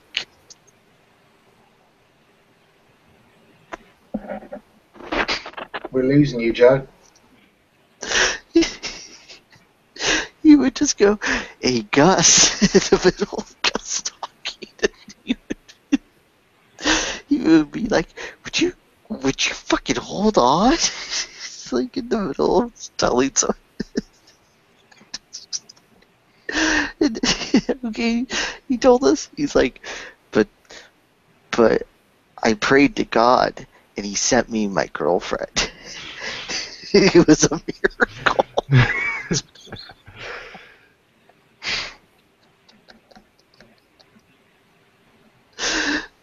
And that, Isn't that the answered prayer argument? Answered prayer, yeah. this is a good example. He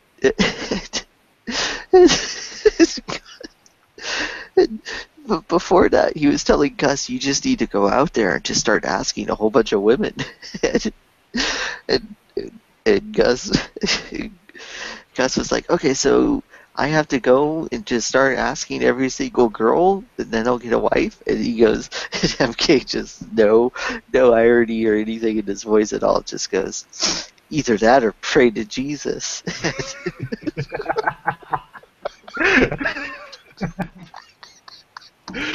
It is quite funny winding Gus up, I'm not going to lie. He's a very passionate man. He's a fucking angry man. He's a man on the edge.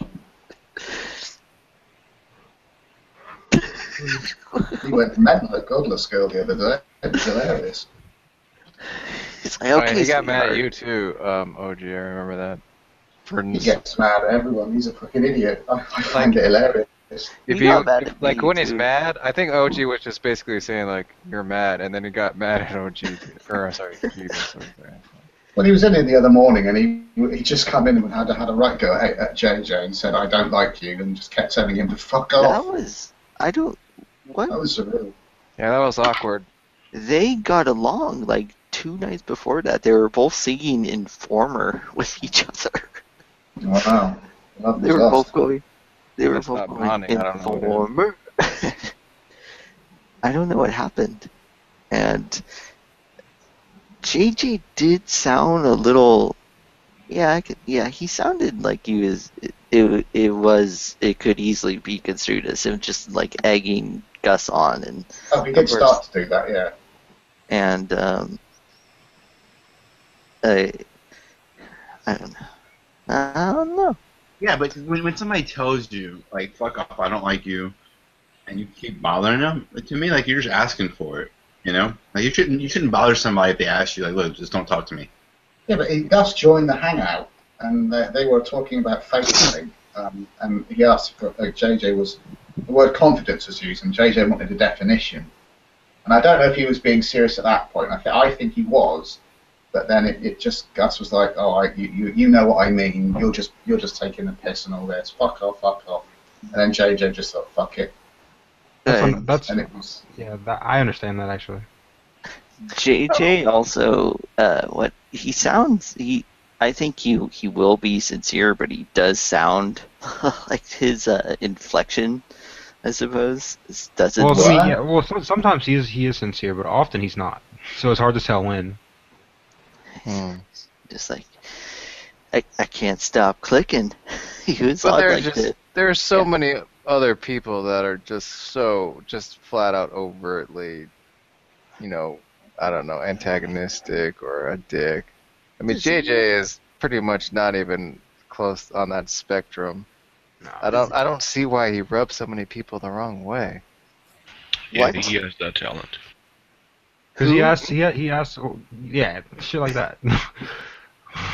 Who? The way he asks it, it's like you always have to tell him who you're talking about. Define talking. He sort of listens but doesn't listen. Define listen. Wait, you guys ever call him bro? Wait, what? He doesn't like that. No, that's you're thinking Gus. Gus doesn't like bro. Yeah, I was thinking Gus. What do you mean by bro? the nasal exhale. What do you mean by what do you mean? What? What do you mean by what do you mean? Mm-hmm. Wait, what? Yeah. Okay, this is getting into MK territory. Yeah, I know, but I just woke up. I'm sorry, guys. How could I ever like be sure about what you mean? Like, how could I know? Okay, but check this out. Are you making fun of JJ, you bastards? Yeah, you are. Those are his words. Oh, is it? No, that's like an MK thing. That's what he's on now. Oh, me saying, check this out. No, Check what this out. MK's on now is on fucking Red Bull.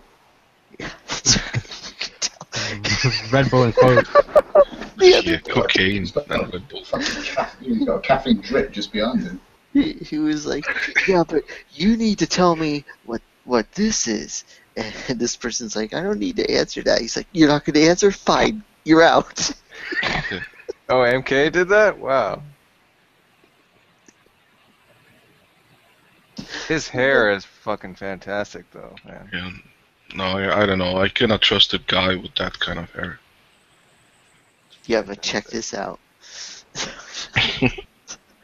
You should bleach it so you can look like be like a Super Saiyan.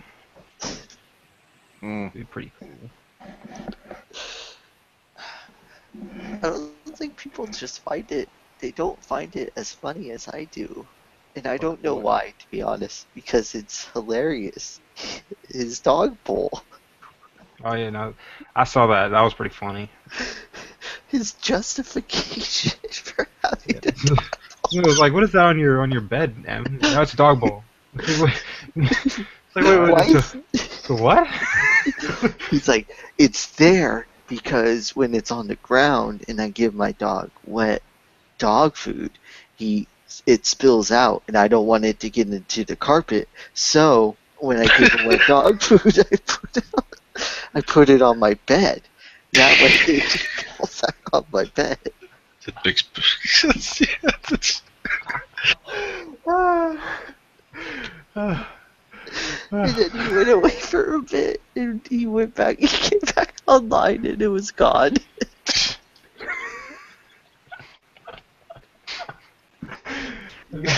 Fucking guys, man. Jack and the Pal Talk guys, they broke MK. Oh yeah. Fuck yeah. The Justin Potts called him a pussy. And you know what MK said? Said, I'm not gonna argue about that right now. I just want to know why you like that. And Justin's like, because you're a pussy.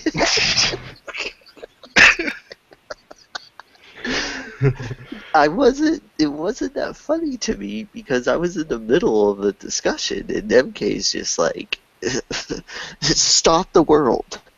In the past, this guy called me a pussy. Does anyone know the video where I asked people in the room to break out their firearms, their weapons, and show us each of their weapons? No. Did that? Dang. That was MK? He just asked people to show their guns? No, Ludic. Dionysus pulled out a shotgun and he started putting shells into it. Oh, Jesus Christ. I'm like, no, don't put shells in it. Don't. Art, remember when MK booted you because you called someone a motor mouth? Wait, no, I called somebody a moron. I called... No, it was motor mouth. No, this was Ben Stein. I called Ben Stein a moron, and he put... No, it was the motor mouth because it was like completely innocuous. I'm positive. Oh. And this was like after fucking like Matt Bell went absolutely ballistic. He was like calling someone like a dumb cunt, and then he didn't bat an eye. And then Art to call someone a motor mouth because they were talking for kind of a long time. And he's like, all right, that's it. You're gone. Yeah. Oh, I thought you kicked him for effect, but it's just that Ken left right when you said that, so it was really funny. Oh. Like, that's it, you're gone, and then he dropped out. That's it, you're gone. You're not gonna answer me? Fine, you're gone. You're out. Darwin's Deity went in somebody's new room. It was that guy who posted his hangout in Nadia's external chat. Yeah. And Darwin's Deity was in there, and he didn't last. Who is that? Well, he knew him in that room, but he didn't last more than like 5 minutes in that room. Some asshat, I don't know. He kept on calling me a smartass. last time, and I thought that was the first time I ever heard him curse, but someone's like, "Oh, he's cursed at someone before," and I got the link to the video, but I never watched it. Do you guys know? Is there a video where Darwin ZD's just like, "Oh, shut the fuck up"? The Pelta guys have a soundboard of him cursing, I think, a few times. I like it. I like the one where he's talking about like Gettier. I have that one now. Yeah. I want to, when he not first returned, but came back here to Nadia's, I completely started screaming at him. I'm like, you motherfucker! And I don't know the video. I tried to find it. I couldn't find it. Anybody can help me? Yeah. We need to start. I used to go in to the videos and just comment with the timestamp, and I need to get back to doing that because there's so many instances out there that are just lost amongst 8 hours. That it would just be so fun to go back. Like I was thinking that they're lost. Yeah, but there's like 2 years worth of footage, literally 2 years. Stuff. Yeah, she does it almost 24/7, yeah. Right? What is it? Yeah, I was gonna ask. I'm like, do you guys know of the time when it was Godless Girl and Mac versus the world? It's like Godless Girl was just pretty much just his cheerleader. She was just like, Mac, why are you even talking to him? He doesn't even know he exists. And it's like, I was telling Mac, I'm like, Mac, don't you find it disconcerting that she's obviously trolling, but you're still agreeing with her? I mean, I've never had someone troll my position, but actually do it so well that I agreed with what the troll was saying. It's like, think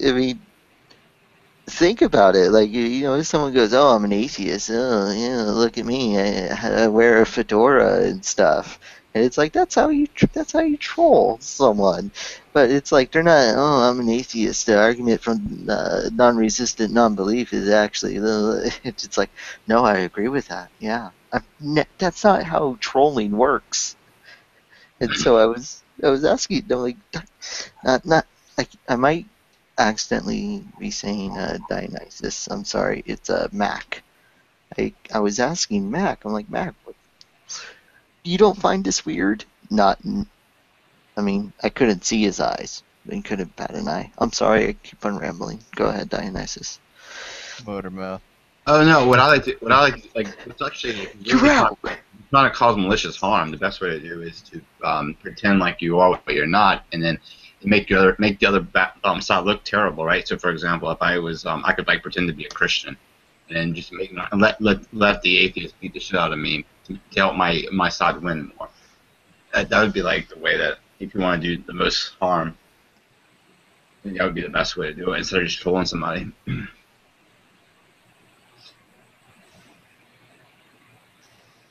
See what I'm saying? Well, can you give another example? I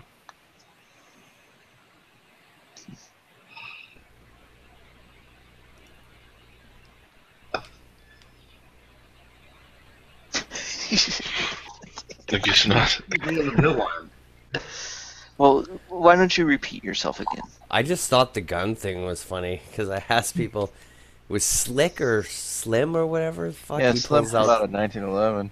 Pulls out this 1911 purple. Dionysus flips on the cam, and he's in his bed. And then right next to his bed, he's got a shotgun. He fucking just slicks it out right next. He sleeps with it in his arms, oh right? God, I wish Pope Benedict would have been in that room at that time. It was funny, man. The coffin was full of guns. Yeah, he would have cracked open the coffin and pulled out an RPG and an AK. Gotta protect my stash. These little jars. You can barely hear him. Call protect my stash. He's so far away. Well, you see, That's such a big impression. I actually look and see if it incorporates in the room.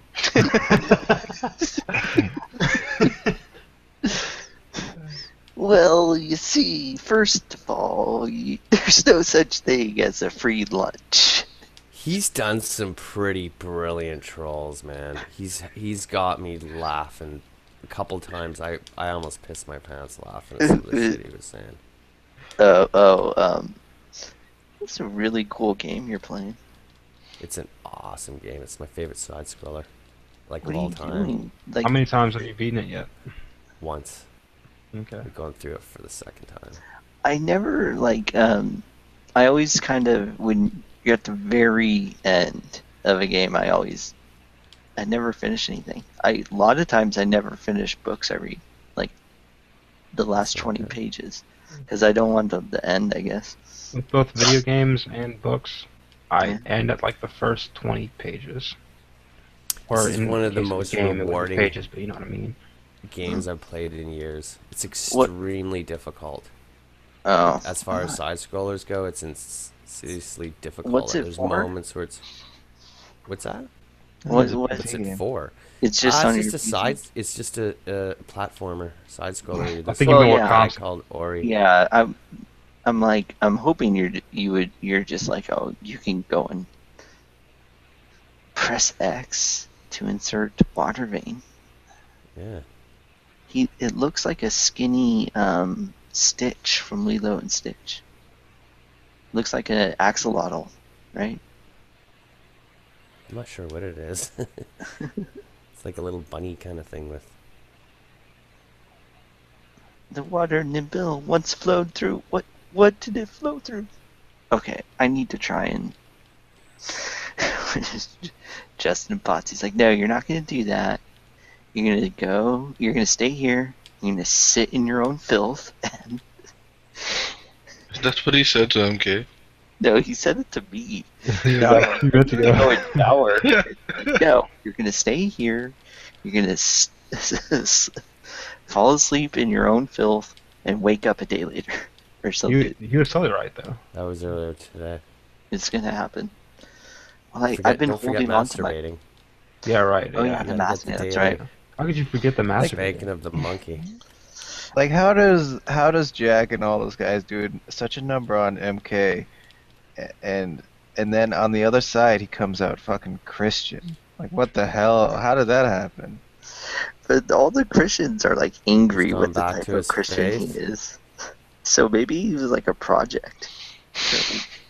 He's some kind of like infiltration device or something. I don't know. It's like, can we make just the weirdest Christian in the world? For some reason, he holds theists to like a really high, like on a really high pedestal. I think, and he just takes whatever they say for at face value. That's true. Well, he says believing in God and Christian God makes him comfortable, makes him happy.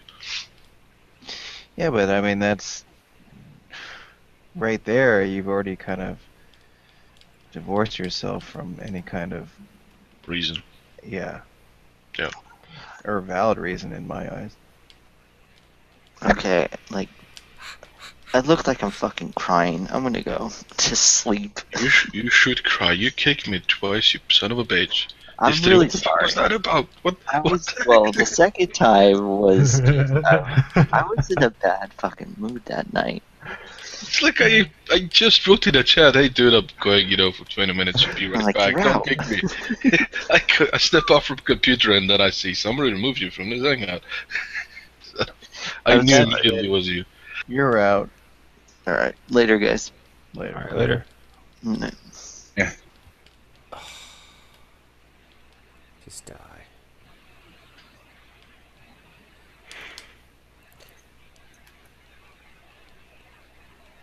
Yeah, I'm really interested in playing Uncharted 4. I think it's gonna be a great game. For a moment there, I thought you were gonna say you're really interested in playing Bach. Oh, yeah, I like Bach. You like Bach? No, I don't know who the fuck that is. I know he's a fucking musician. Yeah, he's like a Baroque pianist for the most part, or not really a pianist, more like harpsichord. I see.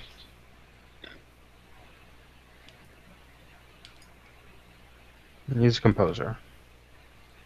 an instrumentalist, I guess. Yeah, he's more of a composer than anything else. But I mean, he's also good at very good at playing as well. So he's a pianist? No. No. More pianist. People fucking like. I've been hearing people pronounce it pianist, like constantly. That's Matthew Bell. Yeah. But he's like Scottish or something. Mm-hmm. So he has an excuse, but.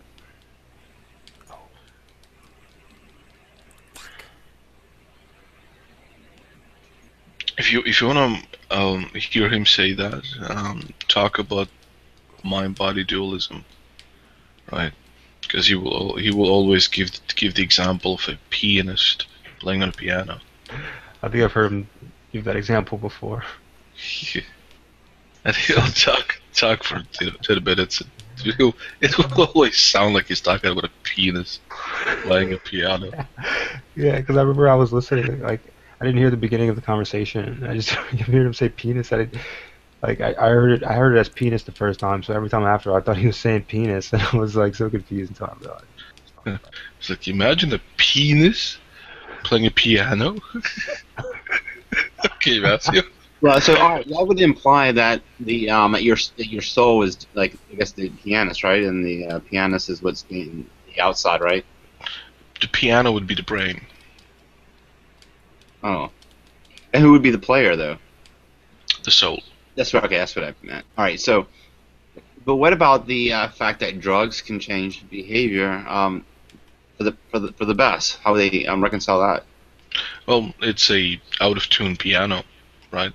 And even though the penis is still good and it's playing well, because of the piano is out of tune, it's gonna manifest itself as bad music, right? Okay, I see. That's the point, I think. But why would God allow good souls to be in bad bodies? So that Matthew Bell can say the word penis. It's worth it. Yeah.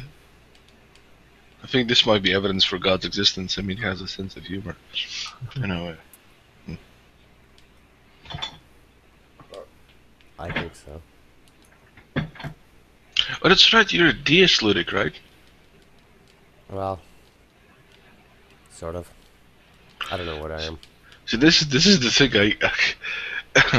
JJ is a deist and Ludic is a deist, and I should have heard you say this before, but from being with you guys, I don't feel that. It's like you're practically atheists, which is good. I mean, I love that. I guess there could be a default position. Kind of a default skepticism, you know? I would say... I mean, the truth is, nobody can prove God's existence one or the other. But that would be agnostic. Not a deist. I am. A pragmatic agnostic with deist leanings, that's what I'd say. No. Yeah. Well, you guys know Skylar Fiction? Yeah. He's a deist too, apparently, even though he argues on the atheist side all the time, practically. This is hard. I gotta go through this little portal on the left here. It pops out on the one below, and then I have to do an air jump between without hitting the spikes through the other. Oh. One little slip, man. Sorry.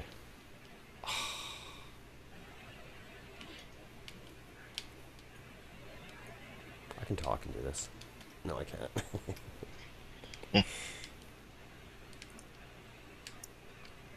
Damn it. So what happened with Gus? Was he in this hangout a few hours ago or something, arguing with somebody, or what happened? I don't know. I wasn't here. You mean him and JJ? Or that was funny. Well, I heard him and JJ had a argument before a few days back. Yeah, I slept through that. I didn't get to see it, and I still haven't checked it out yet.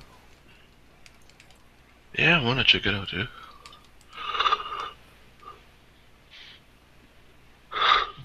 Yeah.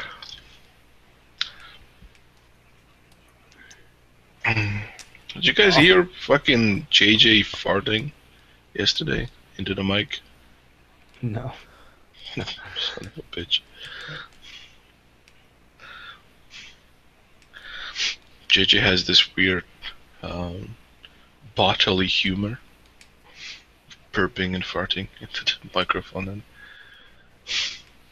it's like JJ's like 50, right? But his soul is like 15 years old. If that. Yeah.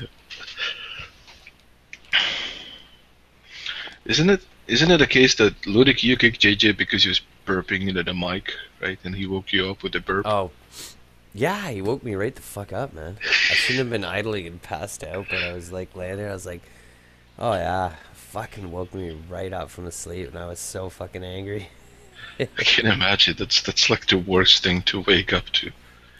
The fucking giant loud burp. Well, it was all just the timing. Like literally, I leaned forward into my computer desk as like he did the burp part after the slurping that woke me up. Like it was, it was kind of funny. Whatever. And then you kicked Iron Nation just for the heck of it, right? Because he was in the line of fire. Yeah. You should have heard me in the hangout I ran the other day. You had a Reminded hangout? everyone that this isn't a democracy and I'm God. You had a hangout yesterday? Oh, that's so fucking hard. Yeah, I ran one when Nadia was idle. Like she was away. And were you like a dictator or something? No, I did. Well, apparently that MA martial arts guy, that Australian guy, he started kicking people. I disappeared. I had to go off and do some work. I wasn't even here. And yeah, you have to be careful with giving the mods to the people. If you yeah, do it it, was a mistake. Tell them the rules at least, right?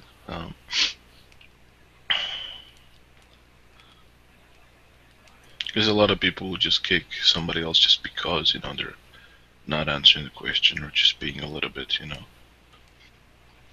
not cordial or whatever. I don't know exactly what happened. I came back and they thought I was kicking people for some reason. Well, something similar happened in my hangout. I give mods to Jonas, and he just kicked everybody and trolled everybody. That's exactly the same kind of thing that happened with MA Artist or whatever. He completely freaked out at me, Jonas, there.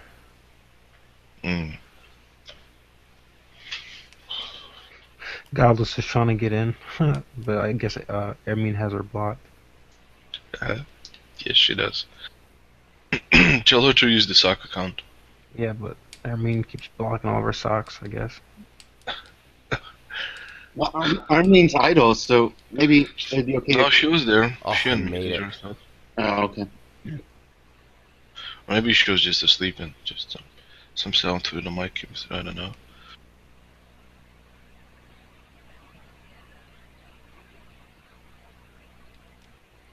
Still haven't got Bash. Ermine, you there? If you're trying to speak, you might want to reload. See, I don't have Bash yet, so how am I supposed to even do this level, man? Hey, Amon, you're in America, right? Yeah. What's the time there? Central Time, it's 4:47 In the night or a.m. Yeah, at night. Okay. Or morning, or whatever. Or morning. Right, so she's probably asleep. Let's give her, I don't know, 2 minutes, then we can eject her. Didn't she come in recently? I don't know. Yeah, if I'm idling ever and you guys need someone in here, just boot my ass. You don't need to tell that to Joe.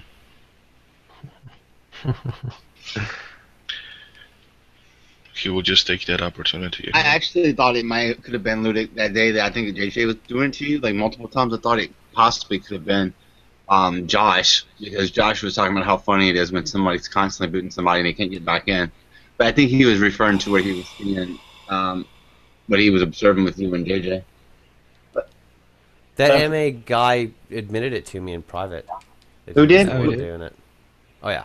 Wait, who was we had it? A little discussion. Good, because I was getting fucking blamed for it too. Who was it? That MMA Australian artists. guy. I don't know him. He has a picture of Monsanto on a T-shirt. It's like a guy with a T-shirt of Monsanto on the back. He's a skeptic. Like he's studying some. He's studying medicine, I think. He's going to be a research. Like he's going to get a PhD, I think, and going to do research in medicine. Like in the what is it called? The companies that make pills and shit. What is it called? Pharmaceutical. Yeah, pharmaceutical company.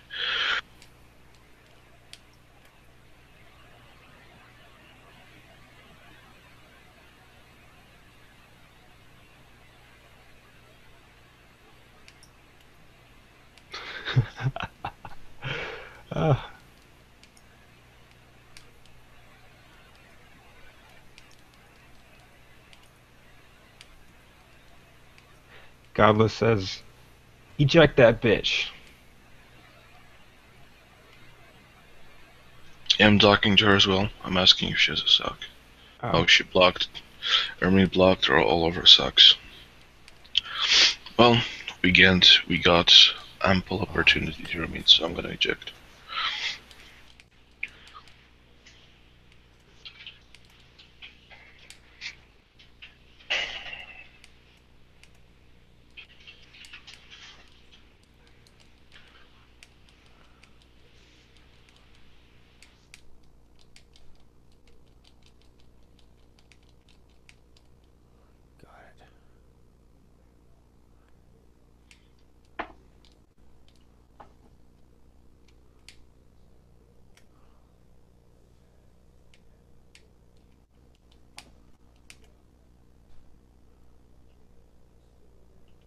Hey, Gigi. I've been waiting to get in for a fucking half an hour. I just opened Skype. Sorry, I woke up. That's a real piss off, isn't it, man? When you're I was sitting typing there in the side chat for so long, but Dionysus didn't even. He just finally looked. Sorry about that. I can relate. But it's mostly when you have something to say in the conversation, something that interests you, and you want to contribute. Yeah, we should all not do that.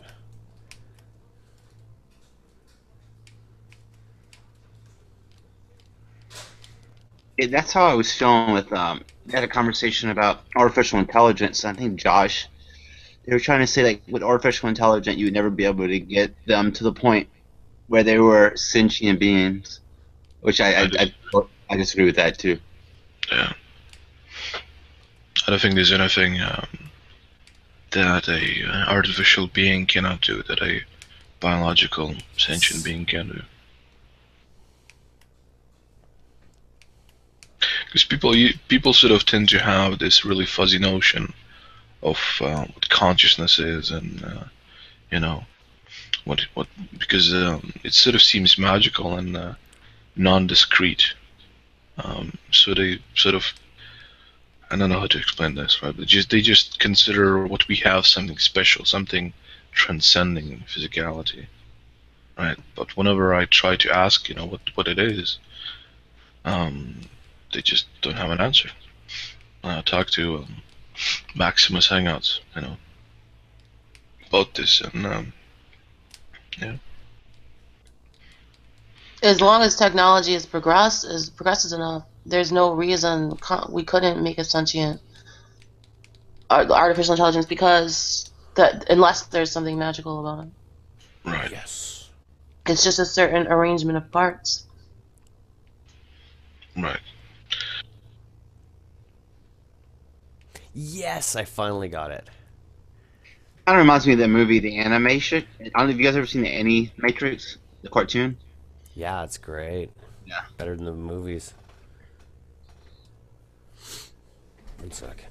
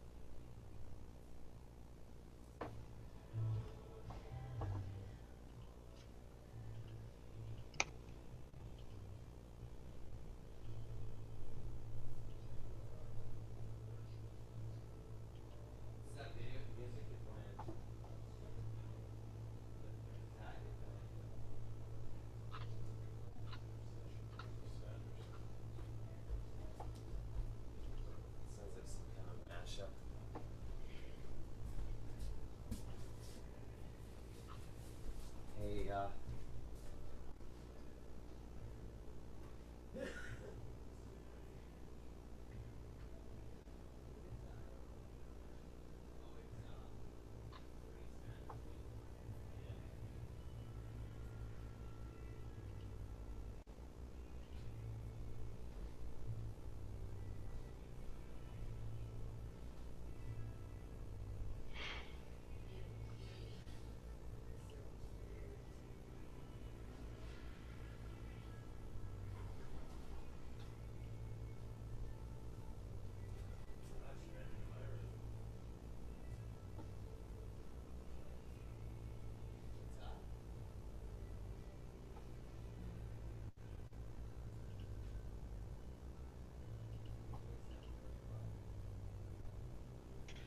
Yeah, I'm on. You there? Yeah, I'm here. Did you see Thunderfoot's last video? No, I heard about it though. I haven't. I think I watched a clip. I think. Yeah, I think you showed me the timestamp of the Oh yeah, the debate, the CEDA thing, CEDA Yeah. championship. I thought that was a joke. Yeah, at It first looked I thought it looked like a Saturday Night Live skit. That's what they look like. pretty much, yeah, but apparently no, it's for real. It's like not okay. I could understand if they were just trying to rap and they're really that bad at it. Just kind of weird because they're black, right? I'm kidding. but still, it's like what the fuck is this? The barely coherent, using racial slurs, and apparently they responded to one rebuttal with a fart sound. That's pretty funny. And they won the debate. It's like what? How? This is no. And before this, apparently in the 2013 championship, the same team sort of attacking white people somehow, white privilege or something like that.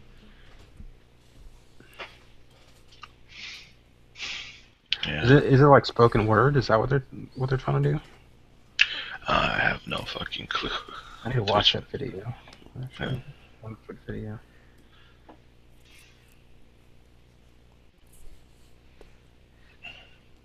this is so cool. This is a really important ability.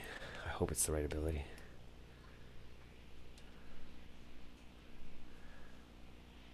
Come on, what is it? Bash. Yes. Well, most of the video that Thunderfoot made was about that Asian chick that started the ban. Yeah, she started the #ban Colbert thing, and she admits in that video that she basically said it to be a troll, essentially, right, to provocate. She didn't want actually to ban Colbert, but she just said it to get attention, right? And who knows? And now she's complaining that she probably in her narcissistical mind was thinking that maybe she could ban him. Who knows? Yeah.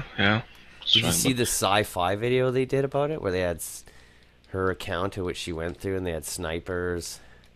Yeah. That's what Thunderfoot is talking about. Yeah, he showed the clip, and this is so sort of Like, I don't know, I would take precautions if somebody sent me messages, oh, I'm a sniper, I'm outside of your house and I'm gonna, kill you or something. But I highly doubt she was running burner phones twice a day, dude. Yeah, I like doubt Snowden wasn't doing that. Yeah. Or maybe Snowden would. What would Snowden do? Your Run, mama. run what? He just wouldn't have one. Right, he just But yeah, it's so weird. I mean, you have this military sniper, right? And he's such a badass that he has to tell his, target that he's about to kill her. It's like, really? No, I don't think so. But It's that like we doesn't all really know. matter in the law when you look at like assault Oh, and yeah. all these things, right? It's perceived threat, right? That Right. Well, the law is very clear about what's considered to be like harassment versus it's not perceived threat when it comes to like harassment. So harassment should like online we're work. talking about assault, like Yeah, but I was someone, trying to but I guess that distinguishes between like assault and battery though, right? Would be the perceived threat versus the threat. And one we judge one to be more harsher than the other. So like if you go to somebody and you like act like you're booting up to them, right? That would be assault. And if you actually were to hit them, then that would be battery. I get ultra bash right away. Yeah. I recognize this chick now, the Asian chick, and because in the HuffPost video, I've seen this one before. Yeah, it was a big drama about her. I didn't realize that she was trolling at first. Well, as she says, right now, Well, she says, look, I didn't mean to actually ban Colbert. I just want to get attention and. Well, I thought that sort of obvious. Oh yeah. But who knows? I mean, I'm so guilty of calling everyone a narcissist because I had one as a dad and it fucked up my childhood to some extent. But my dime store analysis is she's yet another fucking narcissist. Yet another 301.81, man. I mean, there's way more of them I've learned. There's way more than I ever thought in life. Ludic, you're just using your white privilege, okay? Oh yeah, that's right. Looking back at the video, like the first clip of her that they played, or I don't know if it's the first, but like the one where it's showing like it's her like in front of the camera, and then it shows like clips of Twitter posts as proof or something. That I don't know. It seemed like she was trolling, but that could just be because that's that was the preconception that I had, that she's probably trolling. But she could be genuine and just be ridiculous. Because I don't know. Some of like well, I'd like to see more different people in TV and stuff. More Asian people that aren't sidekicks, sure. Cool. Huh? Say that again? I'd like to see more Asians in TV shows that aren't sidekicks. Token Asians. Yeah. I mean, are we denying they exist or what? No, I mean. What about the Green Lantern? I'm just ignoring that comment, actually. Come on, Jackie Chan, right? Jackie Chan movies. Yeah, what was he in? He was in the ones with the black dude? No, I was talking about his own movies, Oh. He's in the psychic right. there. I mean.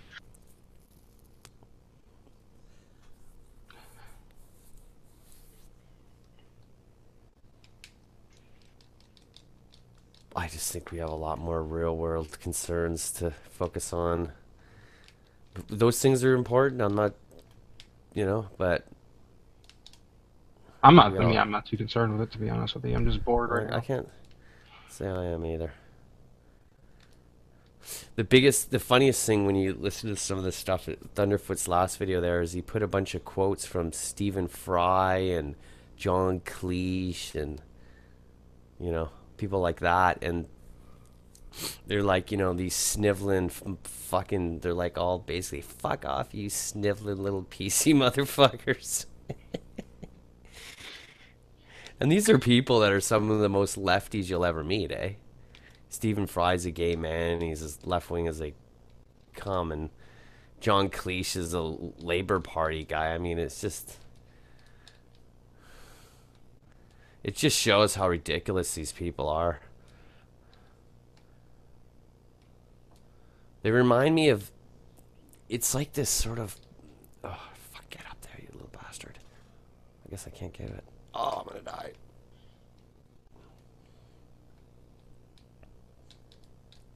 Yes. Now you're dead. Oh.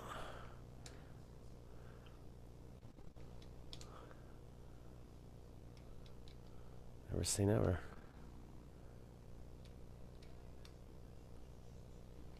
Okay, I can't reach that high, so I'm gonna go from here to here. Boy, this is split. The reflexes in this game are unreal, man. Nail biting dexterity, like you gotta be right on it. The controls are so amazingly precise for a platformer.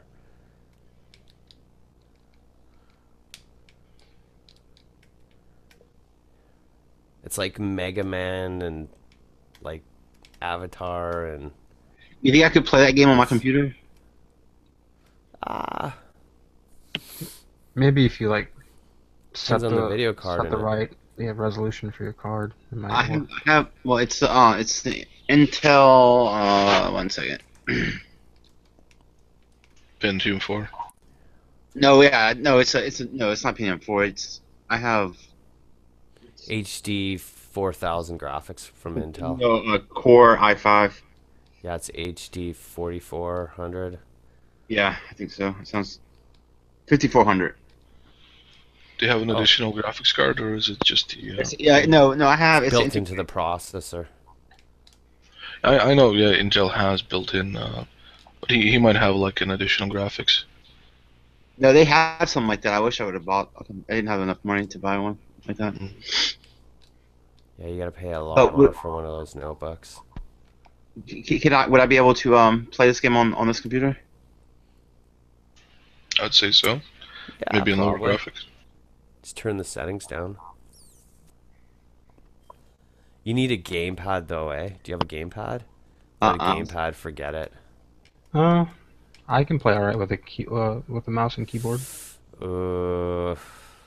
I can just use my PlayStation 3 controller, right? Nah, you wouldn't get anywhere with that on this game. No way, man. It's It just works for too. me. It's. I can't see how you could get the controls because your little dude moves. It's an analog stick, eh? See how I can get him to walk really slow or run? See? So it needs. It needs analog input. I think PS3. The buttons are analog too. When you tap the button lightly, see how he jumps a little bit? When I Alright. jump and press it harder, he goes higher. Yeah, PS2 controllers had that. They had the X analog button. The harder you push it, the. The whole thing in this game's analog. Every control of them is analog. Look, you said That's Dionysus. what You makes said it you so have. amazing. Right, Dionysus. You said you have a PS3 controller. Yeah. You can get those think- to work on a computer. Yeah, I think those have Bluetooth. analog sticks as well. And analog buttons probably too.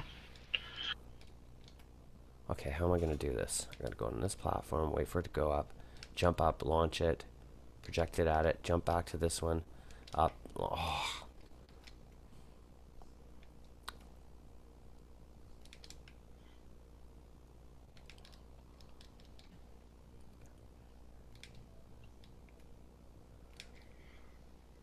That's a Disney game, right? It looks like a Disney game. No, it's a company called Moon Studios. It's an indie. Sort of indie company, backed by Microsoft though. Oh. Fucking Oh yeah, sellouts. this game had a lot of people involved in it, man.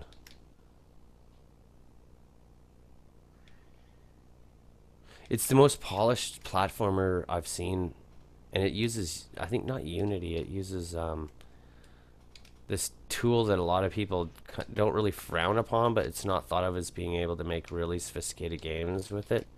I think it's Mono? not Unity. It's a cross-platform development system that you can make Android games and. Mono. I don't know if it's a Mono. Hmm. I wonder what it uses. The graphics in it are great, eh? Oh yeah.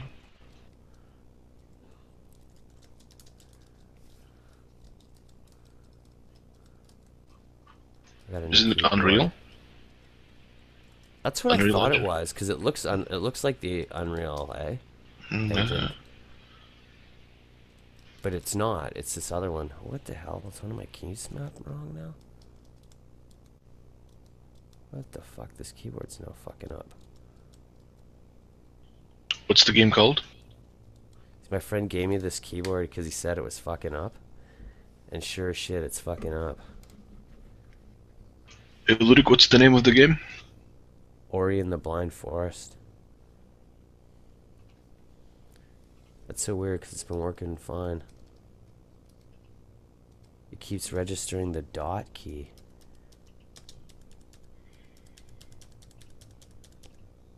It's this $100 Logitech keyboard that lights up when you put your hands over it. It's actually pretty cool. Hey, Ludic, it is Unity, according to Vicky. Unity, yeah, that's what I thought. But it might use Mono Develop as well. Combination. I think actually Unity uses Mono Develop. Or some parts of it. The Unity kicks fucking ass. So many games, use it, and it's really good.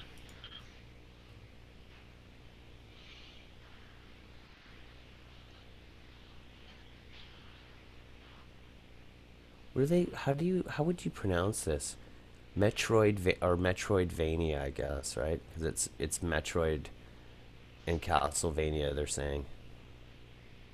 Like Yeah. it has mechanics of both of them. Mm.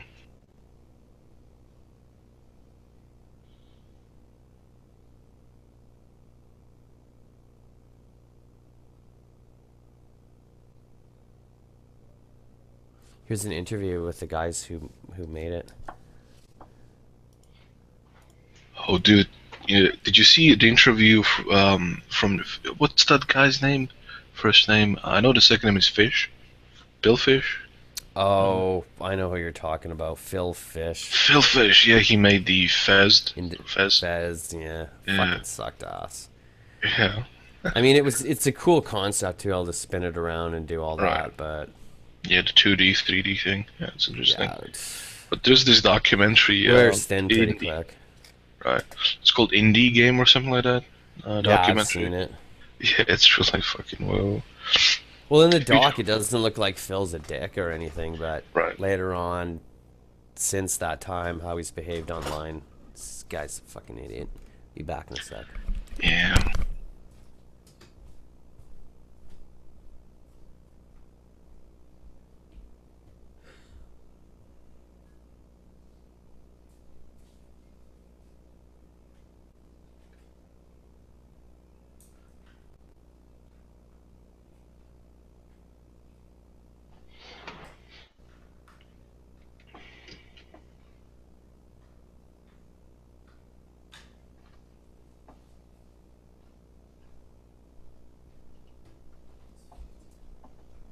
Hey, alright, you know any good movies on Netflix?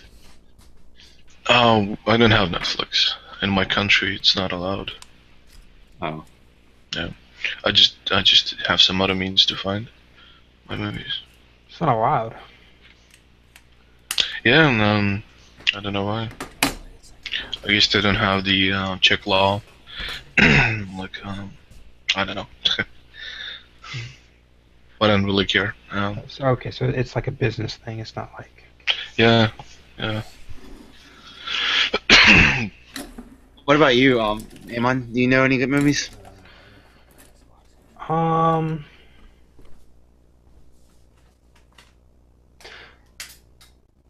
Did you get to watch Henry? I have that saved, so I'm gonna watch that. But I'm just not in the mood for a horror right now. Yeah, I don't know what else. I haven't really pulled up my Netflix in a while, so. Oh, if you just ask you for a movie, I can give you that. I just downloaded a few. There's this horror called Dark Was the Night. It's about this creature attacking a small city, a small town in America, and people sort of fighting it. There's the actor there that is kind of getting a lot of screen time. It's good. I forgot his name. But there's been quite a few good movies, like Victor and Frankenstein is out. That's good. It has Harry Potter in it, or the actor, right? I would recommend Snowpiercer. Yeah, that was an interesting movie. Oh man, it's kind of gloom, glib and doom at the end, but it's a sort of interesting critique of capitalism, really, or class societies. What's this movie that people? I don't know if it's Ludic or somebody else, but it's like The Man in the Castle. Oh, The Man in the White Castle. Yeah, that's based on a novel. White Castle. Oh, White Castle. I always think of White Castle. I don't know why. Yeah, it's a TV show. Yeah. Oh, Iron can tell you. Iron pretty much. This is all. It's kind of slow, but it's good. Is it on Netflix? You said? I think so. It should be. There's the first season. It's been out for yeah, I a few think it's months. a Netflix original series. Oh, It's yeah, called Man in the White Castle. High Castle. High Castle, yeah. Oh, Man in the High Castle. Okay. It's one of the few Dicks I haven't read. Oh. I really like Philip K. Dick. That one I never read. It has a good actor in it, or some kind of major one. I forgot what he played before. Yeah, what the hell's his name? I'm so bad with actor names. It's a guy with curly hair, was in Dark City or whatever. I think so, yeah. He looks like a good villain. He just has Crimson that face. Peak was also pretty good, but it's not really scary.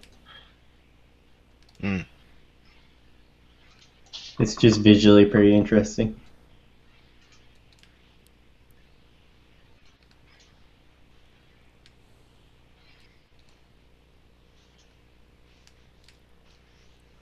Yay. Rufus, is it Rufus? I think so, yeah. Rufus something or other. He's really excellent in it. He's a freaky psychopath. Just perfect.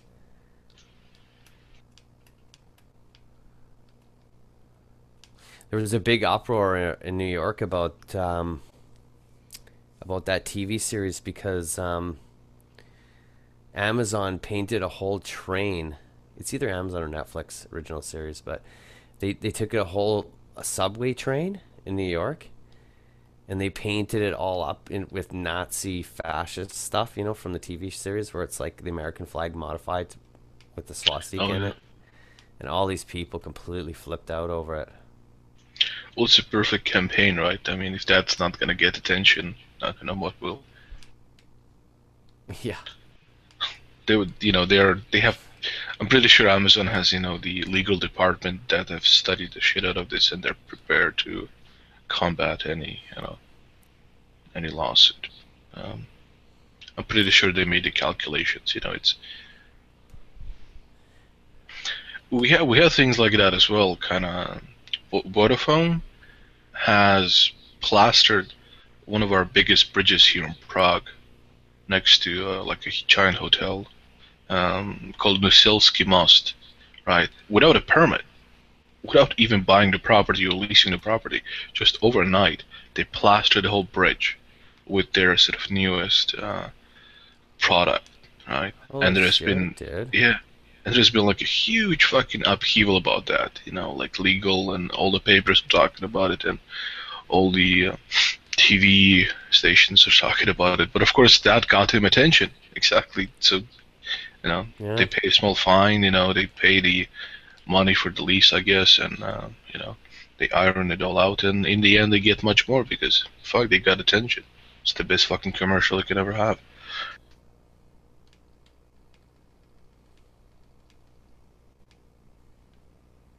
Yeah, I was just gonna say I was looking it up. It's on Amazon, by the way. It's an Amazon original. That's not on, Amazon, yeah. not on Netflix. So I'm guessing the story's about what would have happened if World War II would have went in the other direction. That's what it looks like.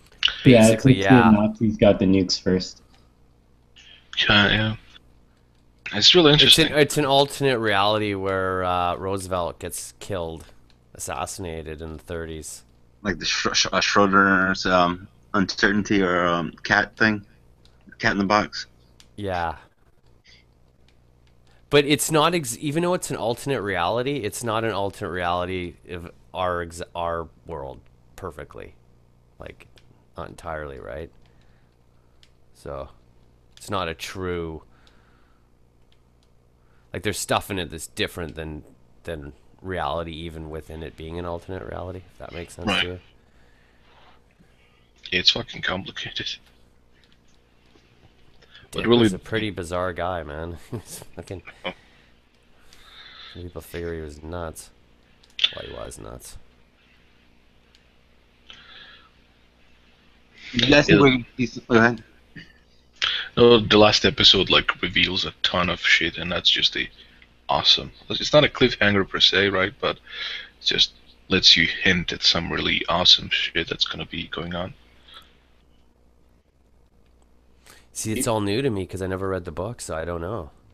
Yeah, same here. There's the you know, the film footage. Where's that coming from? Are they getting that from some kind of time machine? Right.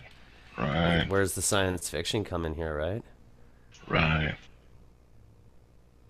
It's really awesome. Do you guys think they were gonna have some huge event like that, like a World War II event? I'm not talking about like genocide, but just in general. It's something that's gonna be you think we've had ours, but 9/11. Wait, you're asking if there's going to be another big war or something like that? Right. I don't know. If Iran gets his way, probably yes.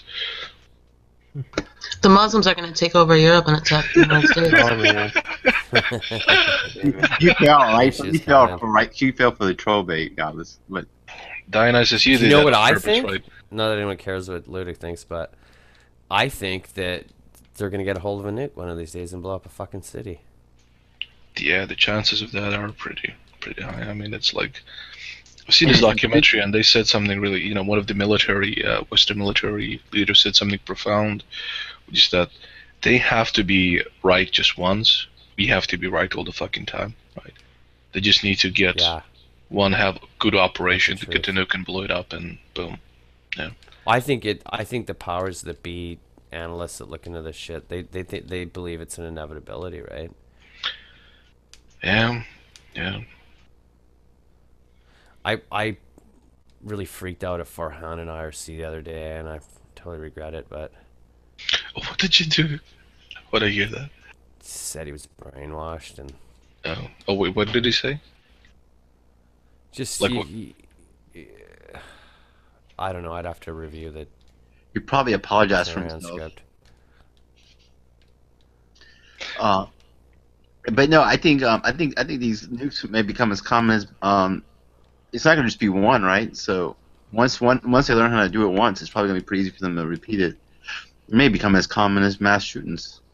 So what, nukes?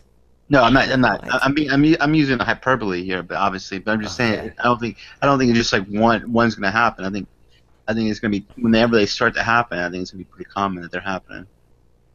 Well, there's a lot of misconception about nuclear weapons. People feeling that if they're detonated, it's the end of the world. Everyone's gonna be dying of radiation. That's not true, man. They set off during the Cold War like 700, 800 atmospheric nuclear weapons, let alone ones below ground. They didn't release that radiation. We're all still here, right? Not all nuclear weapons are huge explosions. They come in various huge differences in explosive power, right? That may be the reason why people were so much smarter prior to World War II. Like the idea that the bombs that were dropped in Hiroshima and Nagasaki like are responsible directly for taking out the entire city's bullshit, right? Those cities are made out of wood and they caught on fire and burnt to the ground. A lot of the damage. And the people were killed from fallout too, right? Didn't a lot of people like live for up to a month afterwards and then die of the radiation? I believe so. Yeah, people Yeah, who my suffered. my girlfriend's mom was in Hiroshima when the bomb hit. Like she was alive. wow. And She so was from the city. She was. They told them the Wow. kids to run to the mountains, and then to get away from it because they knew. I think they gave them a warning before they were going to drop it. There's this guy. No, they didn't. Yeah, they didn't have a warning. People didn't know. Yeah. No, they did give them a warning. They threw pamphlets. They released. I don't think so. Like, I've seen interviews with the people, and everybody was just like totally surprised at the bright light. No. Hold on a second. Let's backtrack. This can't be correct because her mom told me that they required the kids to run to the mountains. Maybe there was like maybe it was more like what Fox News does with elevated terrorist risks, where like the elevation may have been they knew that something possible could have happened, and that's what happened with the kids, and they were told to leave for their protection. Well, the Japanese government might have figured those cities were going to be targeted next because they were untouched, right? But I did see somewhere, or maybe maybe it's word That's from probably what you're talking about. They warned the Japanese. They gave them ultimatums and they didn't listen, so then they nuked them. So, what specifically, I'm not exactly sure. I don't believe they told them they had a nuclear weapon. It was secret, right? I mean, just say the weapon had malfunctioned, right? Yeah, but I think that I think there was an attack that they knew that there was going to be a huge attack, and then that there was like pieces of paper that was like coming from the sky to let them know that it was that. I don't know. Maybe it does sound kind of fishy now that I'm saying it. I don't Let me check into believe that. they did, but I could. Be I've seen a mistaken. lot of interviews with people that survived, and they all acted like they were completely surprised. There's this one guy. lady. Oh, sorry, Yeah, there's this one dude who was in Nagasaki, right? And the bomb fell. He survived. He jumped on a train, went to Hiroshima, and the bomb fell again. And he survived again. Like one of the luckiest Wow. guys in history. Yeah. Oh, I thought Hiroshima was first. Well, I may be confused it, yeah. Oh. The one that amazes me is this story. It was a lady. She worked in the bank, and it was there's a bridge that goes across a river, and then right at the corner there's a bank. She worked in the bank, and it was one of these fancy banks, built European style, so it had big columns that were made out of stone and stuff, right? And kind of Roman type-esque, I guess. I don't know. But when the bomb went off, and this was like 3 football fields away from her, she was standing right behind a pillar. So the initial burst of gamma rays, none of the radiation hit her. And then the blast wave blew her back, and when she blew back, she flew into the safe, the room where the safe is, and the safe slammed shut behind her. All in kind of like one action, and she survived. Nice. Came out unscathed practically. Wow. Real miracle story. That Kind of reminds me of the, what is it, Indiana Jones, how he hid in a fridge in the last movie to save himself from radiation.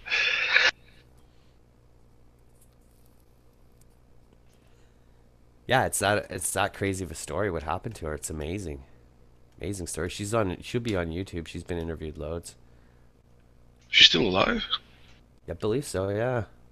Wow. She was like 17 or 18 or something. Oh, fuck. This is so fucking hard. I gotta redirect this little purple thing.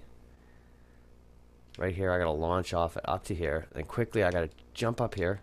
Oh, I missed it.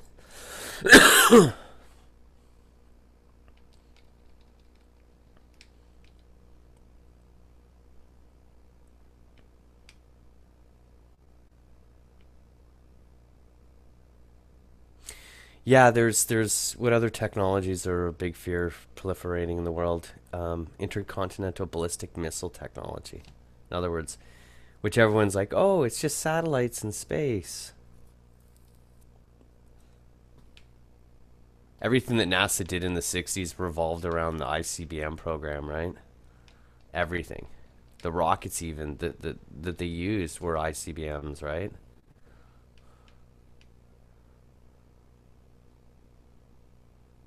So any country that has the ability to launch a satellite into orbit has the ability to launch a projectile from anywhere to anywhere on the surface of the planet. Now stop and think about that for a second, what that means. If even Yeah. small state operators have weaponry that can do that, think about how that would change foreign policy in the U.S. You could use biological warfare easily with that. Well, forget that. Just say you can launch 500-pound, 1,000-pound warhead. That's like a JDAM, but even better yet because it's coming in ballistic at like Mach 6 out of orbit into its target, right? So the kinetics plus the explosives is just unbelievable.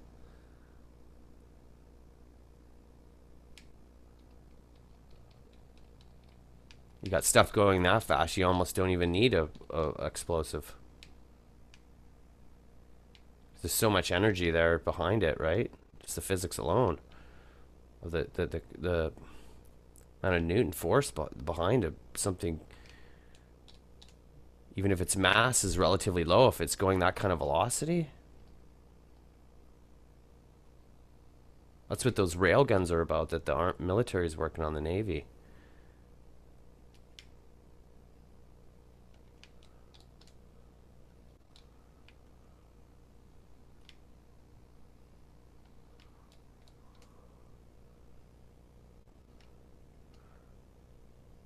Shit, where do I gotta launch that?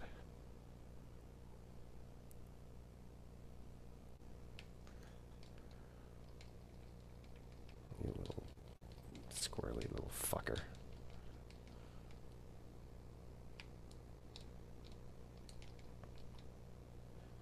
So yeah, just think about that, and if you have accurate guidance, I mean,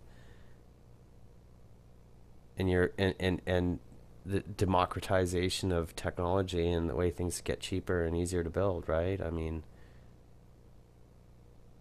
you know, no, I don't want to. These aren't going to be necessarily like total ass backward third world countries, but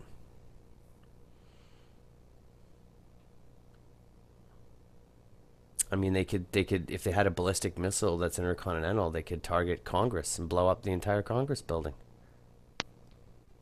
right?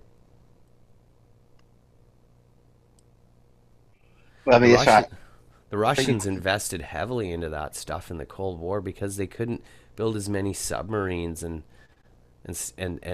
silos. What they did is they developed these missiles that they go on trucks. You've seen them, eh? Yeah. You know, like Spies Like Us. They're these special vehicles, though. They're huge, but so they can drive their missiles around, so we don't know where the hell they are, right?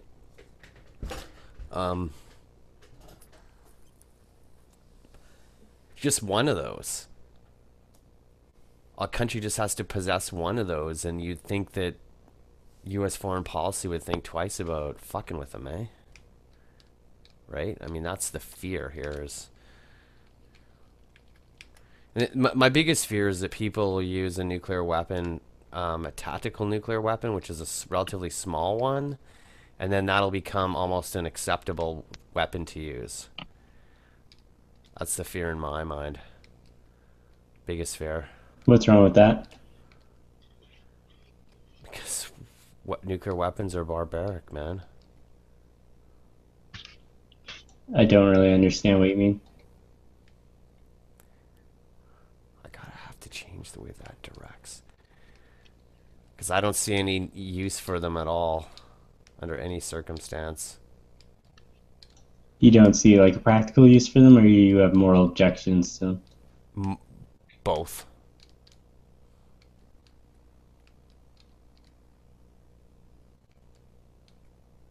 I mean, if the theists can say one thing about the 20th century, two things have come into reality, right? Two things have come into reality, scientifically speaking, empirically speaking,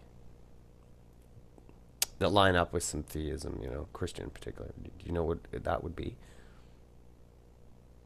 I have no idea. Well, we know that the universe had a beginning, right? Evolution? The Big Bang. It's not eternal. And number two, we really do technically now have the ability to fucking destroy the world in like an apocalypse of fire.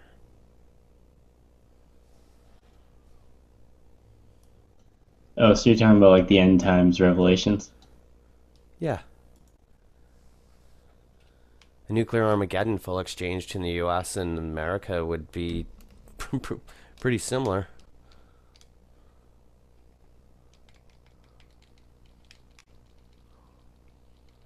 And the fact that there we do now know that there was a beginning to the universe.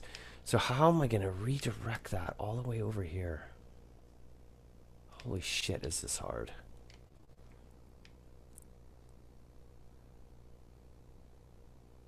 Somehow when I get it to shoot across, I'm going to have to get all the way... Okay, I get it. I got it now.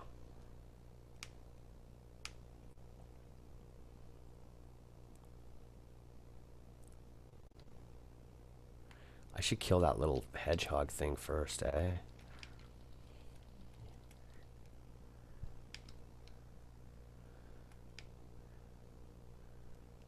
Porcupine. Okay, launch, jump. Launch, jump.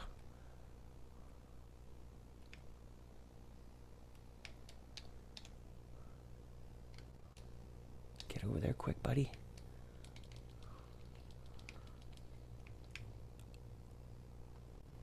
Oh. Fucker.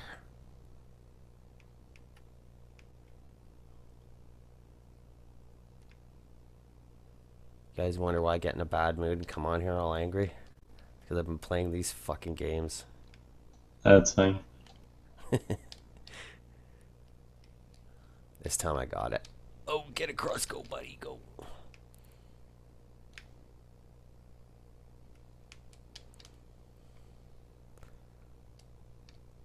Oh, missed it.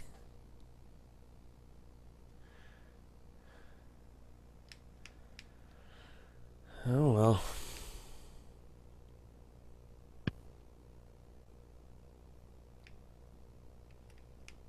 And you think this is hard?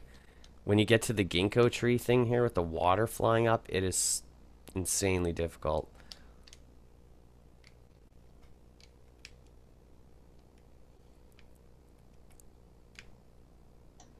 This is a PC game, yeah? It's a console game. It's on all the major consoles. Yes. Got it.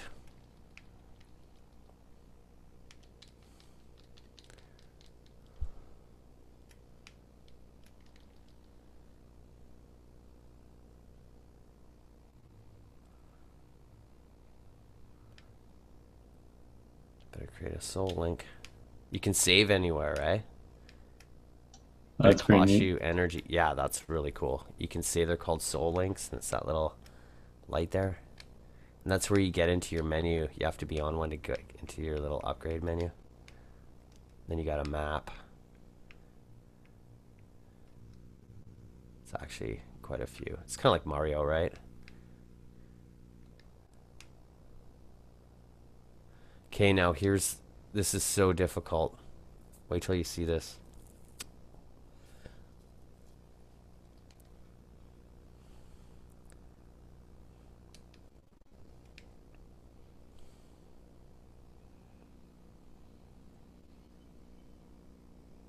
Oh, the water starts flowing.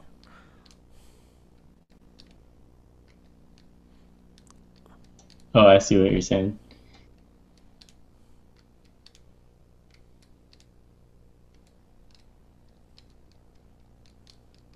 You only got so much time, right? Oh, you missed one step. I gotta wait for him to shoot a fireball. Launch off it. This guy shoots one. Launch off it.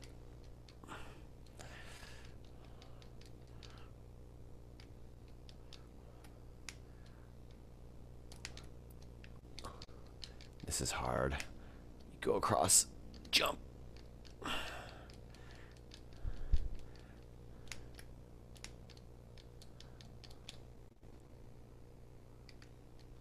Oh. Go, little buddy. Oh.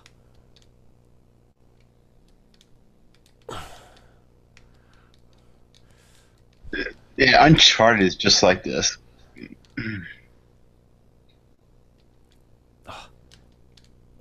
Yes! I just got that one fireball. I can't believe it.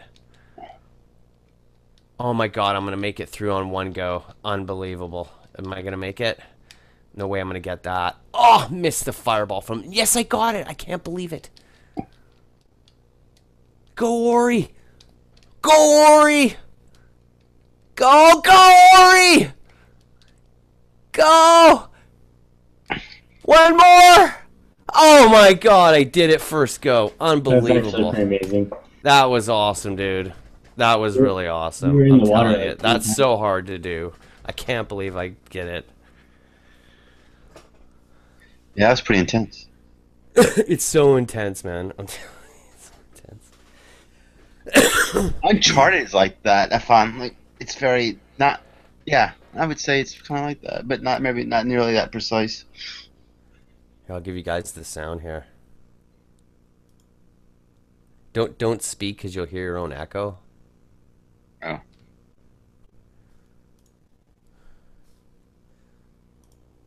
Let me just turn it up. You can hear it, right? Oh, I have to switch it to the fucking...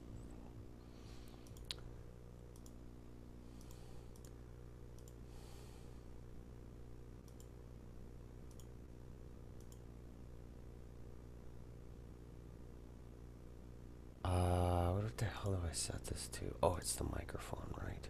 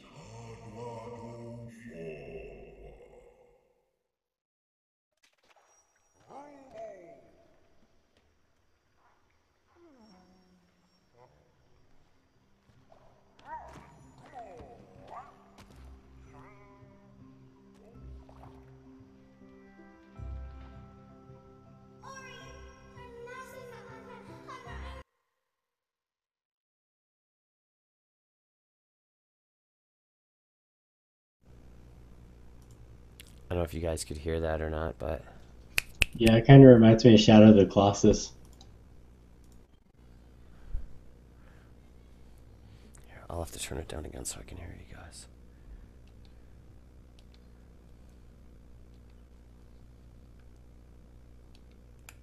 I can't believe I made it through that first go. That was awesome. Second time I played the game. Now I can swim, eh? Now I cleared the waters. The waters were poisonous before. They're all like kind of purpley and it'd kill you if you went in it. But now this little guy can swim.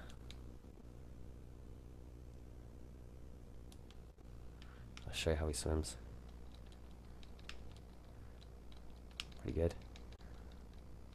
Oh, neat. Is there like special pretty stuff brave. down there somewhere? Yeah, there's you know, little areas you go to. It's got a map. Maps it out for you.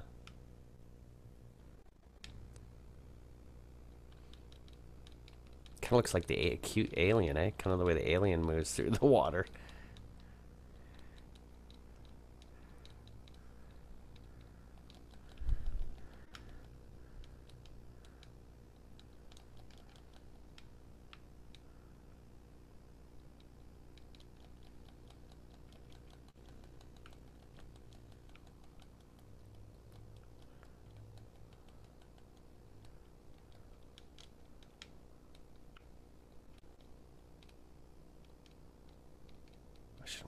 sir.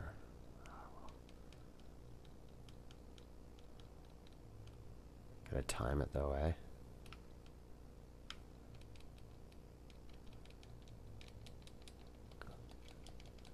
Go, little buddy.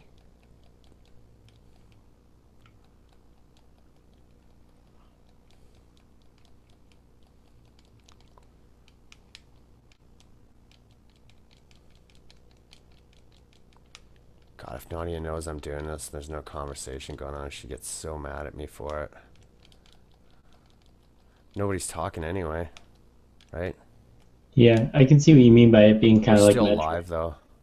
Yeah, it's just like Metro and Castlevania, but modernized, and the mechanics are really similar. But the controls is where it really shines. This little guy, you can really control him.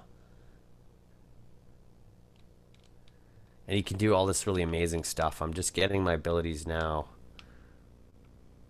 See, I've only got Spirit Flame, Wall Jump, Charge Flame, Double Jump, and Bash. There's a whole bunch more.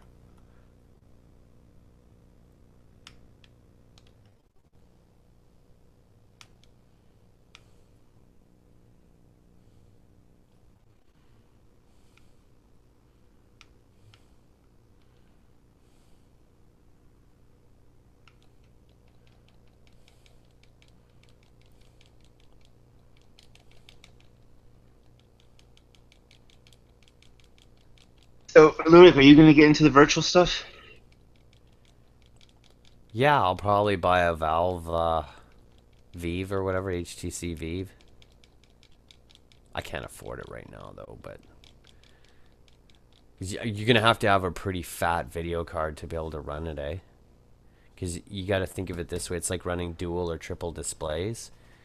You're rendering that many more pixels, so current video cards. Plus, you got to keep the frame rate really high. See on my LCD panel here, it's fine if it's 60 frames a second. I have a 60 hertz panel, and I turn on VSync because I hate the tearing.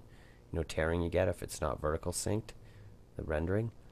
But with these, I think that the first generation, they're all 90 hertz, so that means you're gonna have to run it VSync at 90 hertz. So that means whatever 3D graphics you're running, you're gonna have to be able to maintain basically 90 frames per second minimum, right? Otherwise, it just ruins the whole effect, the VR effect. If you get any, so it means you're gonna have to have a really decent video card. How long do you think it's going to be before, like, it's a common household item, like a TV is? I don't think it ever will be. It's just like 3D television. It's a pretty niche market. Not many people are, like, look at the failure 3D TV has been, right? I mean, 3D movies are still really popular. I've installed quite a few 3D TVs for people, but the adults generally aren't interested in it. It's for kids, eh? They stick their kids in front of it. There's all these animated, you know, and I really wonder. I don't think I'd stick those on my kid's head. They give you a seizure maybe or something. I don't know. Kids go to it in the movies anyway, I guess, right?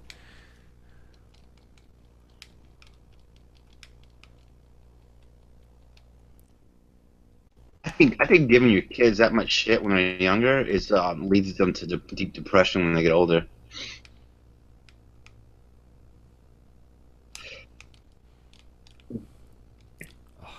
I don't know. You know, a lot of people like spoil their kids. I think that's like the worst thing you could do with your kids.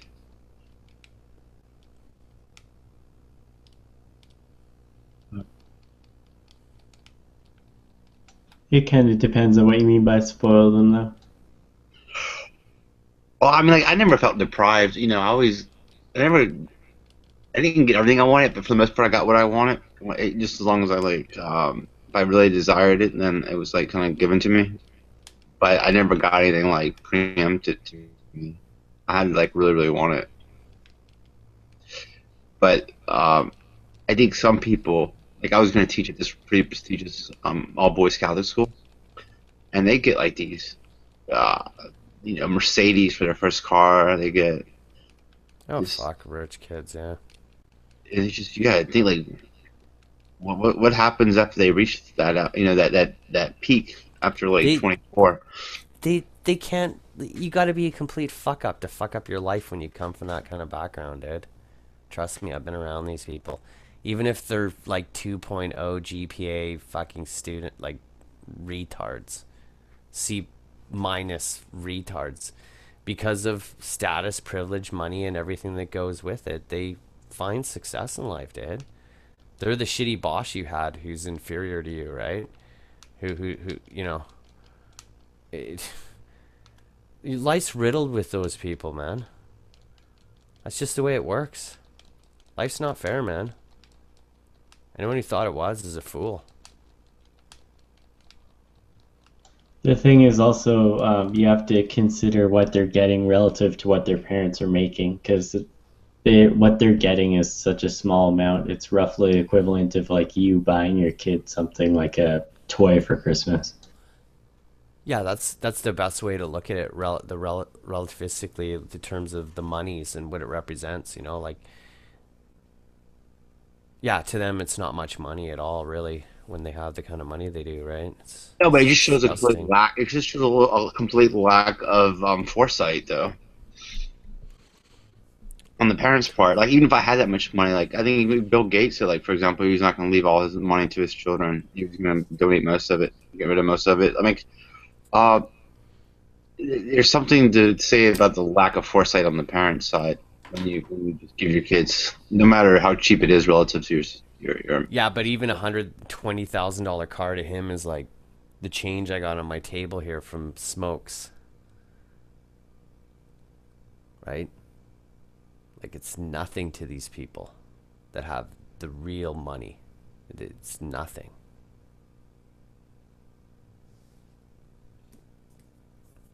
That's like creepy rich. You know, whenever you can just have people executed. A lot of people that rich. But you could literally have people executed that on that level. They're all super normal though, if you go and talk to them and hang out at their house. Well, for the most part. They let you know you're not one of them, though.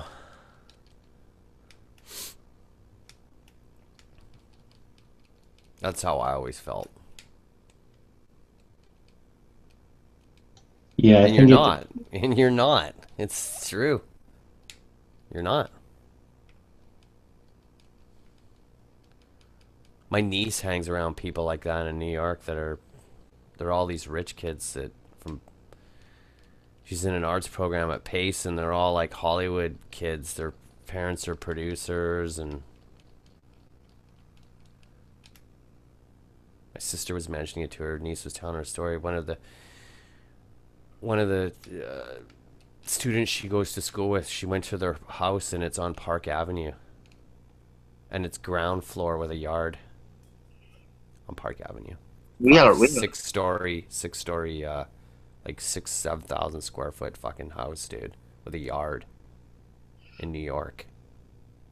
Right? Place is worth like 60, 80 million dollars, maybe 100 million. Disgusting, eh?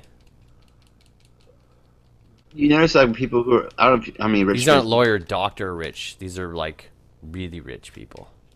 You know, not upper middle class, but the 1%, right? The 1%ers. What do they do usually? 1%ers? I don't know. Like, she's networking usually. I don't want to. Yeah, it's like I don't want to talk.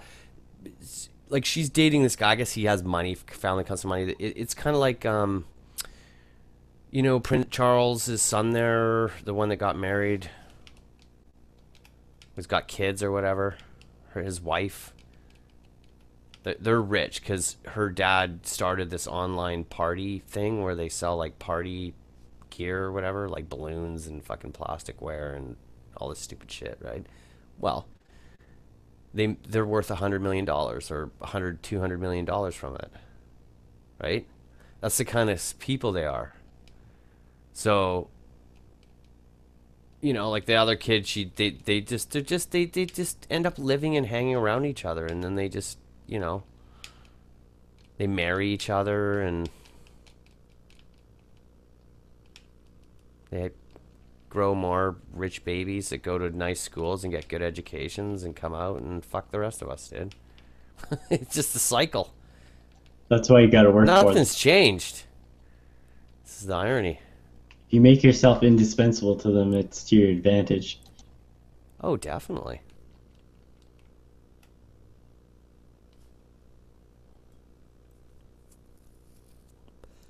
Not all bad people. Some of them are really good people. Some of them philanthropists, and they donate monies and do all kinds of good shit.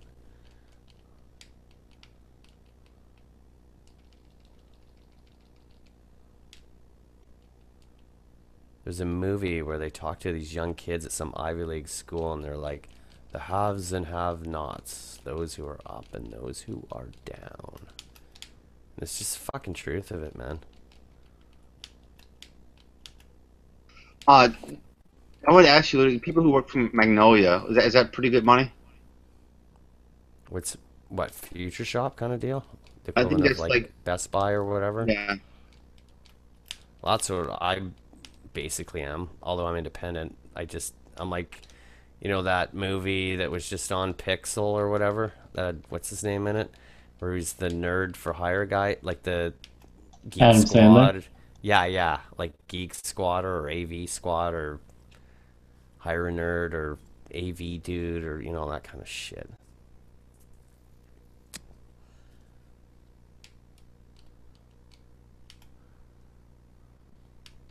I like working for rich people. One thing though, you got to deliver, man.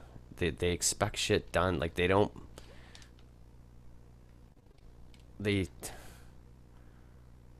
demanding. Poof.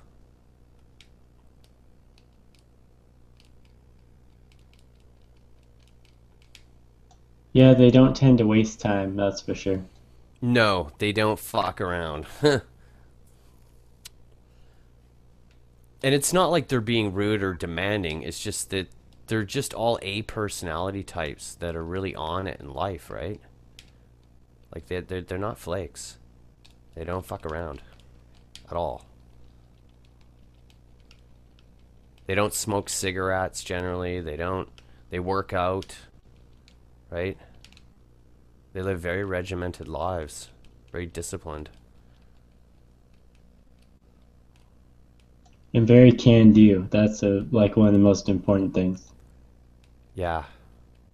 I've never heard a rich person talk about not being able to do something. It's probably because they can do most anything they want. That's the part that pisses you off if you ever are around that once or twice in your life, is to really realize that, right? That, you know. Well, the ones I've met, they were poor when they were growing up, so I never really had the problem of like the vacuous ones. Right. They're around, man. I get that more when you see their kids. That's the infuriating part, I guess. That sense of entitlement you're talking about, the boss's son. Yeah, they just kind of like coast around, and they're not aware of really what the real world's like. Well, nothing's a struggle for them. The ones that are really like that, they have very little personality, right? That's what I've noticed with them. They're all kind of bland people. Never had to struggle. They've no character. Right, they're like ornaments almost. Yeah.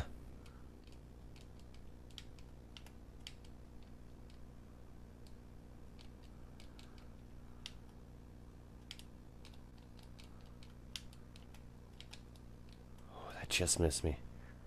And then they sometimes tend to get into self-destructive behaviors because of that lack of development or expression or whatever it happens to be. Oh, some of them are fucked right up, man. They've been raised in these boarding schools, and they went around their parents, and they're fucked up, man.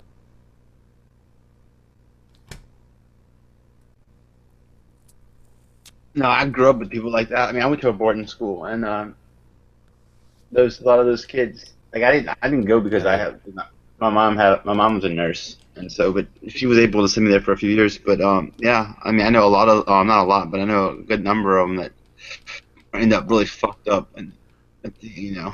I went to a Later. Catholic school like that too, dude, and I ended up leaving. My folks got me the fuck out of there at one point.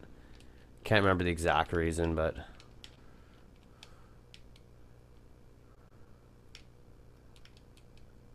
oh, I don't have Stomp yet.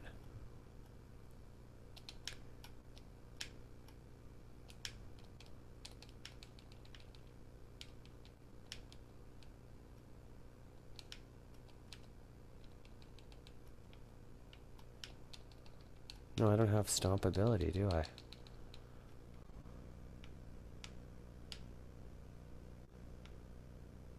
Next one's it.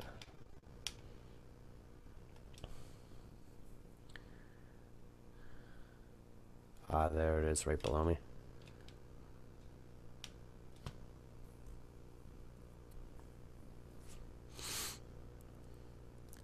Ah, they can't even... Like, I know someone like that, and they got a condo and a car. Like, look, you're talking about. They get, like, a BMW car and a condo to go to university, right? Well, they graduate from university. They sell the fucking condo. The real estate market went up. They've made more money off that than their university cost, right? So they get to go to school for free, right? They sell off the place they have. They've got like $100,000 in their pocket. And it costs them nothing. Yeah, that's what just the money natural. does for you. That's the natural way of things, though. I don't know, man. I'm thinking Dr. Zhivago, buddy. Go into their big house and put like 10 families in it. Or make everyone start back at zero. That would be interesting. I think there was a movie on that. Dude, was it Fight Club? Where everybody starts back at zero? Oh, right, where they blew up all the computer network. Yeah, but that's only good for the people who do tricky stuff with money, not like actual honest work. Because there is a certain amount of just like trading, or not necessarily even trading, but just money manipulation. Yeah, that but I doesn't mean, really work. yeah, but no, it would work because of course you would be doing a lot of harm in the process. But I think the overall would be that everybody that you have on top now is high quality, right? I mean, that would be the idea behind that. That all privilege should be set aside for one moment, finally. That would be the great equalizer, I think. It would only last for like about, I don't know, a day or two, though.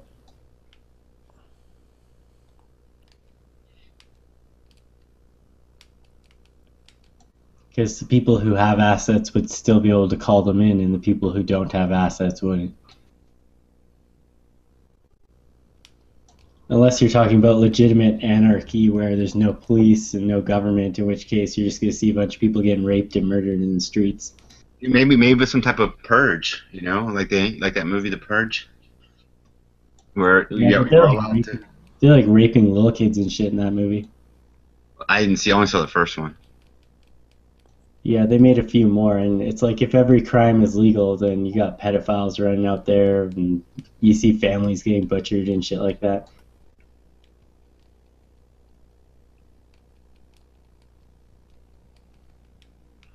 Just a thought experiment. You guys have pretty dark views about what people are like. I found in my life that people are generally pretty good. There are messed up people out there who are dangerous. But Well, people are good. Most people are pretty good. They're pretty Maybe I'm good, but naive. they've grown up in a tightly regimented society where violence and certain behaviors are very under control and penalized. That's true. Yeah, I mean, you put them in a situation where they can't get what they want or they can't get what they need. I guarantee you that's going to change.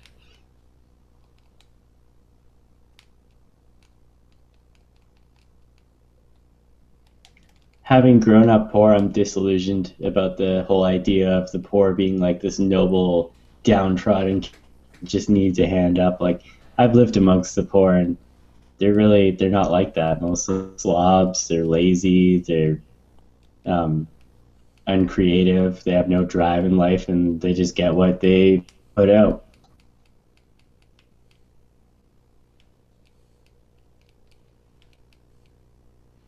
Kind of a scary thought. It makes you wonder how much of who you are is determined by your environment and not by your own doing, and how little control we might really have.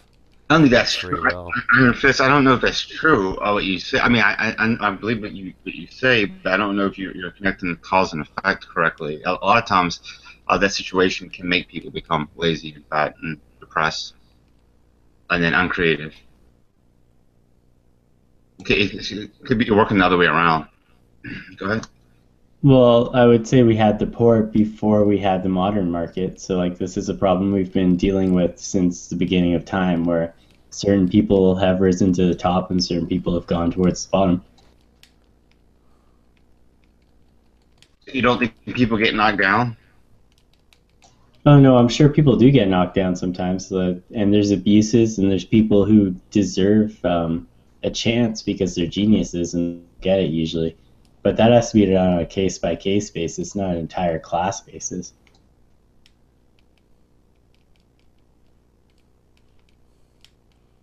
That's the part that upsets me, is the idea of some genius somewhere not getting a chance because he's some poor black guy in a village somewhere getting killed, and but meanwhile he's the next Einstein that could have solved the energy crisis or whatever, right?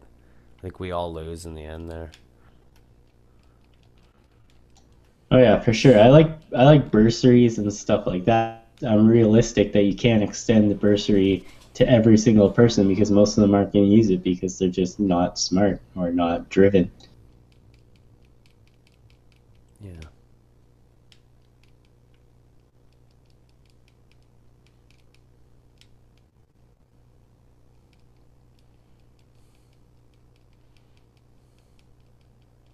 Those early years of childhood really shape a person, where you're going to end up in your life.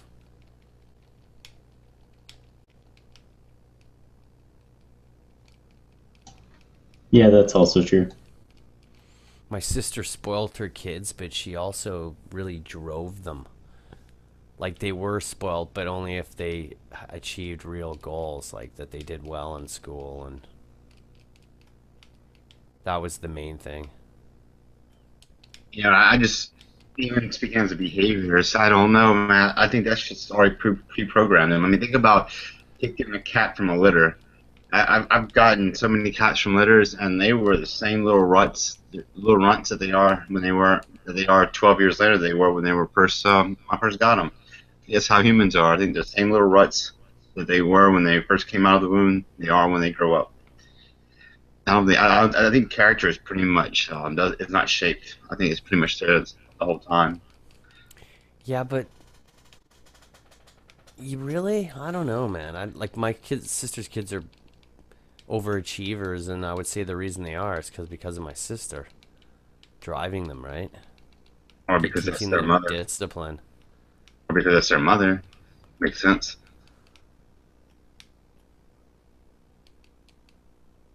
Well, my family never came from money, and my sister's a lawyer, right? And she put herself through law school, so that'll give you the idea the kind of person she is.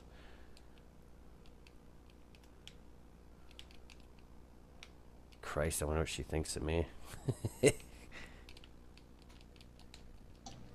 And poor people, once they actually get into like the middle, or especially if they get to the upper class, then they know exactly what the stakes are, so they're very careful about making sure their kids don't lapse back into where they came from.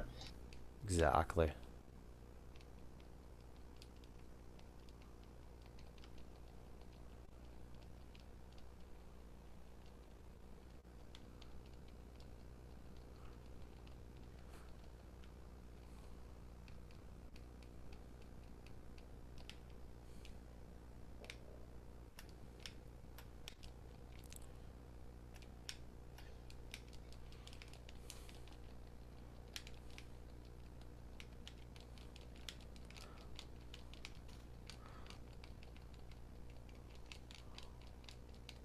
Jeez, that thing's hard to kill.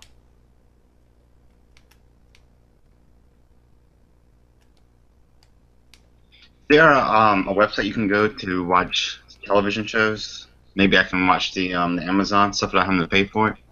Yeah, hold on a second. What I suggest people do, I've been mentioning here, is install Xbox Media Center, or what's now called Kodi, and then go to something like Super Repo, and then download all the plugins. Like, it's a repository. You can then, inside of Kodi, you can download plugins, and all these plugins allow you to, you know, pretty much watch any streaming service. Basically scrapes the websites of all those like Project Free TV and Pirate TV channel websites, and it pushes the video into a 10-foot interface that's meant for like on a television set.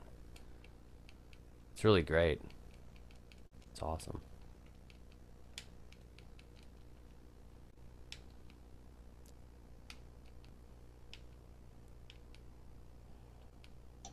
You remember the old days of like Kazaa and LimeWire and stuff? Yeah. I used to use iMesh. Remember that? Dude, I remember the old days of Usenet. There was a post limitation on Usenet, so I don't know if you remember when you'd pirate stuff years ago, it would come in all these, the post limit, there's a limitation in how large a Usenet post can be. So you'd have to RAR a file into like chunks, so you'd have like a archive set that was like, you know, the movie.rar and then a file called 01020304, right? That's hilarious. Because yeah, and when you would download them from torrents, that's usually what they'd be like. People wouldn't post it as a single file, right? But that's because all the wares or pirated stuff is being distributed via Usenet. And Usenet has a post limitation, like how large the file can be, a file limitation, right? I can't remember what it is. It's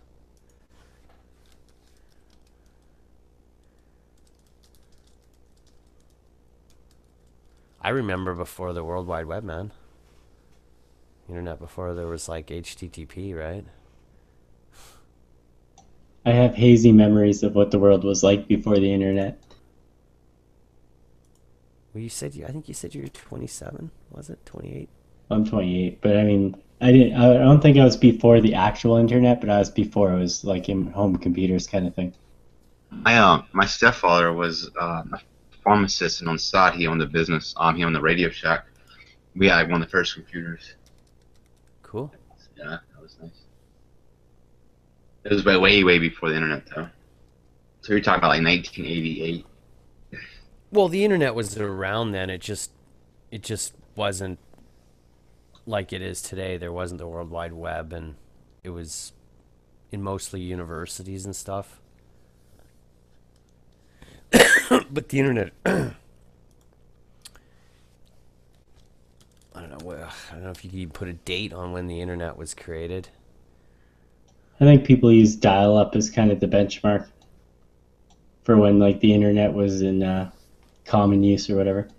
Yeah, it wasn't until what the hell was it called? Netscape Navigator, like the first web browser. Yeah, you're talking about like 1991, 1989, maybe 1990, 1991 is when it first started coming out, I think. Yeah. I can look it up, actually.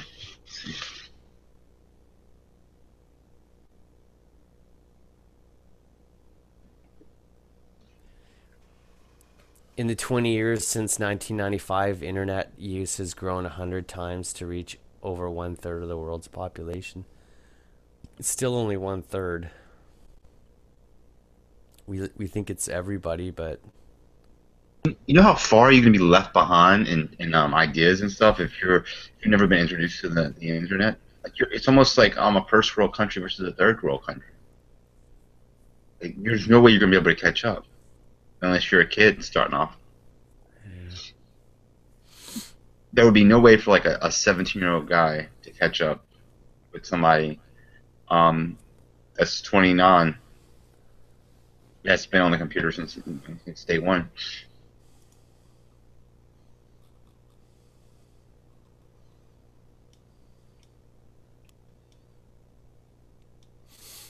Well, computers have gotten a lot cheaper, and you can get really small little netbooks that are worth 50 to $100.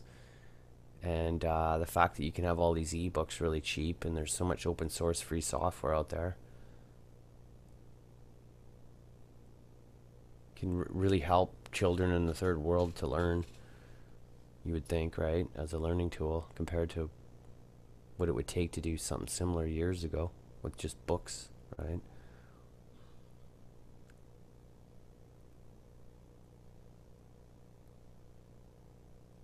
Those kids, they all grow up on Linux. They don't grow up on Windows or Mac.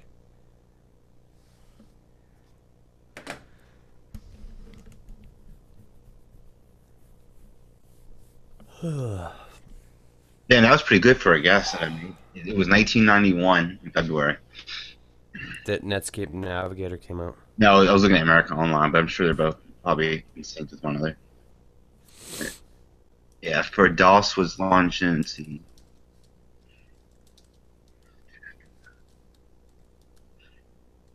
Isn't that weird? It's registering all these. I hit a key and it registers the dot.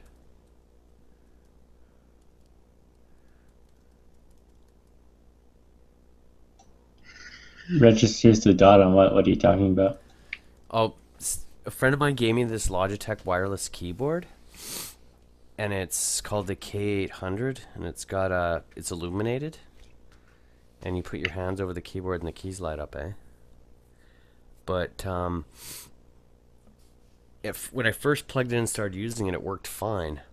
I'm like, oh, there's nothing wrong with it. Now I started using it. As I type, it puts in periods. Oh, that's weird. Yeah, on certain keystrokes, like it just... Like I'm hitting J and it's putting J period. And then when I hold it down, it just repeats period. That's so fucking weird, eh?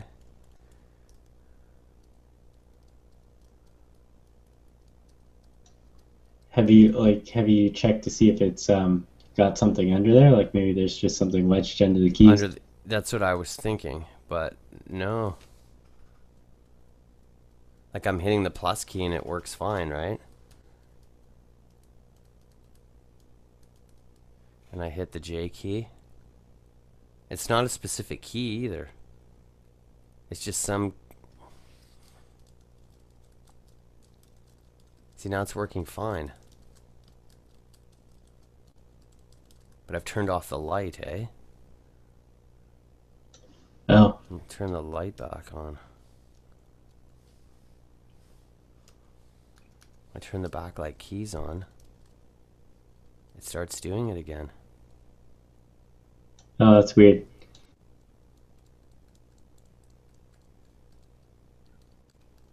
Fine, so I guess you had kids like around 22, 21, and I guess you've been working pretty much the same job or moving around, and so you decided to join the army. Is it because you're just kind of bored with things around you? Is that why you're looking for action? Well, no, my grandpa and my dad both did it, and I meant to do it earlier, but then when I had my kids, I kind of I don't know, I had to deal with that first. Yeah, it only fucks up when I turn on the lights. Is that weird, eh? It's only when I turn on the backlight does that screw up. That is very weird. Maybe it's like a driver thing or something. No, I don't think so.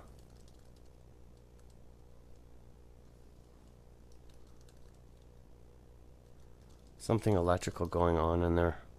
Something that when you press the key, it's getting the value to the controller that's equal to the period, right?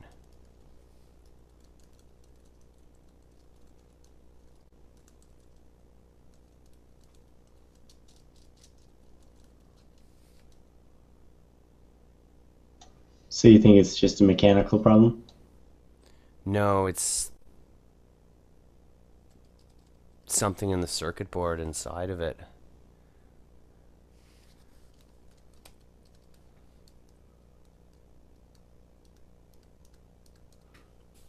I'm just trying to remember in my mind how a keyboard controller works electrically.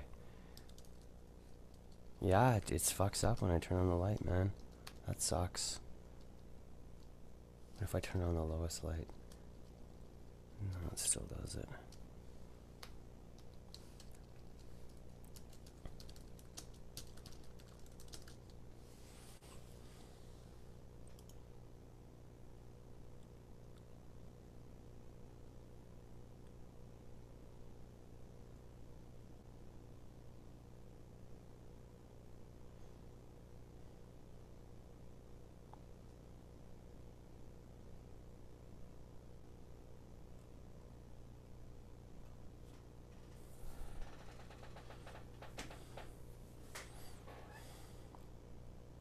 Yeah, my family actually gives me shit about not joining the army sooner. A lot of the time.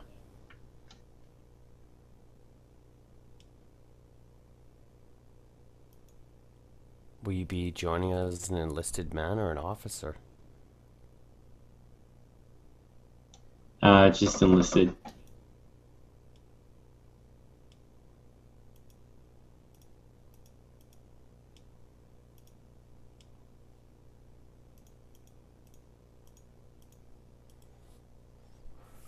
I had a whole bunch of friends who were military brats. Little high school buddies. My one friend's dad was the supply officer for CFB Calgary.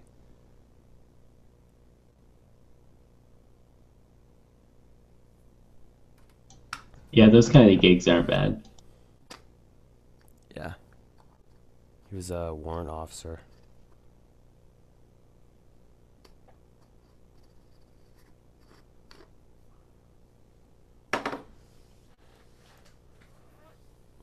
I was looking at jobs, and where the hell, it was in Saskatchewan, and there's a whole bunch of stuff and listings for working for the Canadian Navy. What the fucking Canadian Navy in Saskatchewan? What the hell? What's that the song about those pirates in Saskatchewan? Have you ever heard the Arrogant Worms? They were kind of big in like well, not big, but they're like a little Canadian folk band or something that was making music in the 90s, I think. Oh, off the top of my head. Would this be is this a good time to join the army, you think? What do you mean, in what sense? Like if you don't want combat, if you're not interested in action? Well, if you don't want combat, then you shouldn't join the military. Well, no, like if you just want some like safe job in the military, like I don't know, like teaching or something. Oh, I mean, you can get a job like that, but there's still a basic expectation of you, right? So it's not a good idea if you're really worried about it.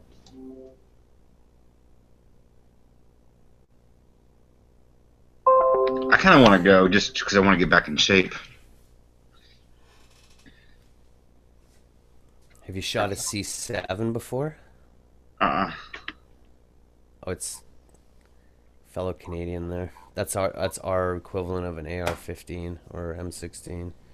Yeah, I haven't shot one, but yeah, that's right. That's our rifle. I've shot a lot of other guns, though.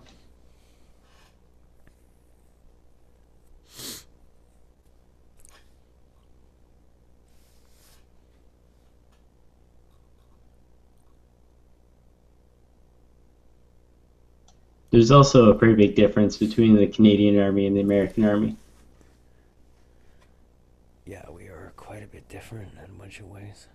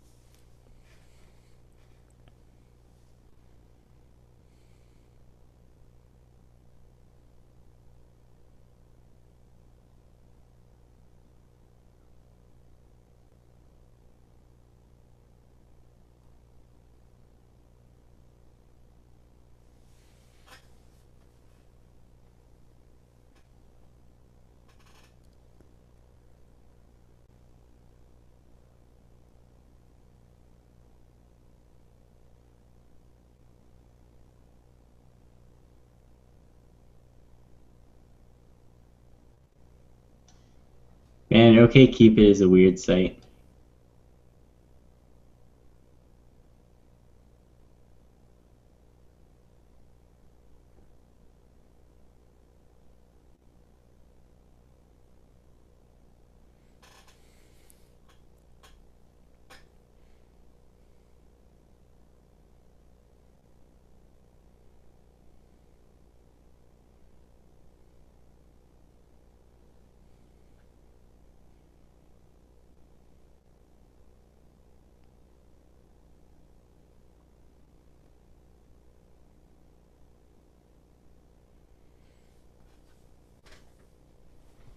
Oh, God, sitting in this chair is bad on my back and ass, man. Everybody now has notebook computers and tablets though, eh? So half of you are like lazing around in bed or on the sofa or whatever. I'm sitting in front of a conventional workstation here. It's fucking killing me. So do you all have notebooks? How many of you have desktops? I have a PC, but well, I have desktop. I mean, I do have a tablet, but I don't use it very much. So you're on a desktop? Yeah.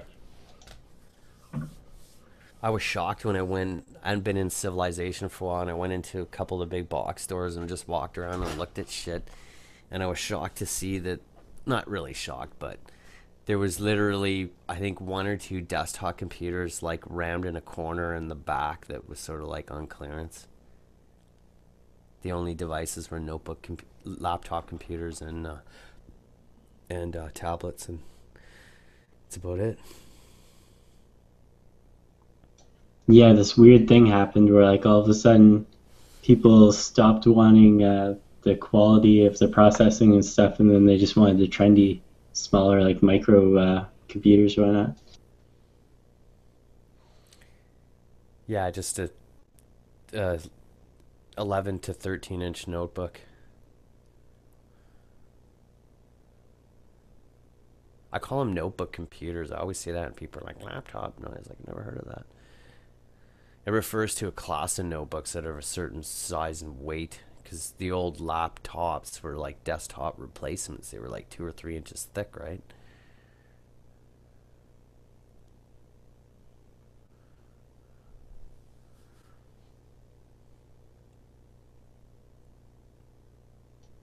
Yep. I don't know why they're going for those things, but they seem to be the future. Especially those ones that do like the folding and stuff like that. Well, they look behind a computer and they're lost. They can't even hook up a DVD player, man. Blu-ray. Someone was here, and I can't remember who it was, this girl I was seeing, and she took a look, like, I don't know if I can see it here, but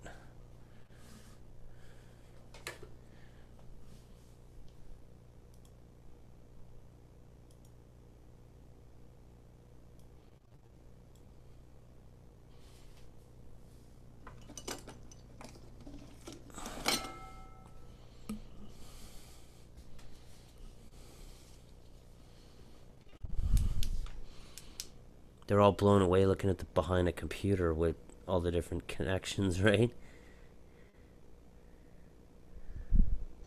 Oh yeah, that's funny. It's funny when you try and get them to go inside a computer. You know they're a retard when they call the computer case a CPU. You know they don't have a fucking clue. Well, I used to live in Chilliwack. I used to work at that tech support place out there that does HP stuff, or used to back in the day. Oh, and yeah. a lot of the times with dealing with the Americans, when they called in, they'd think the monitor was the computer. Right. That was always fun to try and walk them through the process.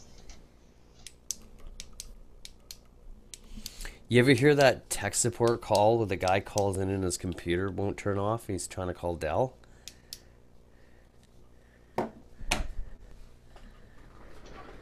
It depends on which one. There's so many different calls. Yeah, there's a lot. It's the funniest I've heard yet. Let's see if I can follow it. Dell support call. Turn off computer. Here it is. 8 years ago now. Holy shit.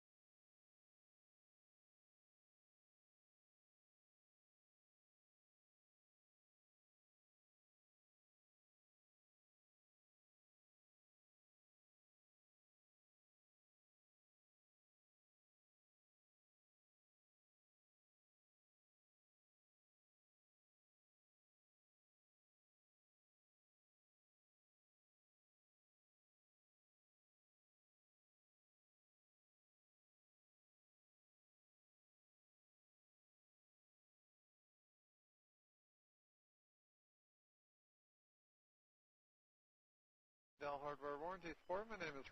How can I help you? Well, my mom got one. Hello? Can you hear me? Yeah, I'm having a problem. How about now? I got my phone on. Can you hear me now? I can hear you. You're breaking up a little bit, but. Oh, great. All right. Well, what I got is my mom's laptop here, and it won't turn off. It won't turn off? No.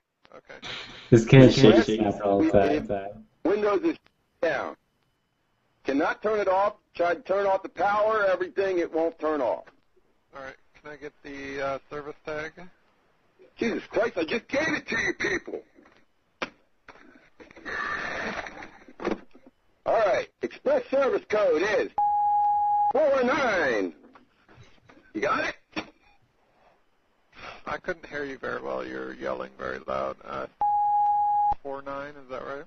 Yeah, it's close enough. All I need to know is how do you turn this goddamn thing off? You know, your automated crap sucks, all right? And I think you suck, all right? Jesus Christ, how do you turn this fucking thing off? You understand that? All right. Well, I will just need to actually see what system you have here. So I'm showing that you. Can I get the name on the account? It's. All right. And the phone number it was purchased at? Why do you need all this? All I need to know is how do you turn the thing off? I need to verify the owner of the system, sir. Oh, Jesus Christ. The number is 72. All right. And can I get your name? My name is. And your last name? I'm her son. God damn you. Fucking goddamn people, I swear to God. And your phone number? My phone number is the same. Okay. And your email address? Why do you need that? You know you're upsetting the fuck out of me, all right? You fucking goddamn asshole. Look, goddamn it, the fucking thing will not shut off. You understand that? since last night, and you got a goddamn battery problem as well, alright? What the hell the fuck's going on with this goddamn thing? I'm getting very upset about this. You know, I've spent about an hour trying to talk to you people on this freaking automated crap you got, and that's what's got me all fucking upset like this, alright? And if you didn't have all this automated crap on your goddamn phone system, then somebody would talk to a human. Do you know what a human is? Yes, sir, I do. And I will. You keep acting like a goddamn computer and keep asking me for these stupid questions when all I need to know is how do you shut this thing down? It says Windows is shutting down. It's been saying that since last night, all right? Now, how come it won't shut down, and how come I can't shut it down? What do I got to do, rip the damn battery out of the back of it? No, you definitely don't want to do that. Well, what do I got to do? Will you please tell me? Yes. All I need, so do you not have an email address? That's all I need from you. Do you not have an email address? I'm not going to give it to you, all right? Let's put it that way, all right? Because I have nothing to do with this goddamn computer. All I want to know is how you shut it down before it causes a goddamn fucking fire. Will you fucking tell me? All right. So, to shut the system off, you see the power button on it? I've been pushing it for the past 3 fucking hours. It don't fucking do nothing. Okay, hold down the power button for 10 seconds right now.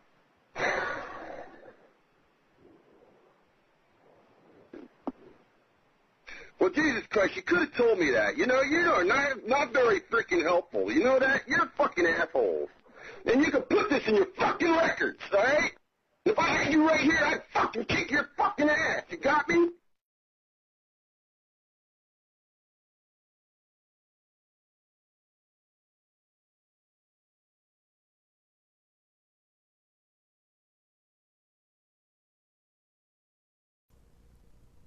Isn't that hilarious? It's classic. That kind of shit really happened like all the time. Was that prank or was that something real, Louis? Oh, that was real. I don't know why they just didn't tell him, hold the power button down until it turns off. Instead of fucking him around like that. It's because you have to go through the process of getting all the info. Yeah. It's just funny because everything he said, like if you've done computer stuff, you've been through that where the computer wouldn't shut down, and people are always like, "Oh, don't remove the battery." I always tell people not to yank the battery because you used to be able to pull the battery out of notebooks, right, or laptops. Not anymore. Yeah, I noticed that. What's up with that? How come is it just it's cheaper that way, or? That's a perfect way to build in. Yeah, probably a bit cheaper to manufacture, but great way to built-in obsolescence, right? When your battery can no longer take a charge, you're kind of fucked, right? Buy a new device.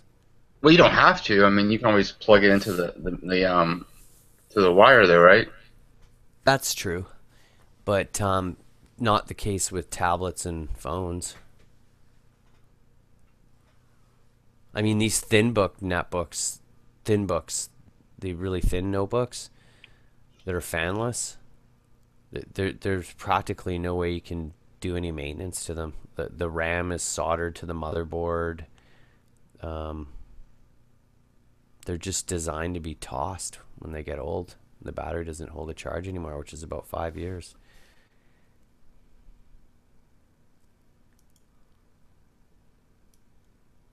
Hey, Ermine. I'll show you here.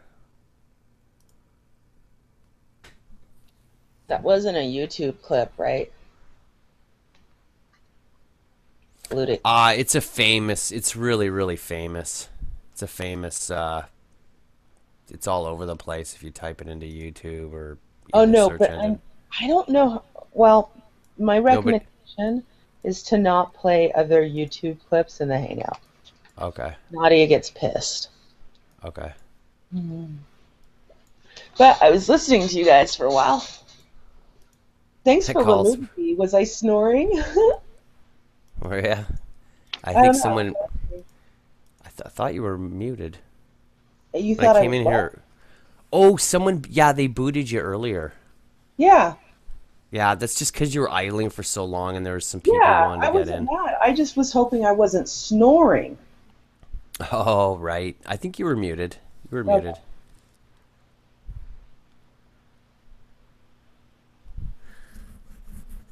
Yeah, that was so exciting watching you beat that level of the video game. I was laughing so hard. Oh, I can't believe I made it up that tree like that. That blew my mind. First time, too. That's fun. I'll be right back.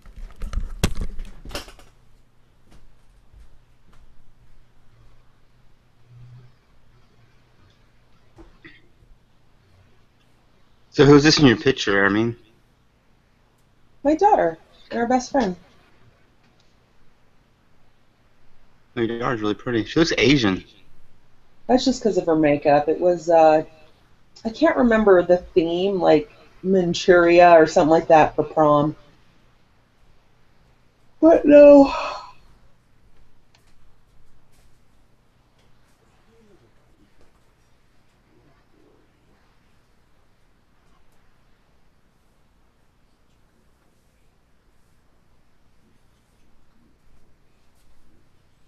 Hmm.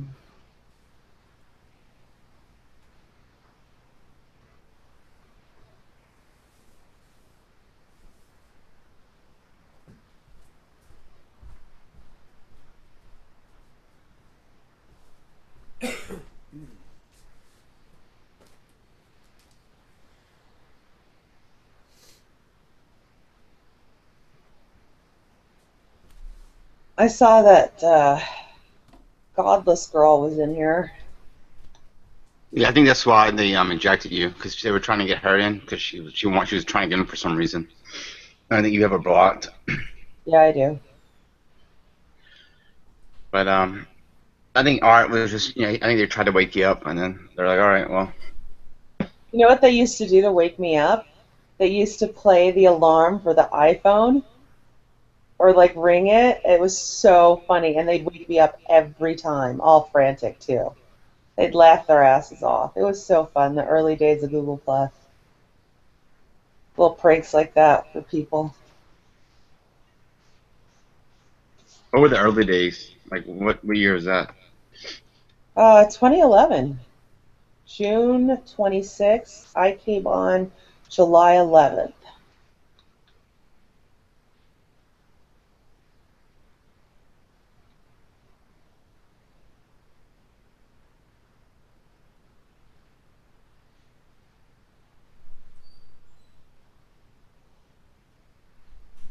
That's actually pretty crazy.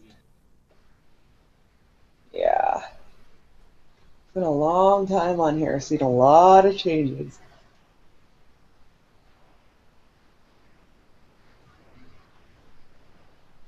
Do you like it better now than it was when it started, or do you think it's gotten worse, or what? I wouldn't say it's gotten worse. Well, yeah, it has gotten worse, yeah. But it's different. I liked it better before. It was a different community of people, you know? It was so easy to find new people to hang out with and get to know. Like, for 2 years straight, we had what they call a hurl, a hangout in real life at my house, and there was like 50 people that I'd never met except for online. Some people I hadn't even met online. And now, like when I go places, like when I go to Las Vegas, I stay with Angie. When I go to LA, I stay with Chris. Like, we're just friends now. I just love them to death.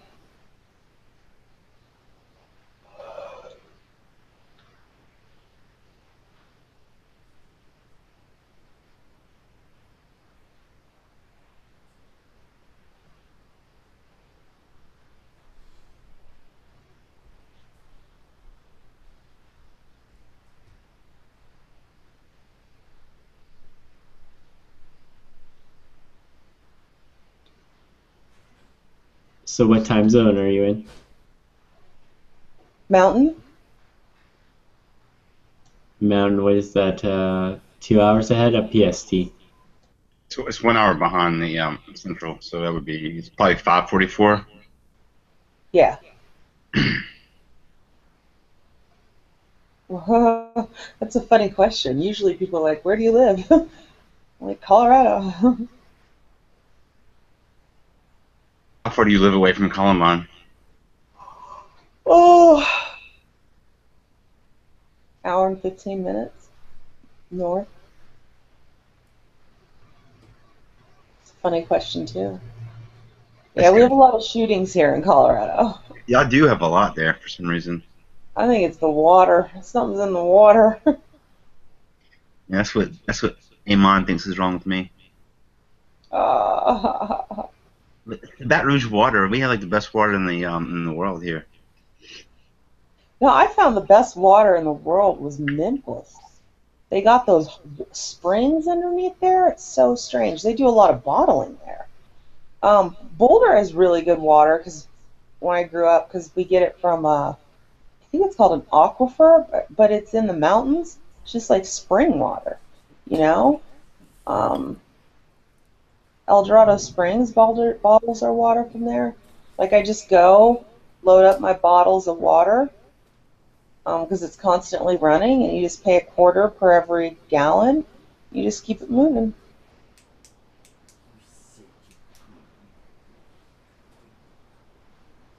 Yeah, Nestle gets a lot of their water from near where I live. I'm not a big fan of Nestle water. Where do you live? I live in British Columbia. Oh. I'm real picky with bottled water. There's only a couple I like, but they're usually just filtered. They're not even, from a spring or something. I just don't drink bottled water for the most part. Unless it's like El Dorado out here. One of the bottle, I just remember it's naive spelled backwards. Yeah, Evian. Evian. That's nasty water. That tastes so gross.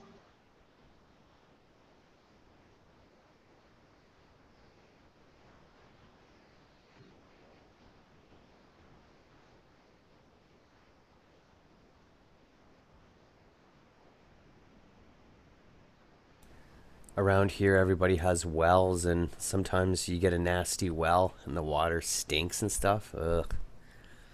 Right. Where do you live? British Columbia. Same. Oh, well, see, why? Oh, I thought that was Iron Fist. Oh, both of you guys live there. Yeah. Well, then why would anyone brag about Nestle water? It's not a brag, but Chilliwack is supposed to have some of the best water in North America. Oh, okay. I've never heard of Chillac, but I like the name of that. Sounds a lot like Chulak, like from Stargate. Homeworlds of the, let's see, Chilliwack. Yeah. You know, Hey, Vulcan's a place in Alberta, eh? It is. I think that's where Ron Berry might have got the name, too. I thought Yeah, I mean, it reminded me of chillax. Like relax, chill out and relax. Relax. I guess it's Chinook. At one point here in BC, we developed our own language. It was called Chinook jargon. It was a pidgin language. It was a mixed mash of native First Nations language and some European languages all kind of rolled in together. Oh, wow. Yeah, the Hey, seven Ramin. people started to develop their own language, if you can believe it. hey, Ramin, that was me who kicked you, by the way. Oh, I don't care. I fell asleep. I don't have a problem with it. Okay. I just hate when I'm in the middle of a sentence and someone boots me. I'm like, damn. I'm like, good. I could have started snoring and really embarrassed myself, so thanks. Well, I guess you're welcome. Gotta be kicking you more. Ha ha ha ha. How'd you know it was me, Art? Oh, well, the Negdamar. Oh, no, yeah. No mirror. No, me right. And you also showed a picture of your daughter before to me. Once. Oh, that's right, yeah. That's right, you and Fudd Mutton. I remember that. Never do that again. Yeah, I was about to say you regret that, don't you? Yeah, yeah. By the way, she's gorgeous. She looks like Rihanna. Kind of like. Like who? Rihanna? Oh, Rihanna, yeah. Yeah. You have Barbarosan blood, don't you? I think. I have what blood? Barbarosan. What is it called? Barbados. Barbados blood. No. No, we're Cameroonian. Sorry. I mean, you black people just look alike to me. Yeah, we're That's fantastic. we're Bamileke and Vong Vong. Those are our tribes. Oh, wow, you even know the tribes. Nice. Oh, yeah, I'm from there, Bart. I mean Bart. Art. It's been a long time since somebody confused me with Bart, but yeah, that Yeah, happened. yeah, exactly. You know Bart. Yeah, I didn't mean to say that. This came out. That's fine. Oh. She's just a mutt, because once you get a little bit of American in you, you're just a mutt.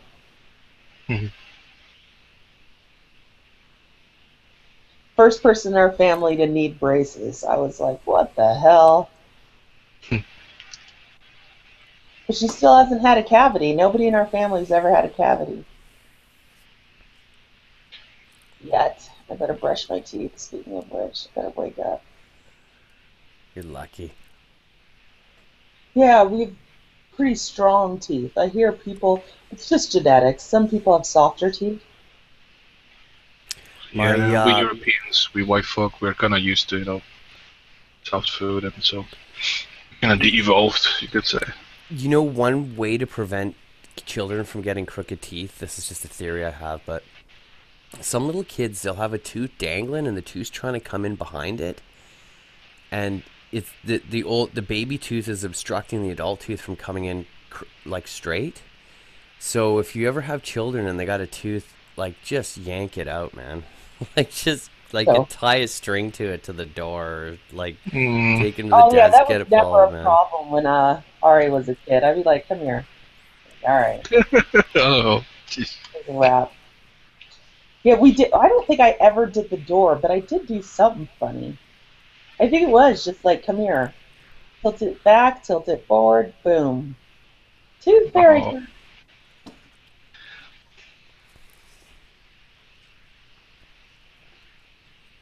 Both my brother and sister have perfectly straight teeth, and I ended up without it. And my mom fought my dad over this tooth that was coming in behind my other front tooth, and he wouldn't let her pull it out.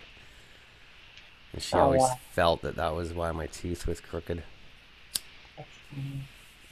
I doubt it, but I hear what you're saying. Sometimes it's just genetics. That's the way it is. My English teacher said that she had crooked teeth, and the way that she fixed hers was just every time she'd watch TV, she'd put her fingers against her teeth and push, and that eventually straighten her teeth out. Yeah, it's kind of like sucking your thumb. Eventually, You're gonna do some fixing or do some damage. One of the two.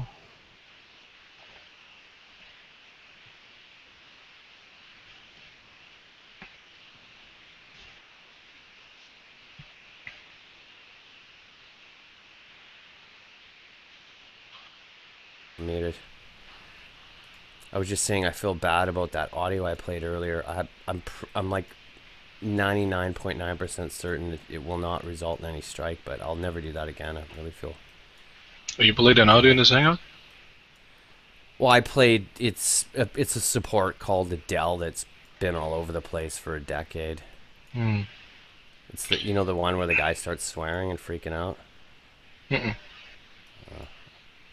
But that's okay. Well, I don't know. Better be on the safe side. I mean, you better tell Nadia if the strikes up. Yeah, it's not a big deal. It's happened before. That she's... Well, there's when I looked for it on YouTube, there was like 10 or 20 hits, and each of the videos were 8 years old, so it's been on YouTube from early on. Never had a strike, right? Like any of them. So there's existing videos but of that audio. Those existing videos may own the not the copyright. What's it called? I don't know. Like Creative Commons? They may have the rights of use. And you never know. That's why you just don't play shit on YouTube. Okay. Yeah, or any other recorded whatever. Just Yeah. Better safe than sorry. yeah. But you're just learning. When you told me that you gave mods to everybody, I was like, uh-oh. I could tell you were just learning. I was like, oh shit. Yeah, that was stupid. I had no idea that guy would behave that way with all of you. What guy? MMA artist. Oh, you're talking about this. Oh. We started booting everyone, and he said he didn't have mods, so he lied to everyone. You know, and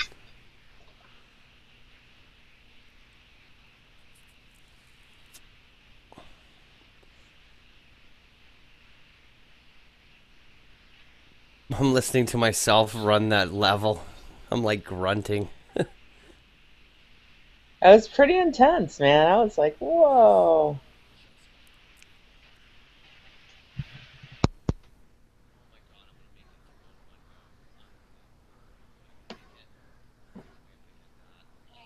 Yeah. But you're just learning. Oops, sorry. It started playing again.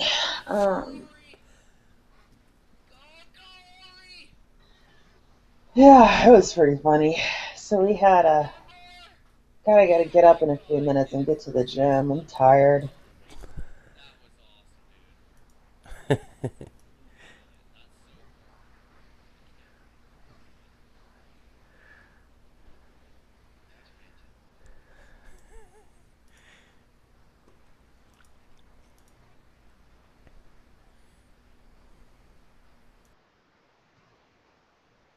Who'd have thought watching people playing video games would become the most popular thing on YouTube?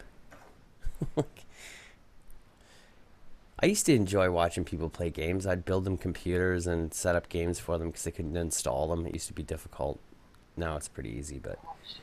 And then I'd sit back and watch. Really got I have a off. modified Xbox. You ever heard of those? Yeah, I have one too. Oh, you do? Yeah, I used to do that. I have all the old school Atari, Nintendo, Sega, and some other game system. I forget what it is. Oh, nice. From all the way from 8-bit to 128. Nice. For sure 64. But it's just ridiculous. I have Bubble Bobble, I have TNC Surf, I have Contra. Shit. Oh, nice. Yeah, I love all those games. I have them all too. MAME, Multiple Machine Arcade Emulator.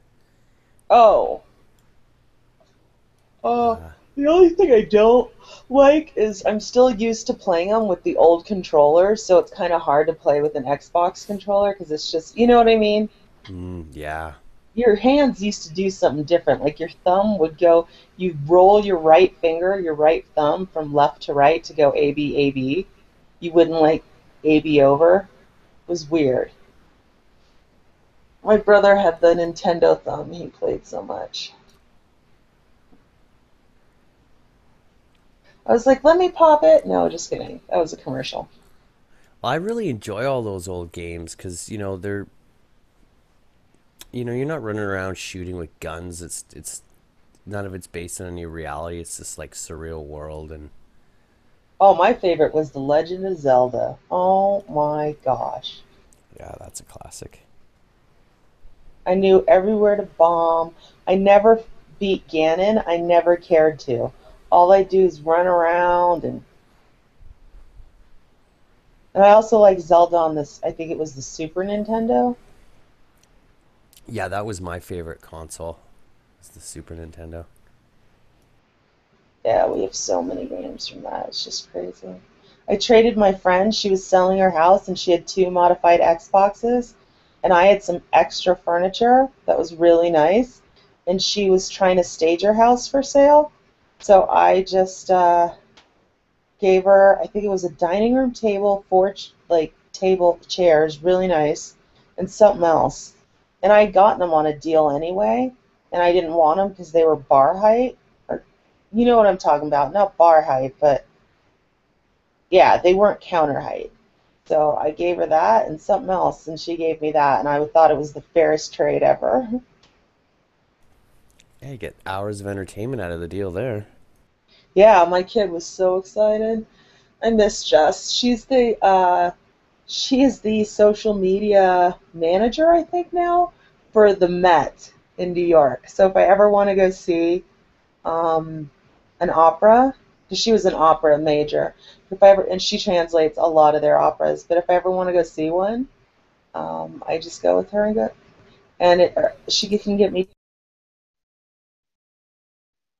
That's a nice contact to have.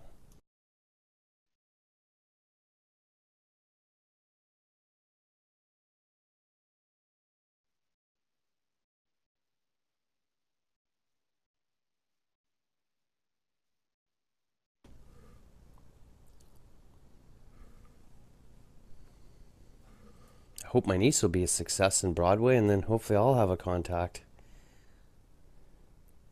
I had a contact I could meet there before for that type of thing, but it was many years ago, and my aunt now has gotten so old that her friends are probably all passed on, I guess.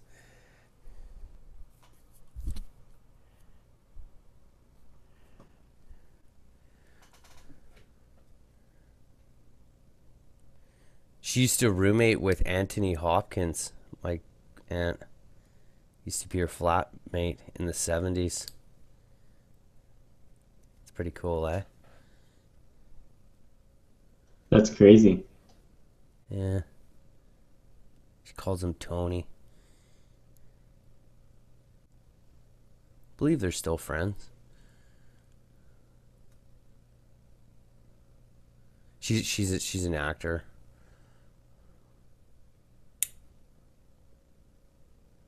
She told me all these people I could meet if I go to New York. Gave me a list of names and numbers. Said call these people. They'll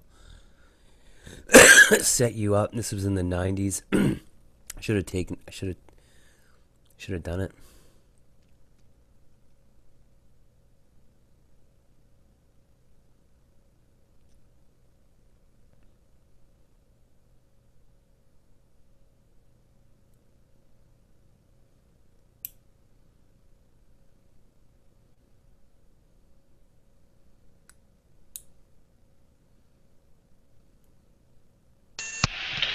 If somebody has mods, can you broadcast their main again? Oh, yeah, you bet. Oh, what the hell happened there? Must having connectivity issues, I guess. I'll be sure to give that to you, Art. I have mods, just that I cannot tab out. Oh, okay. Right.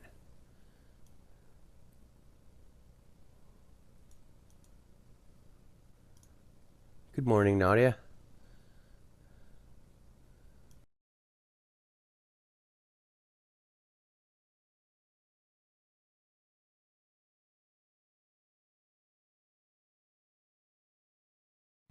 Looks like another nice sunny day on the East Coast.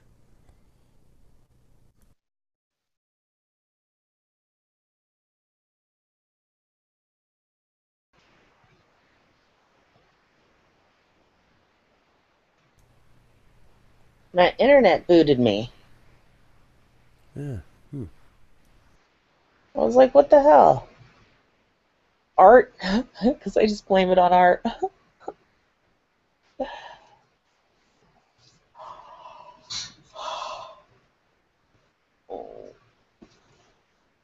Who is that, Iron? Just some random kid off a cringe thread in 4chan. What is that? Oh. Well, that kid's a dork.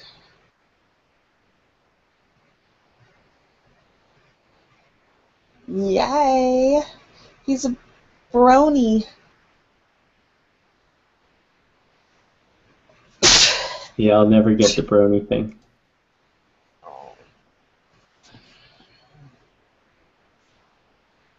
Those are the people that have been on the internet for too long. Yeah, precisely.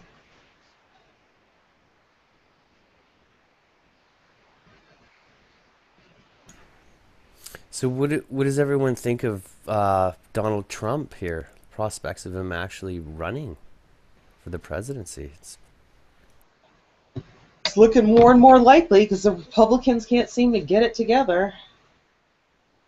I think it's pretty much guaranteed he's going to be the president. Oh, I don't think he'll be president. Why do you think he'll be president? Because I think he can persuade enough middle voters, swing voters, to go his direction.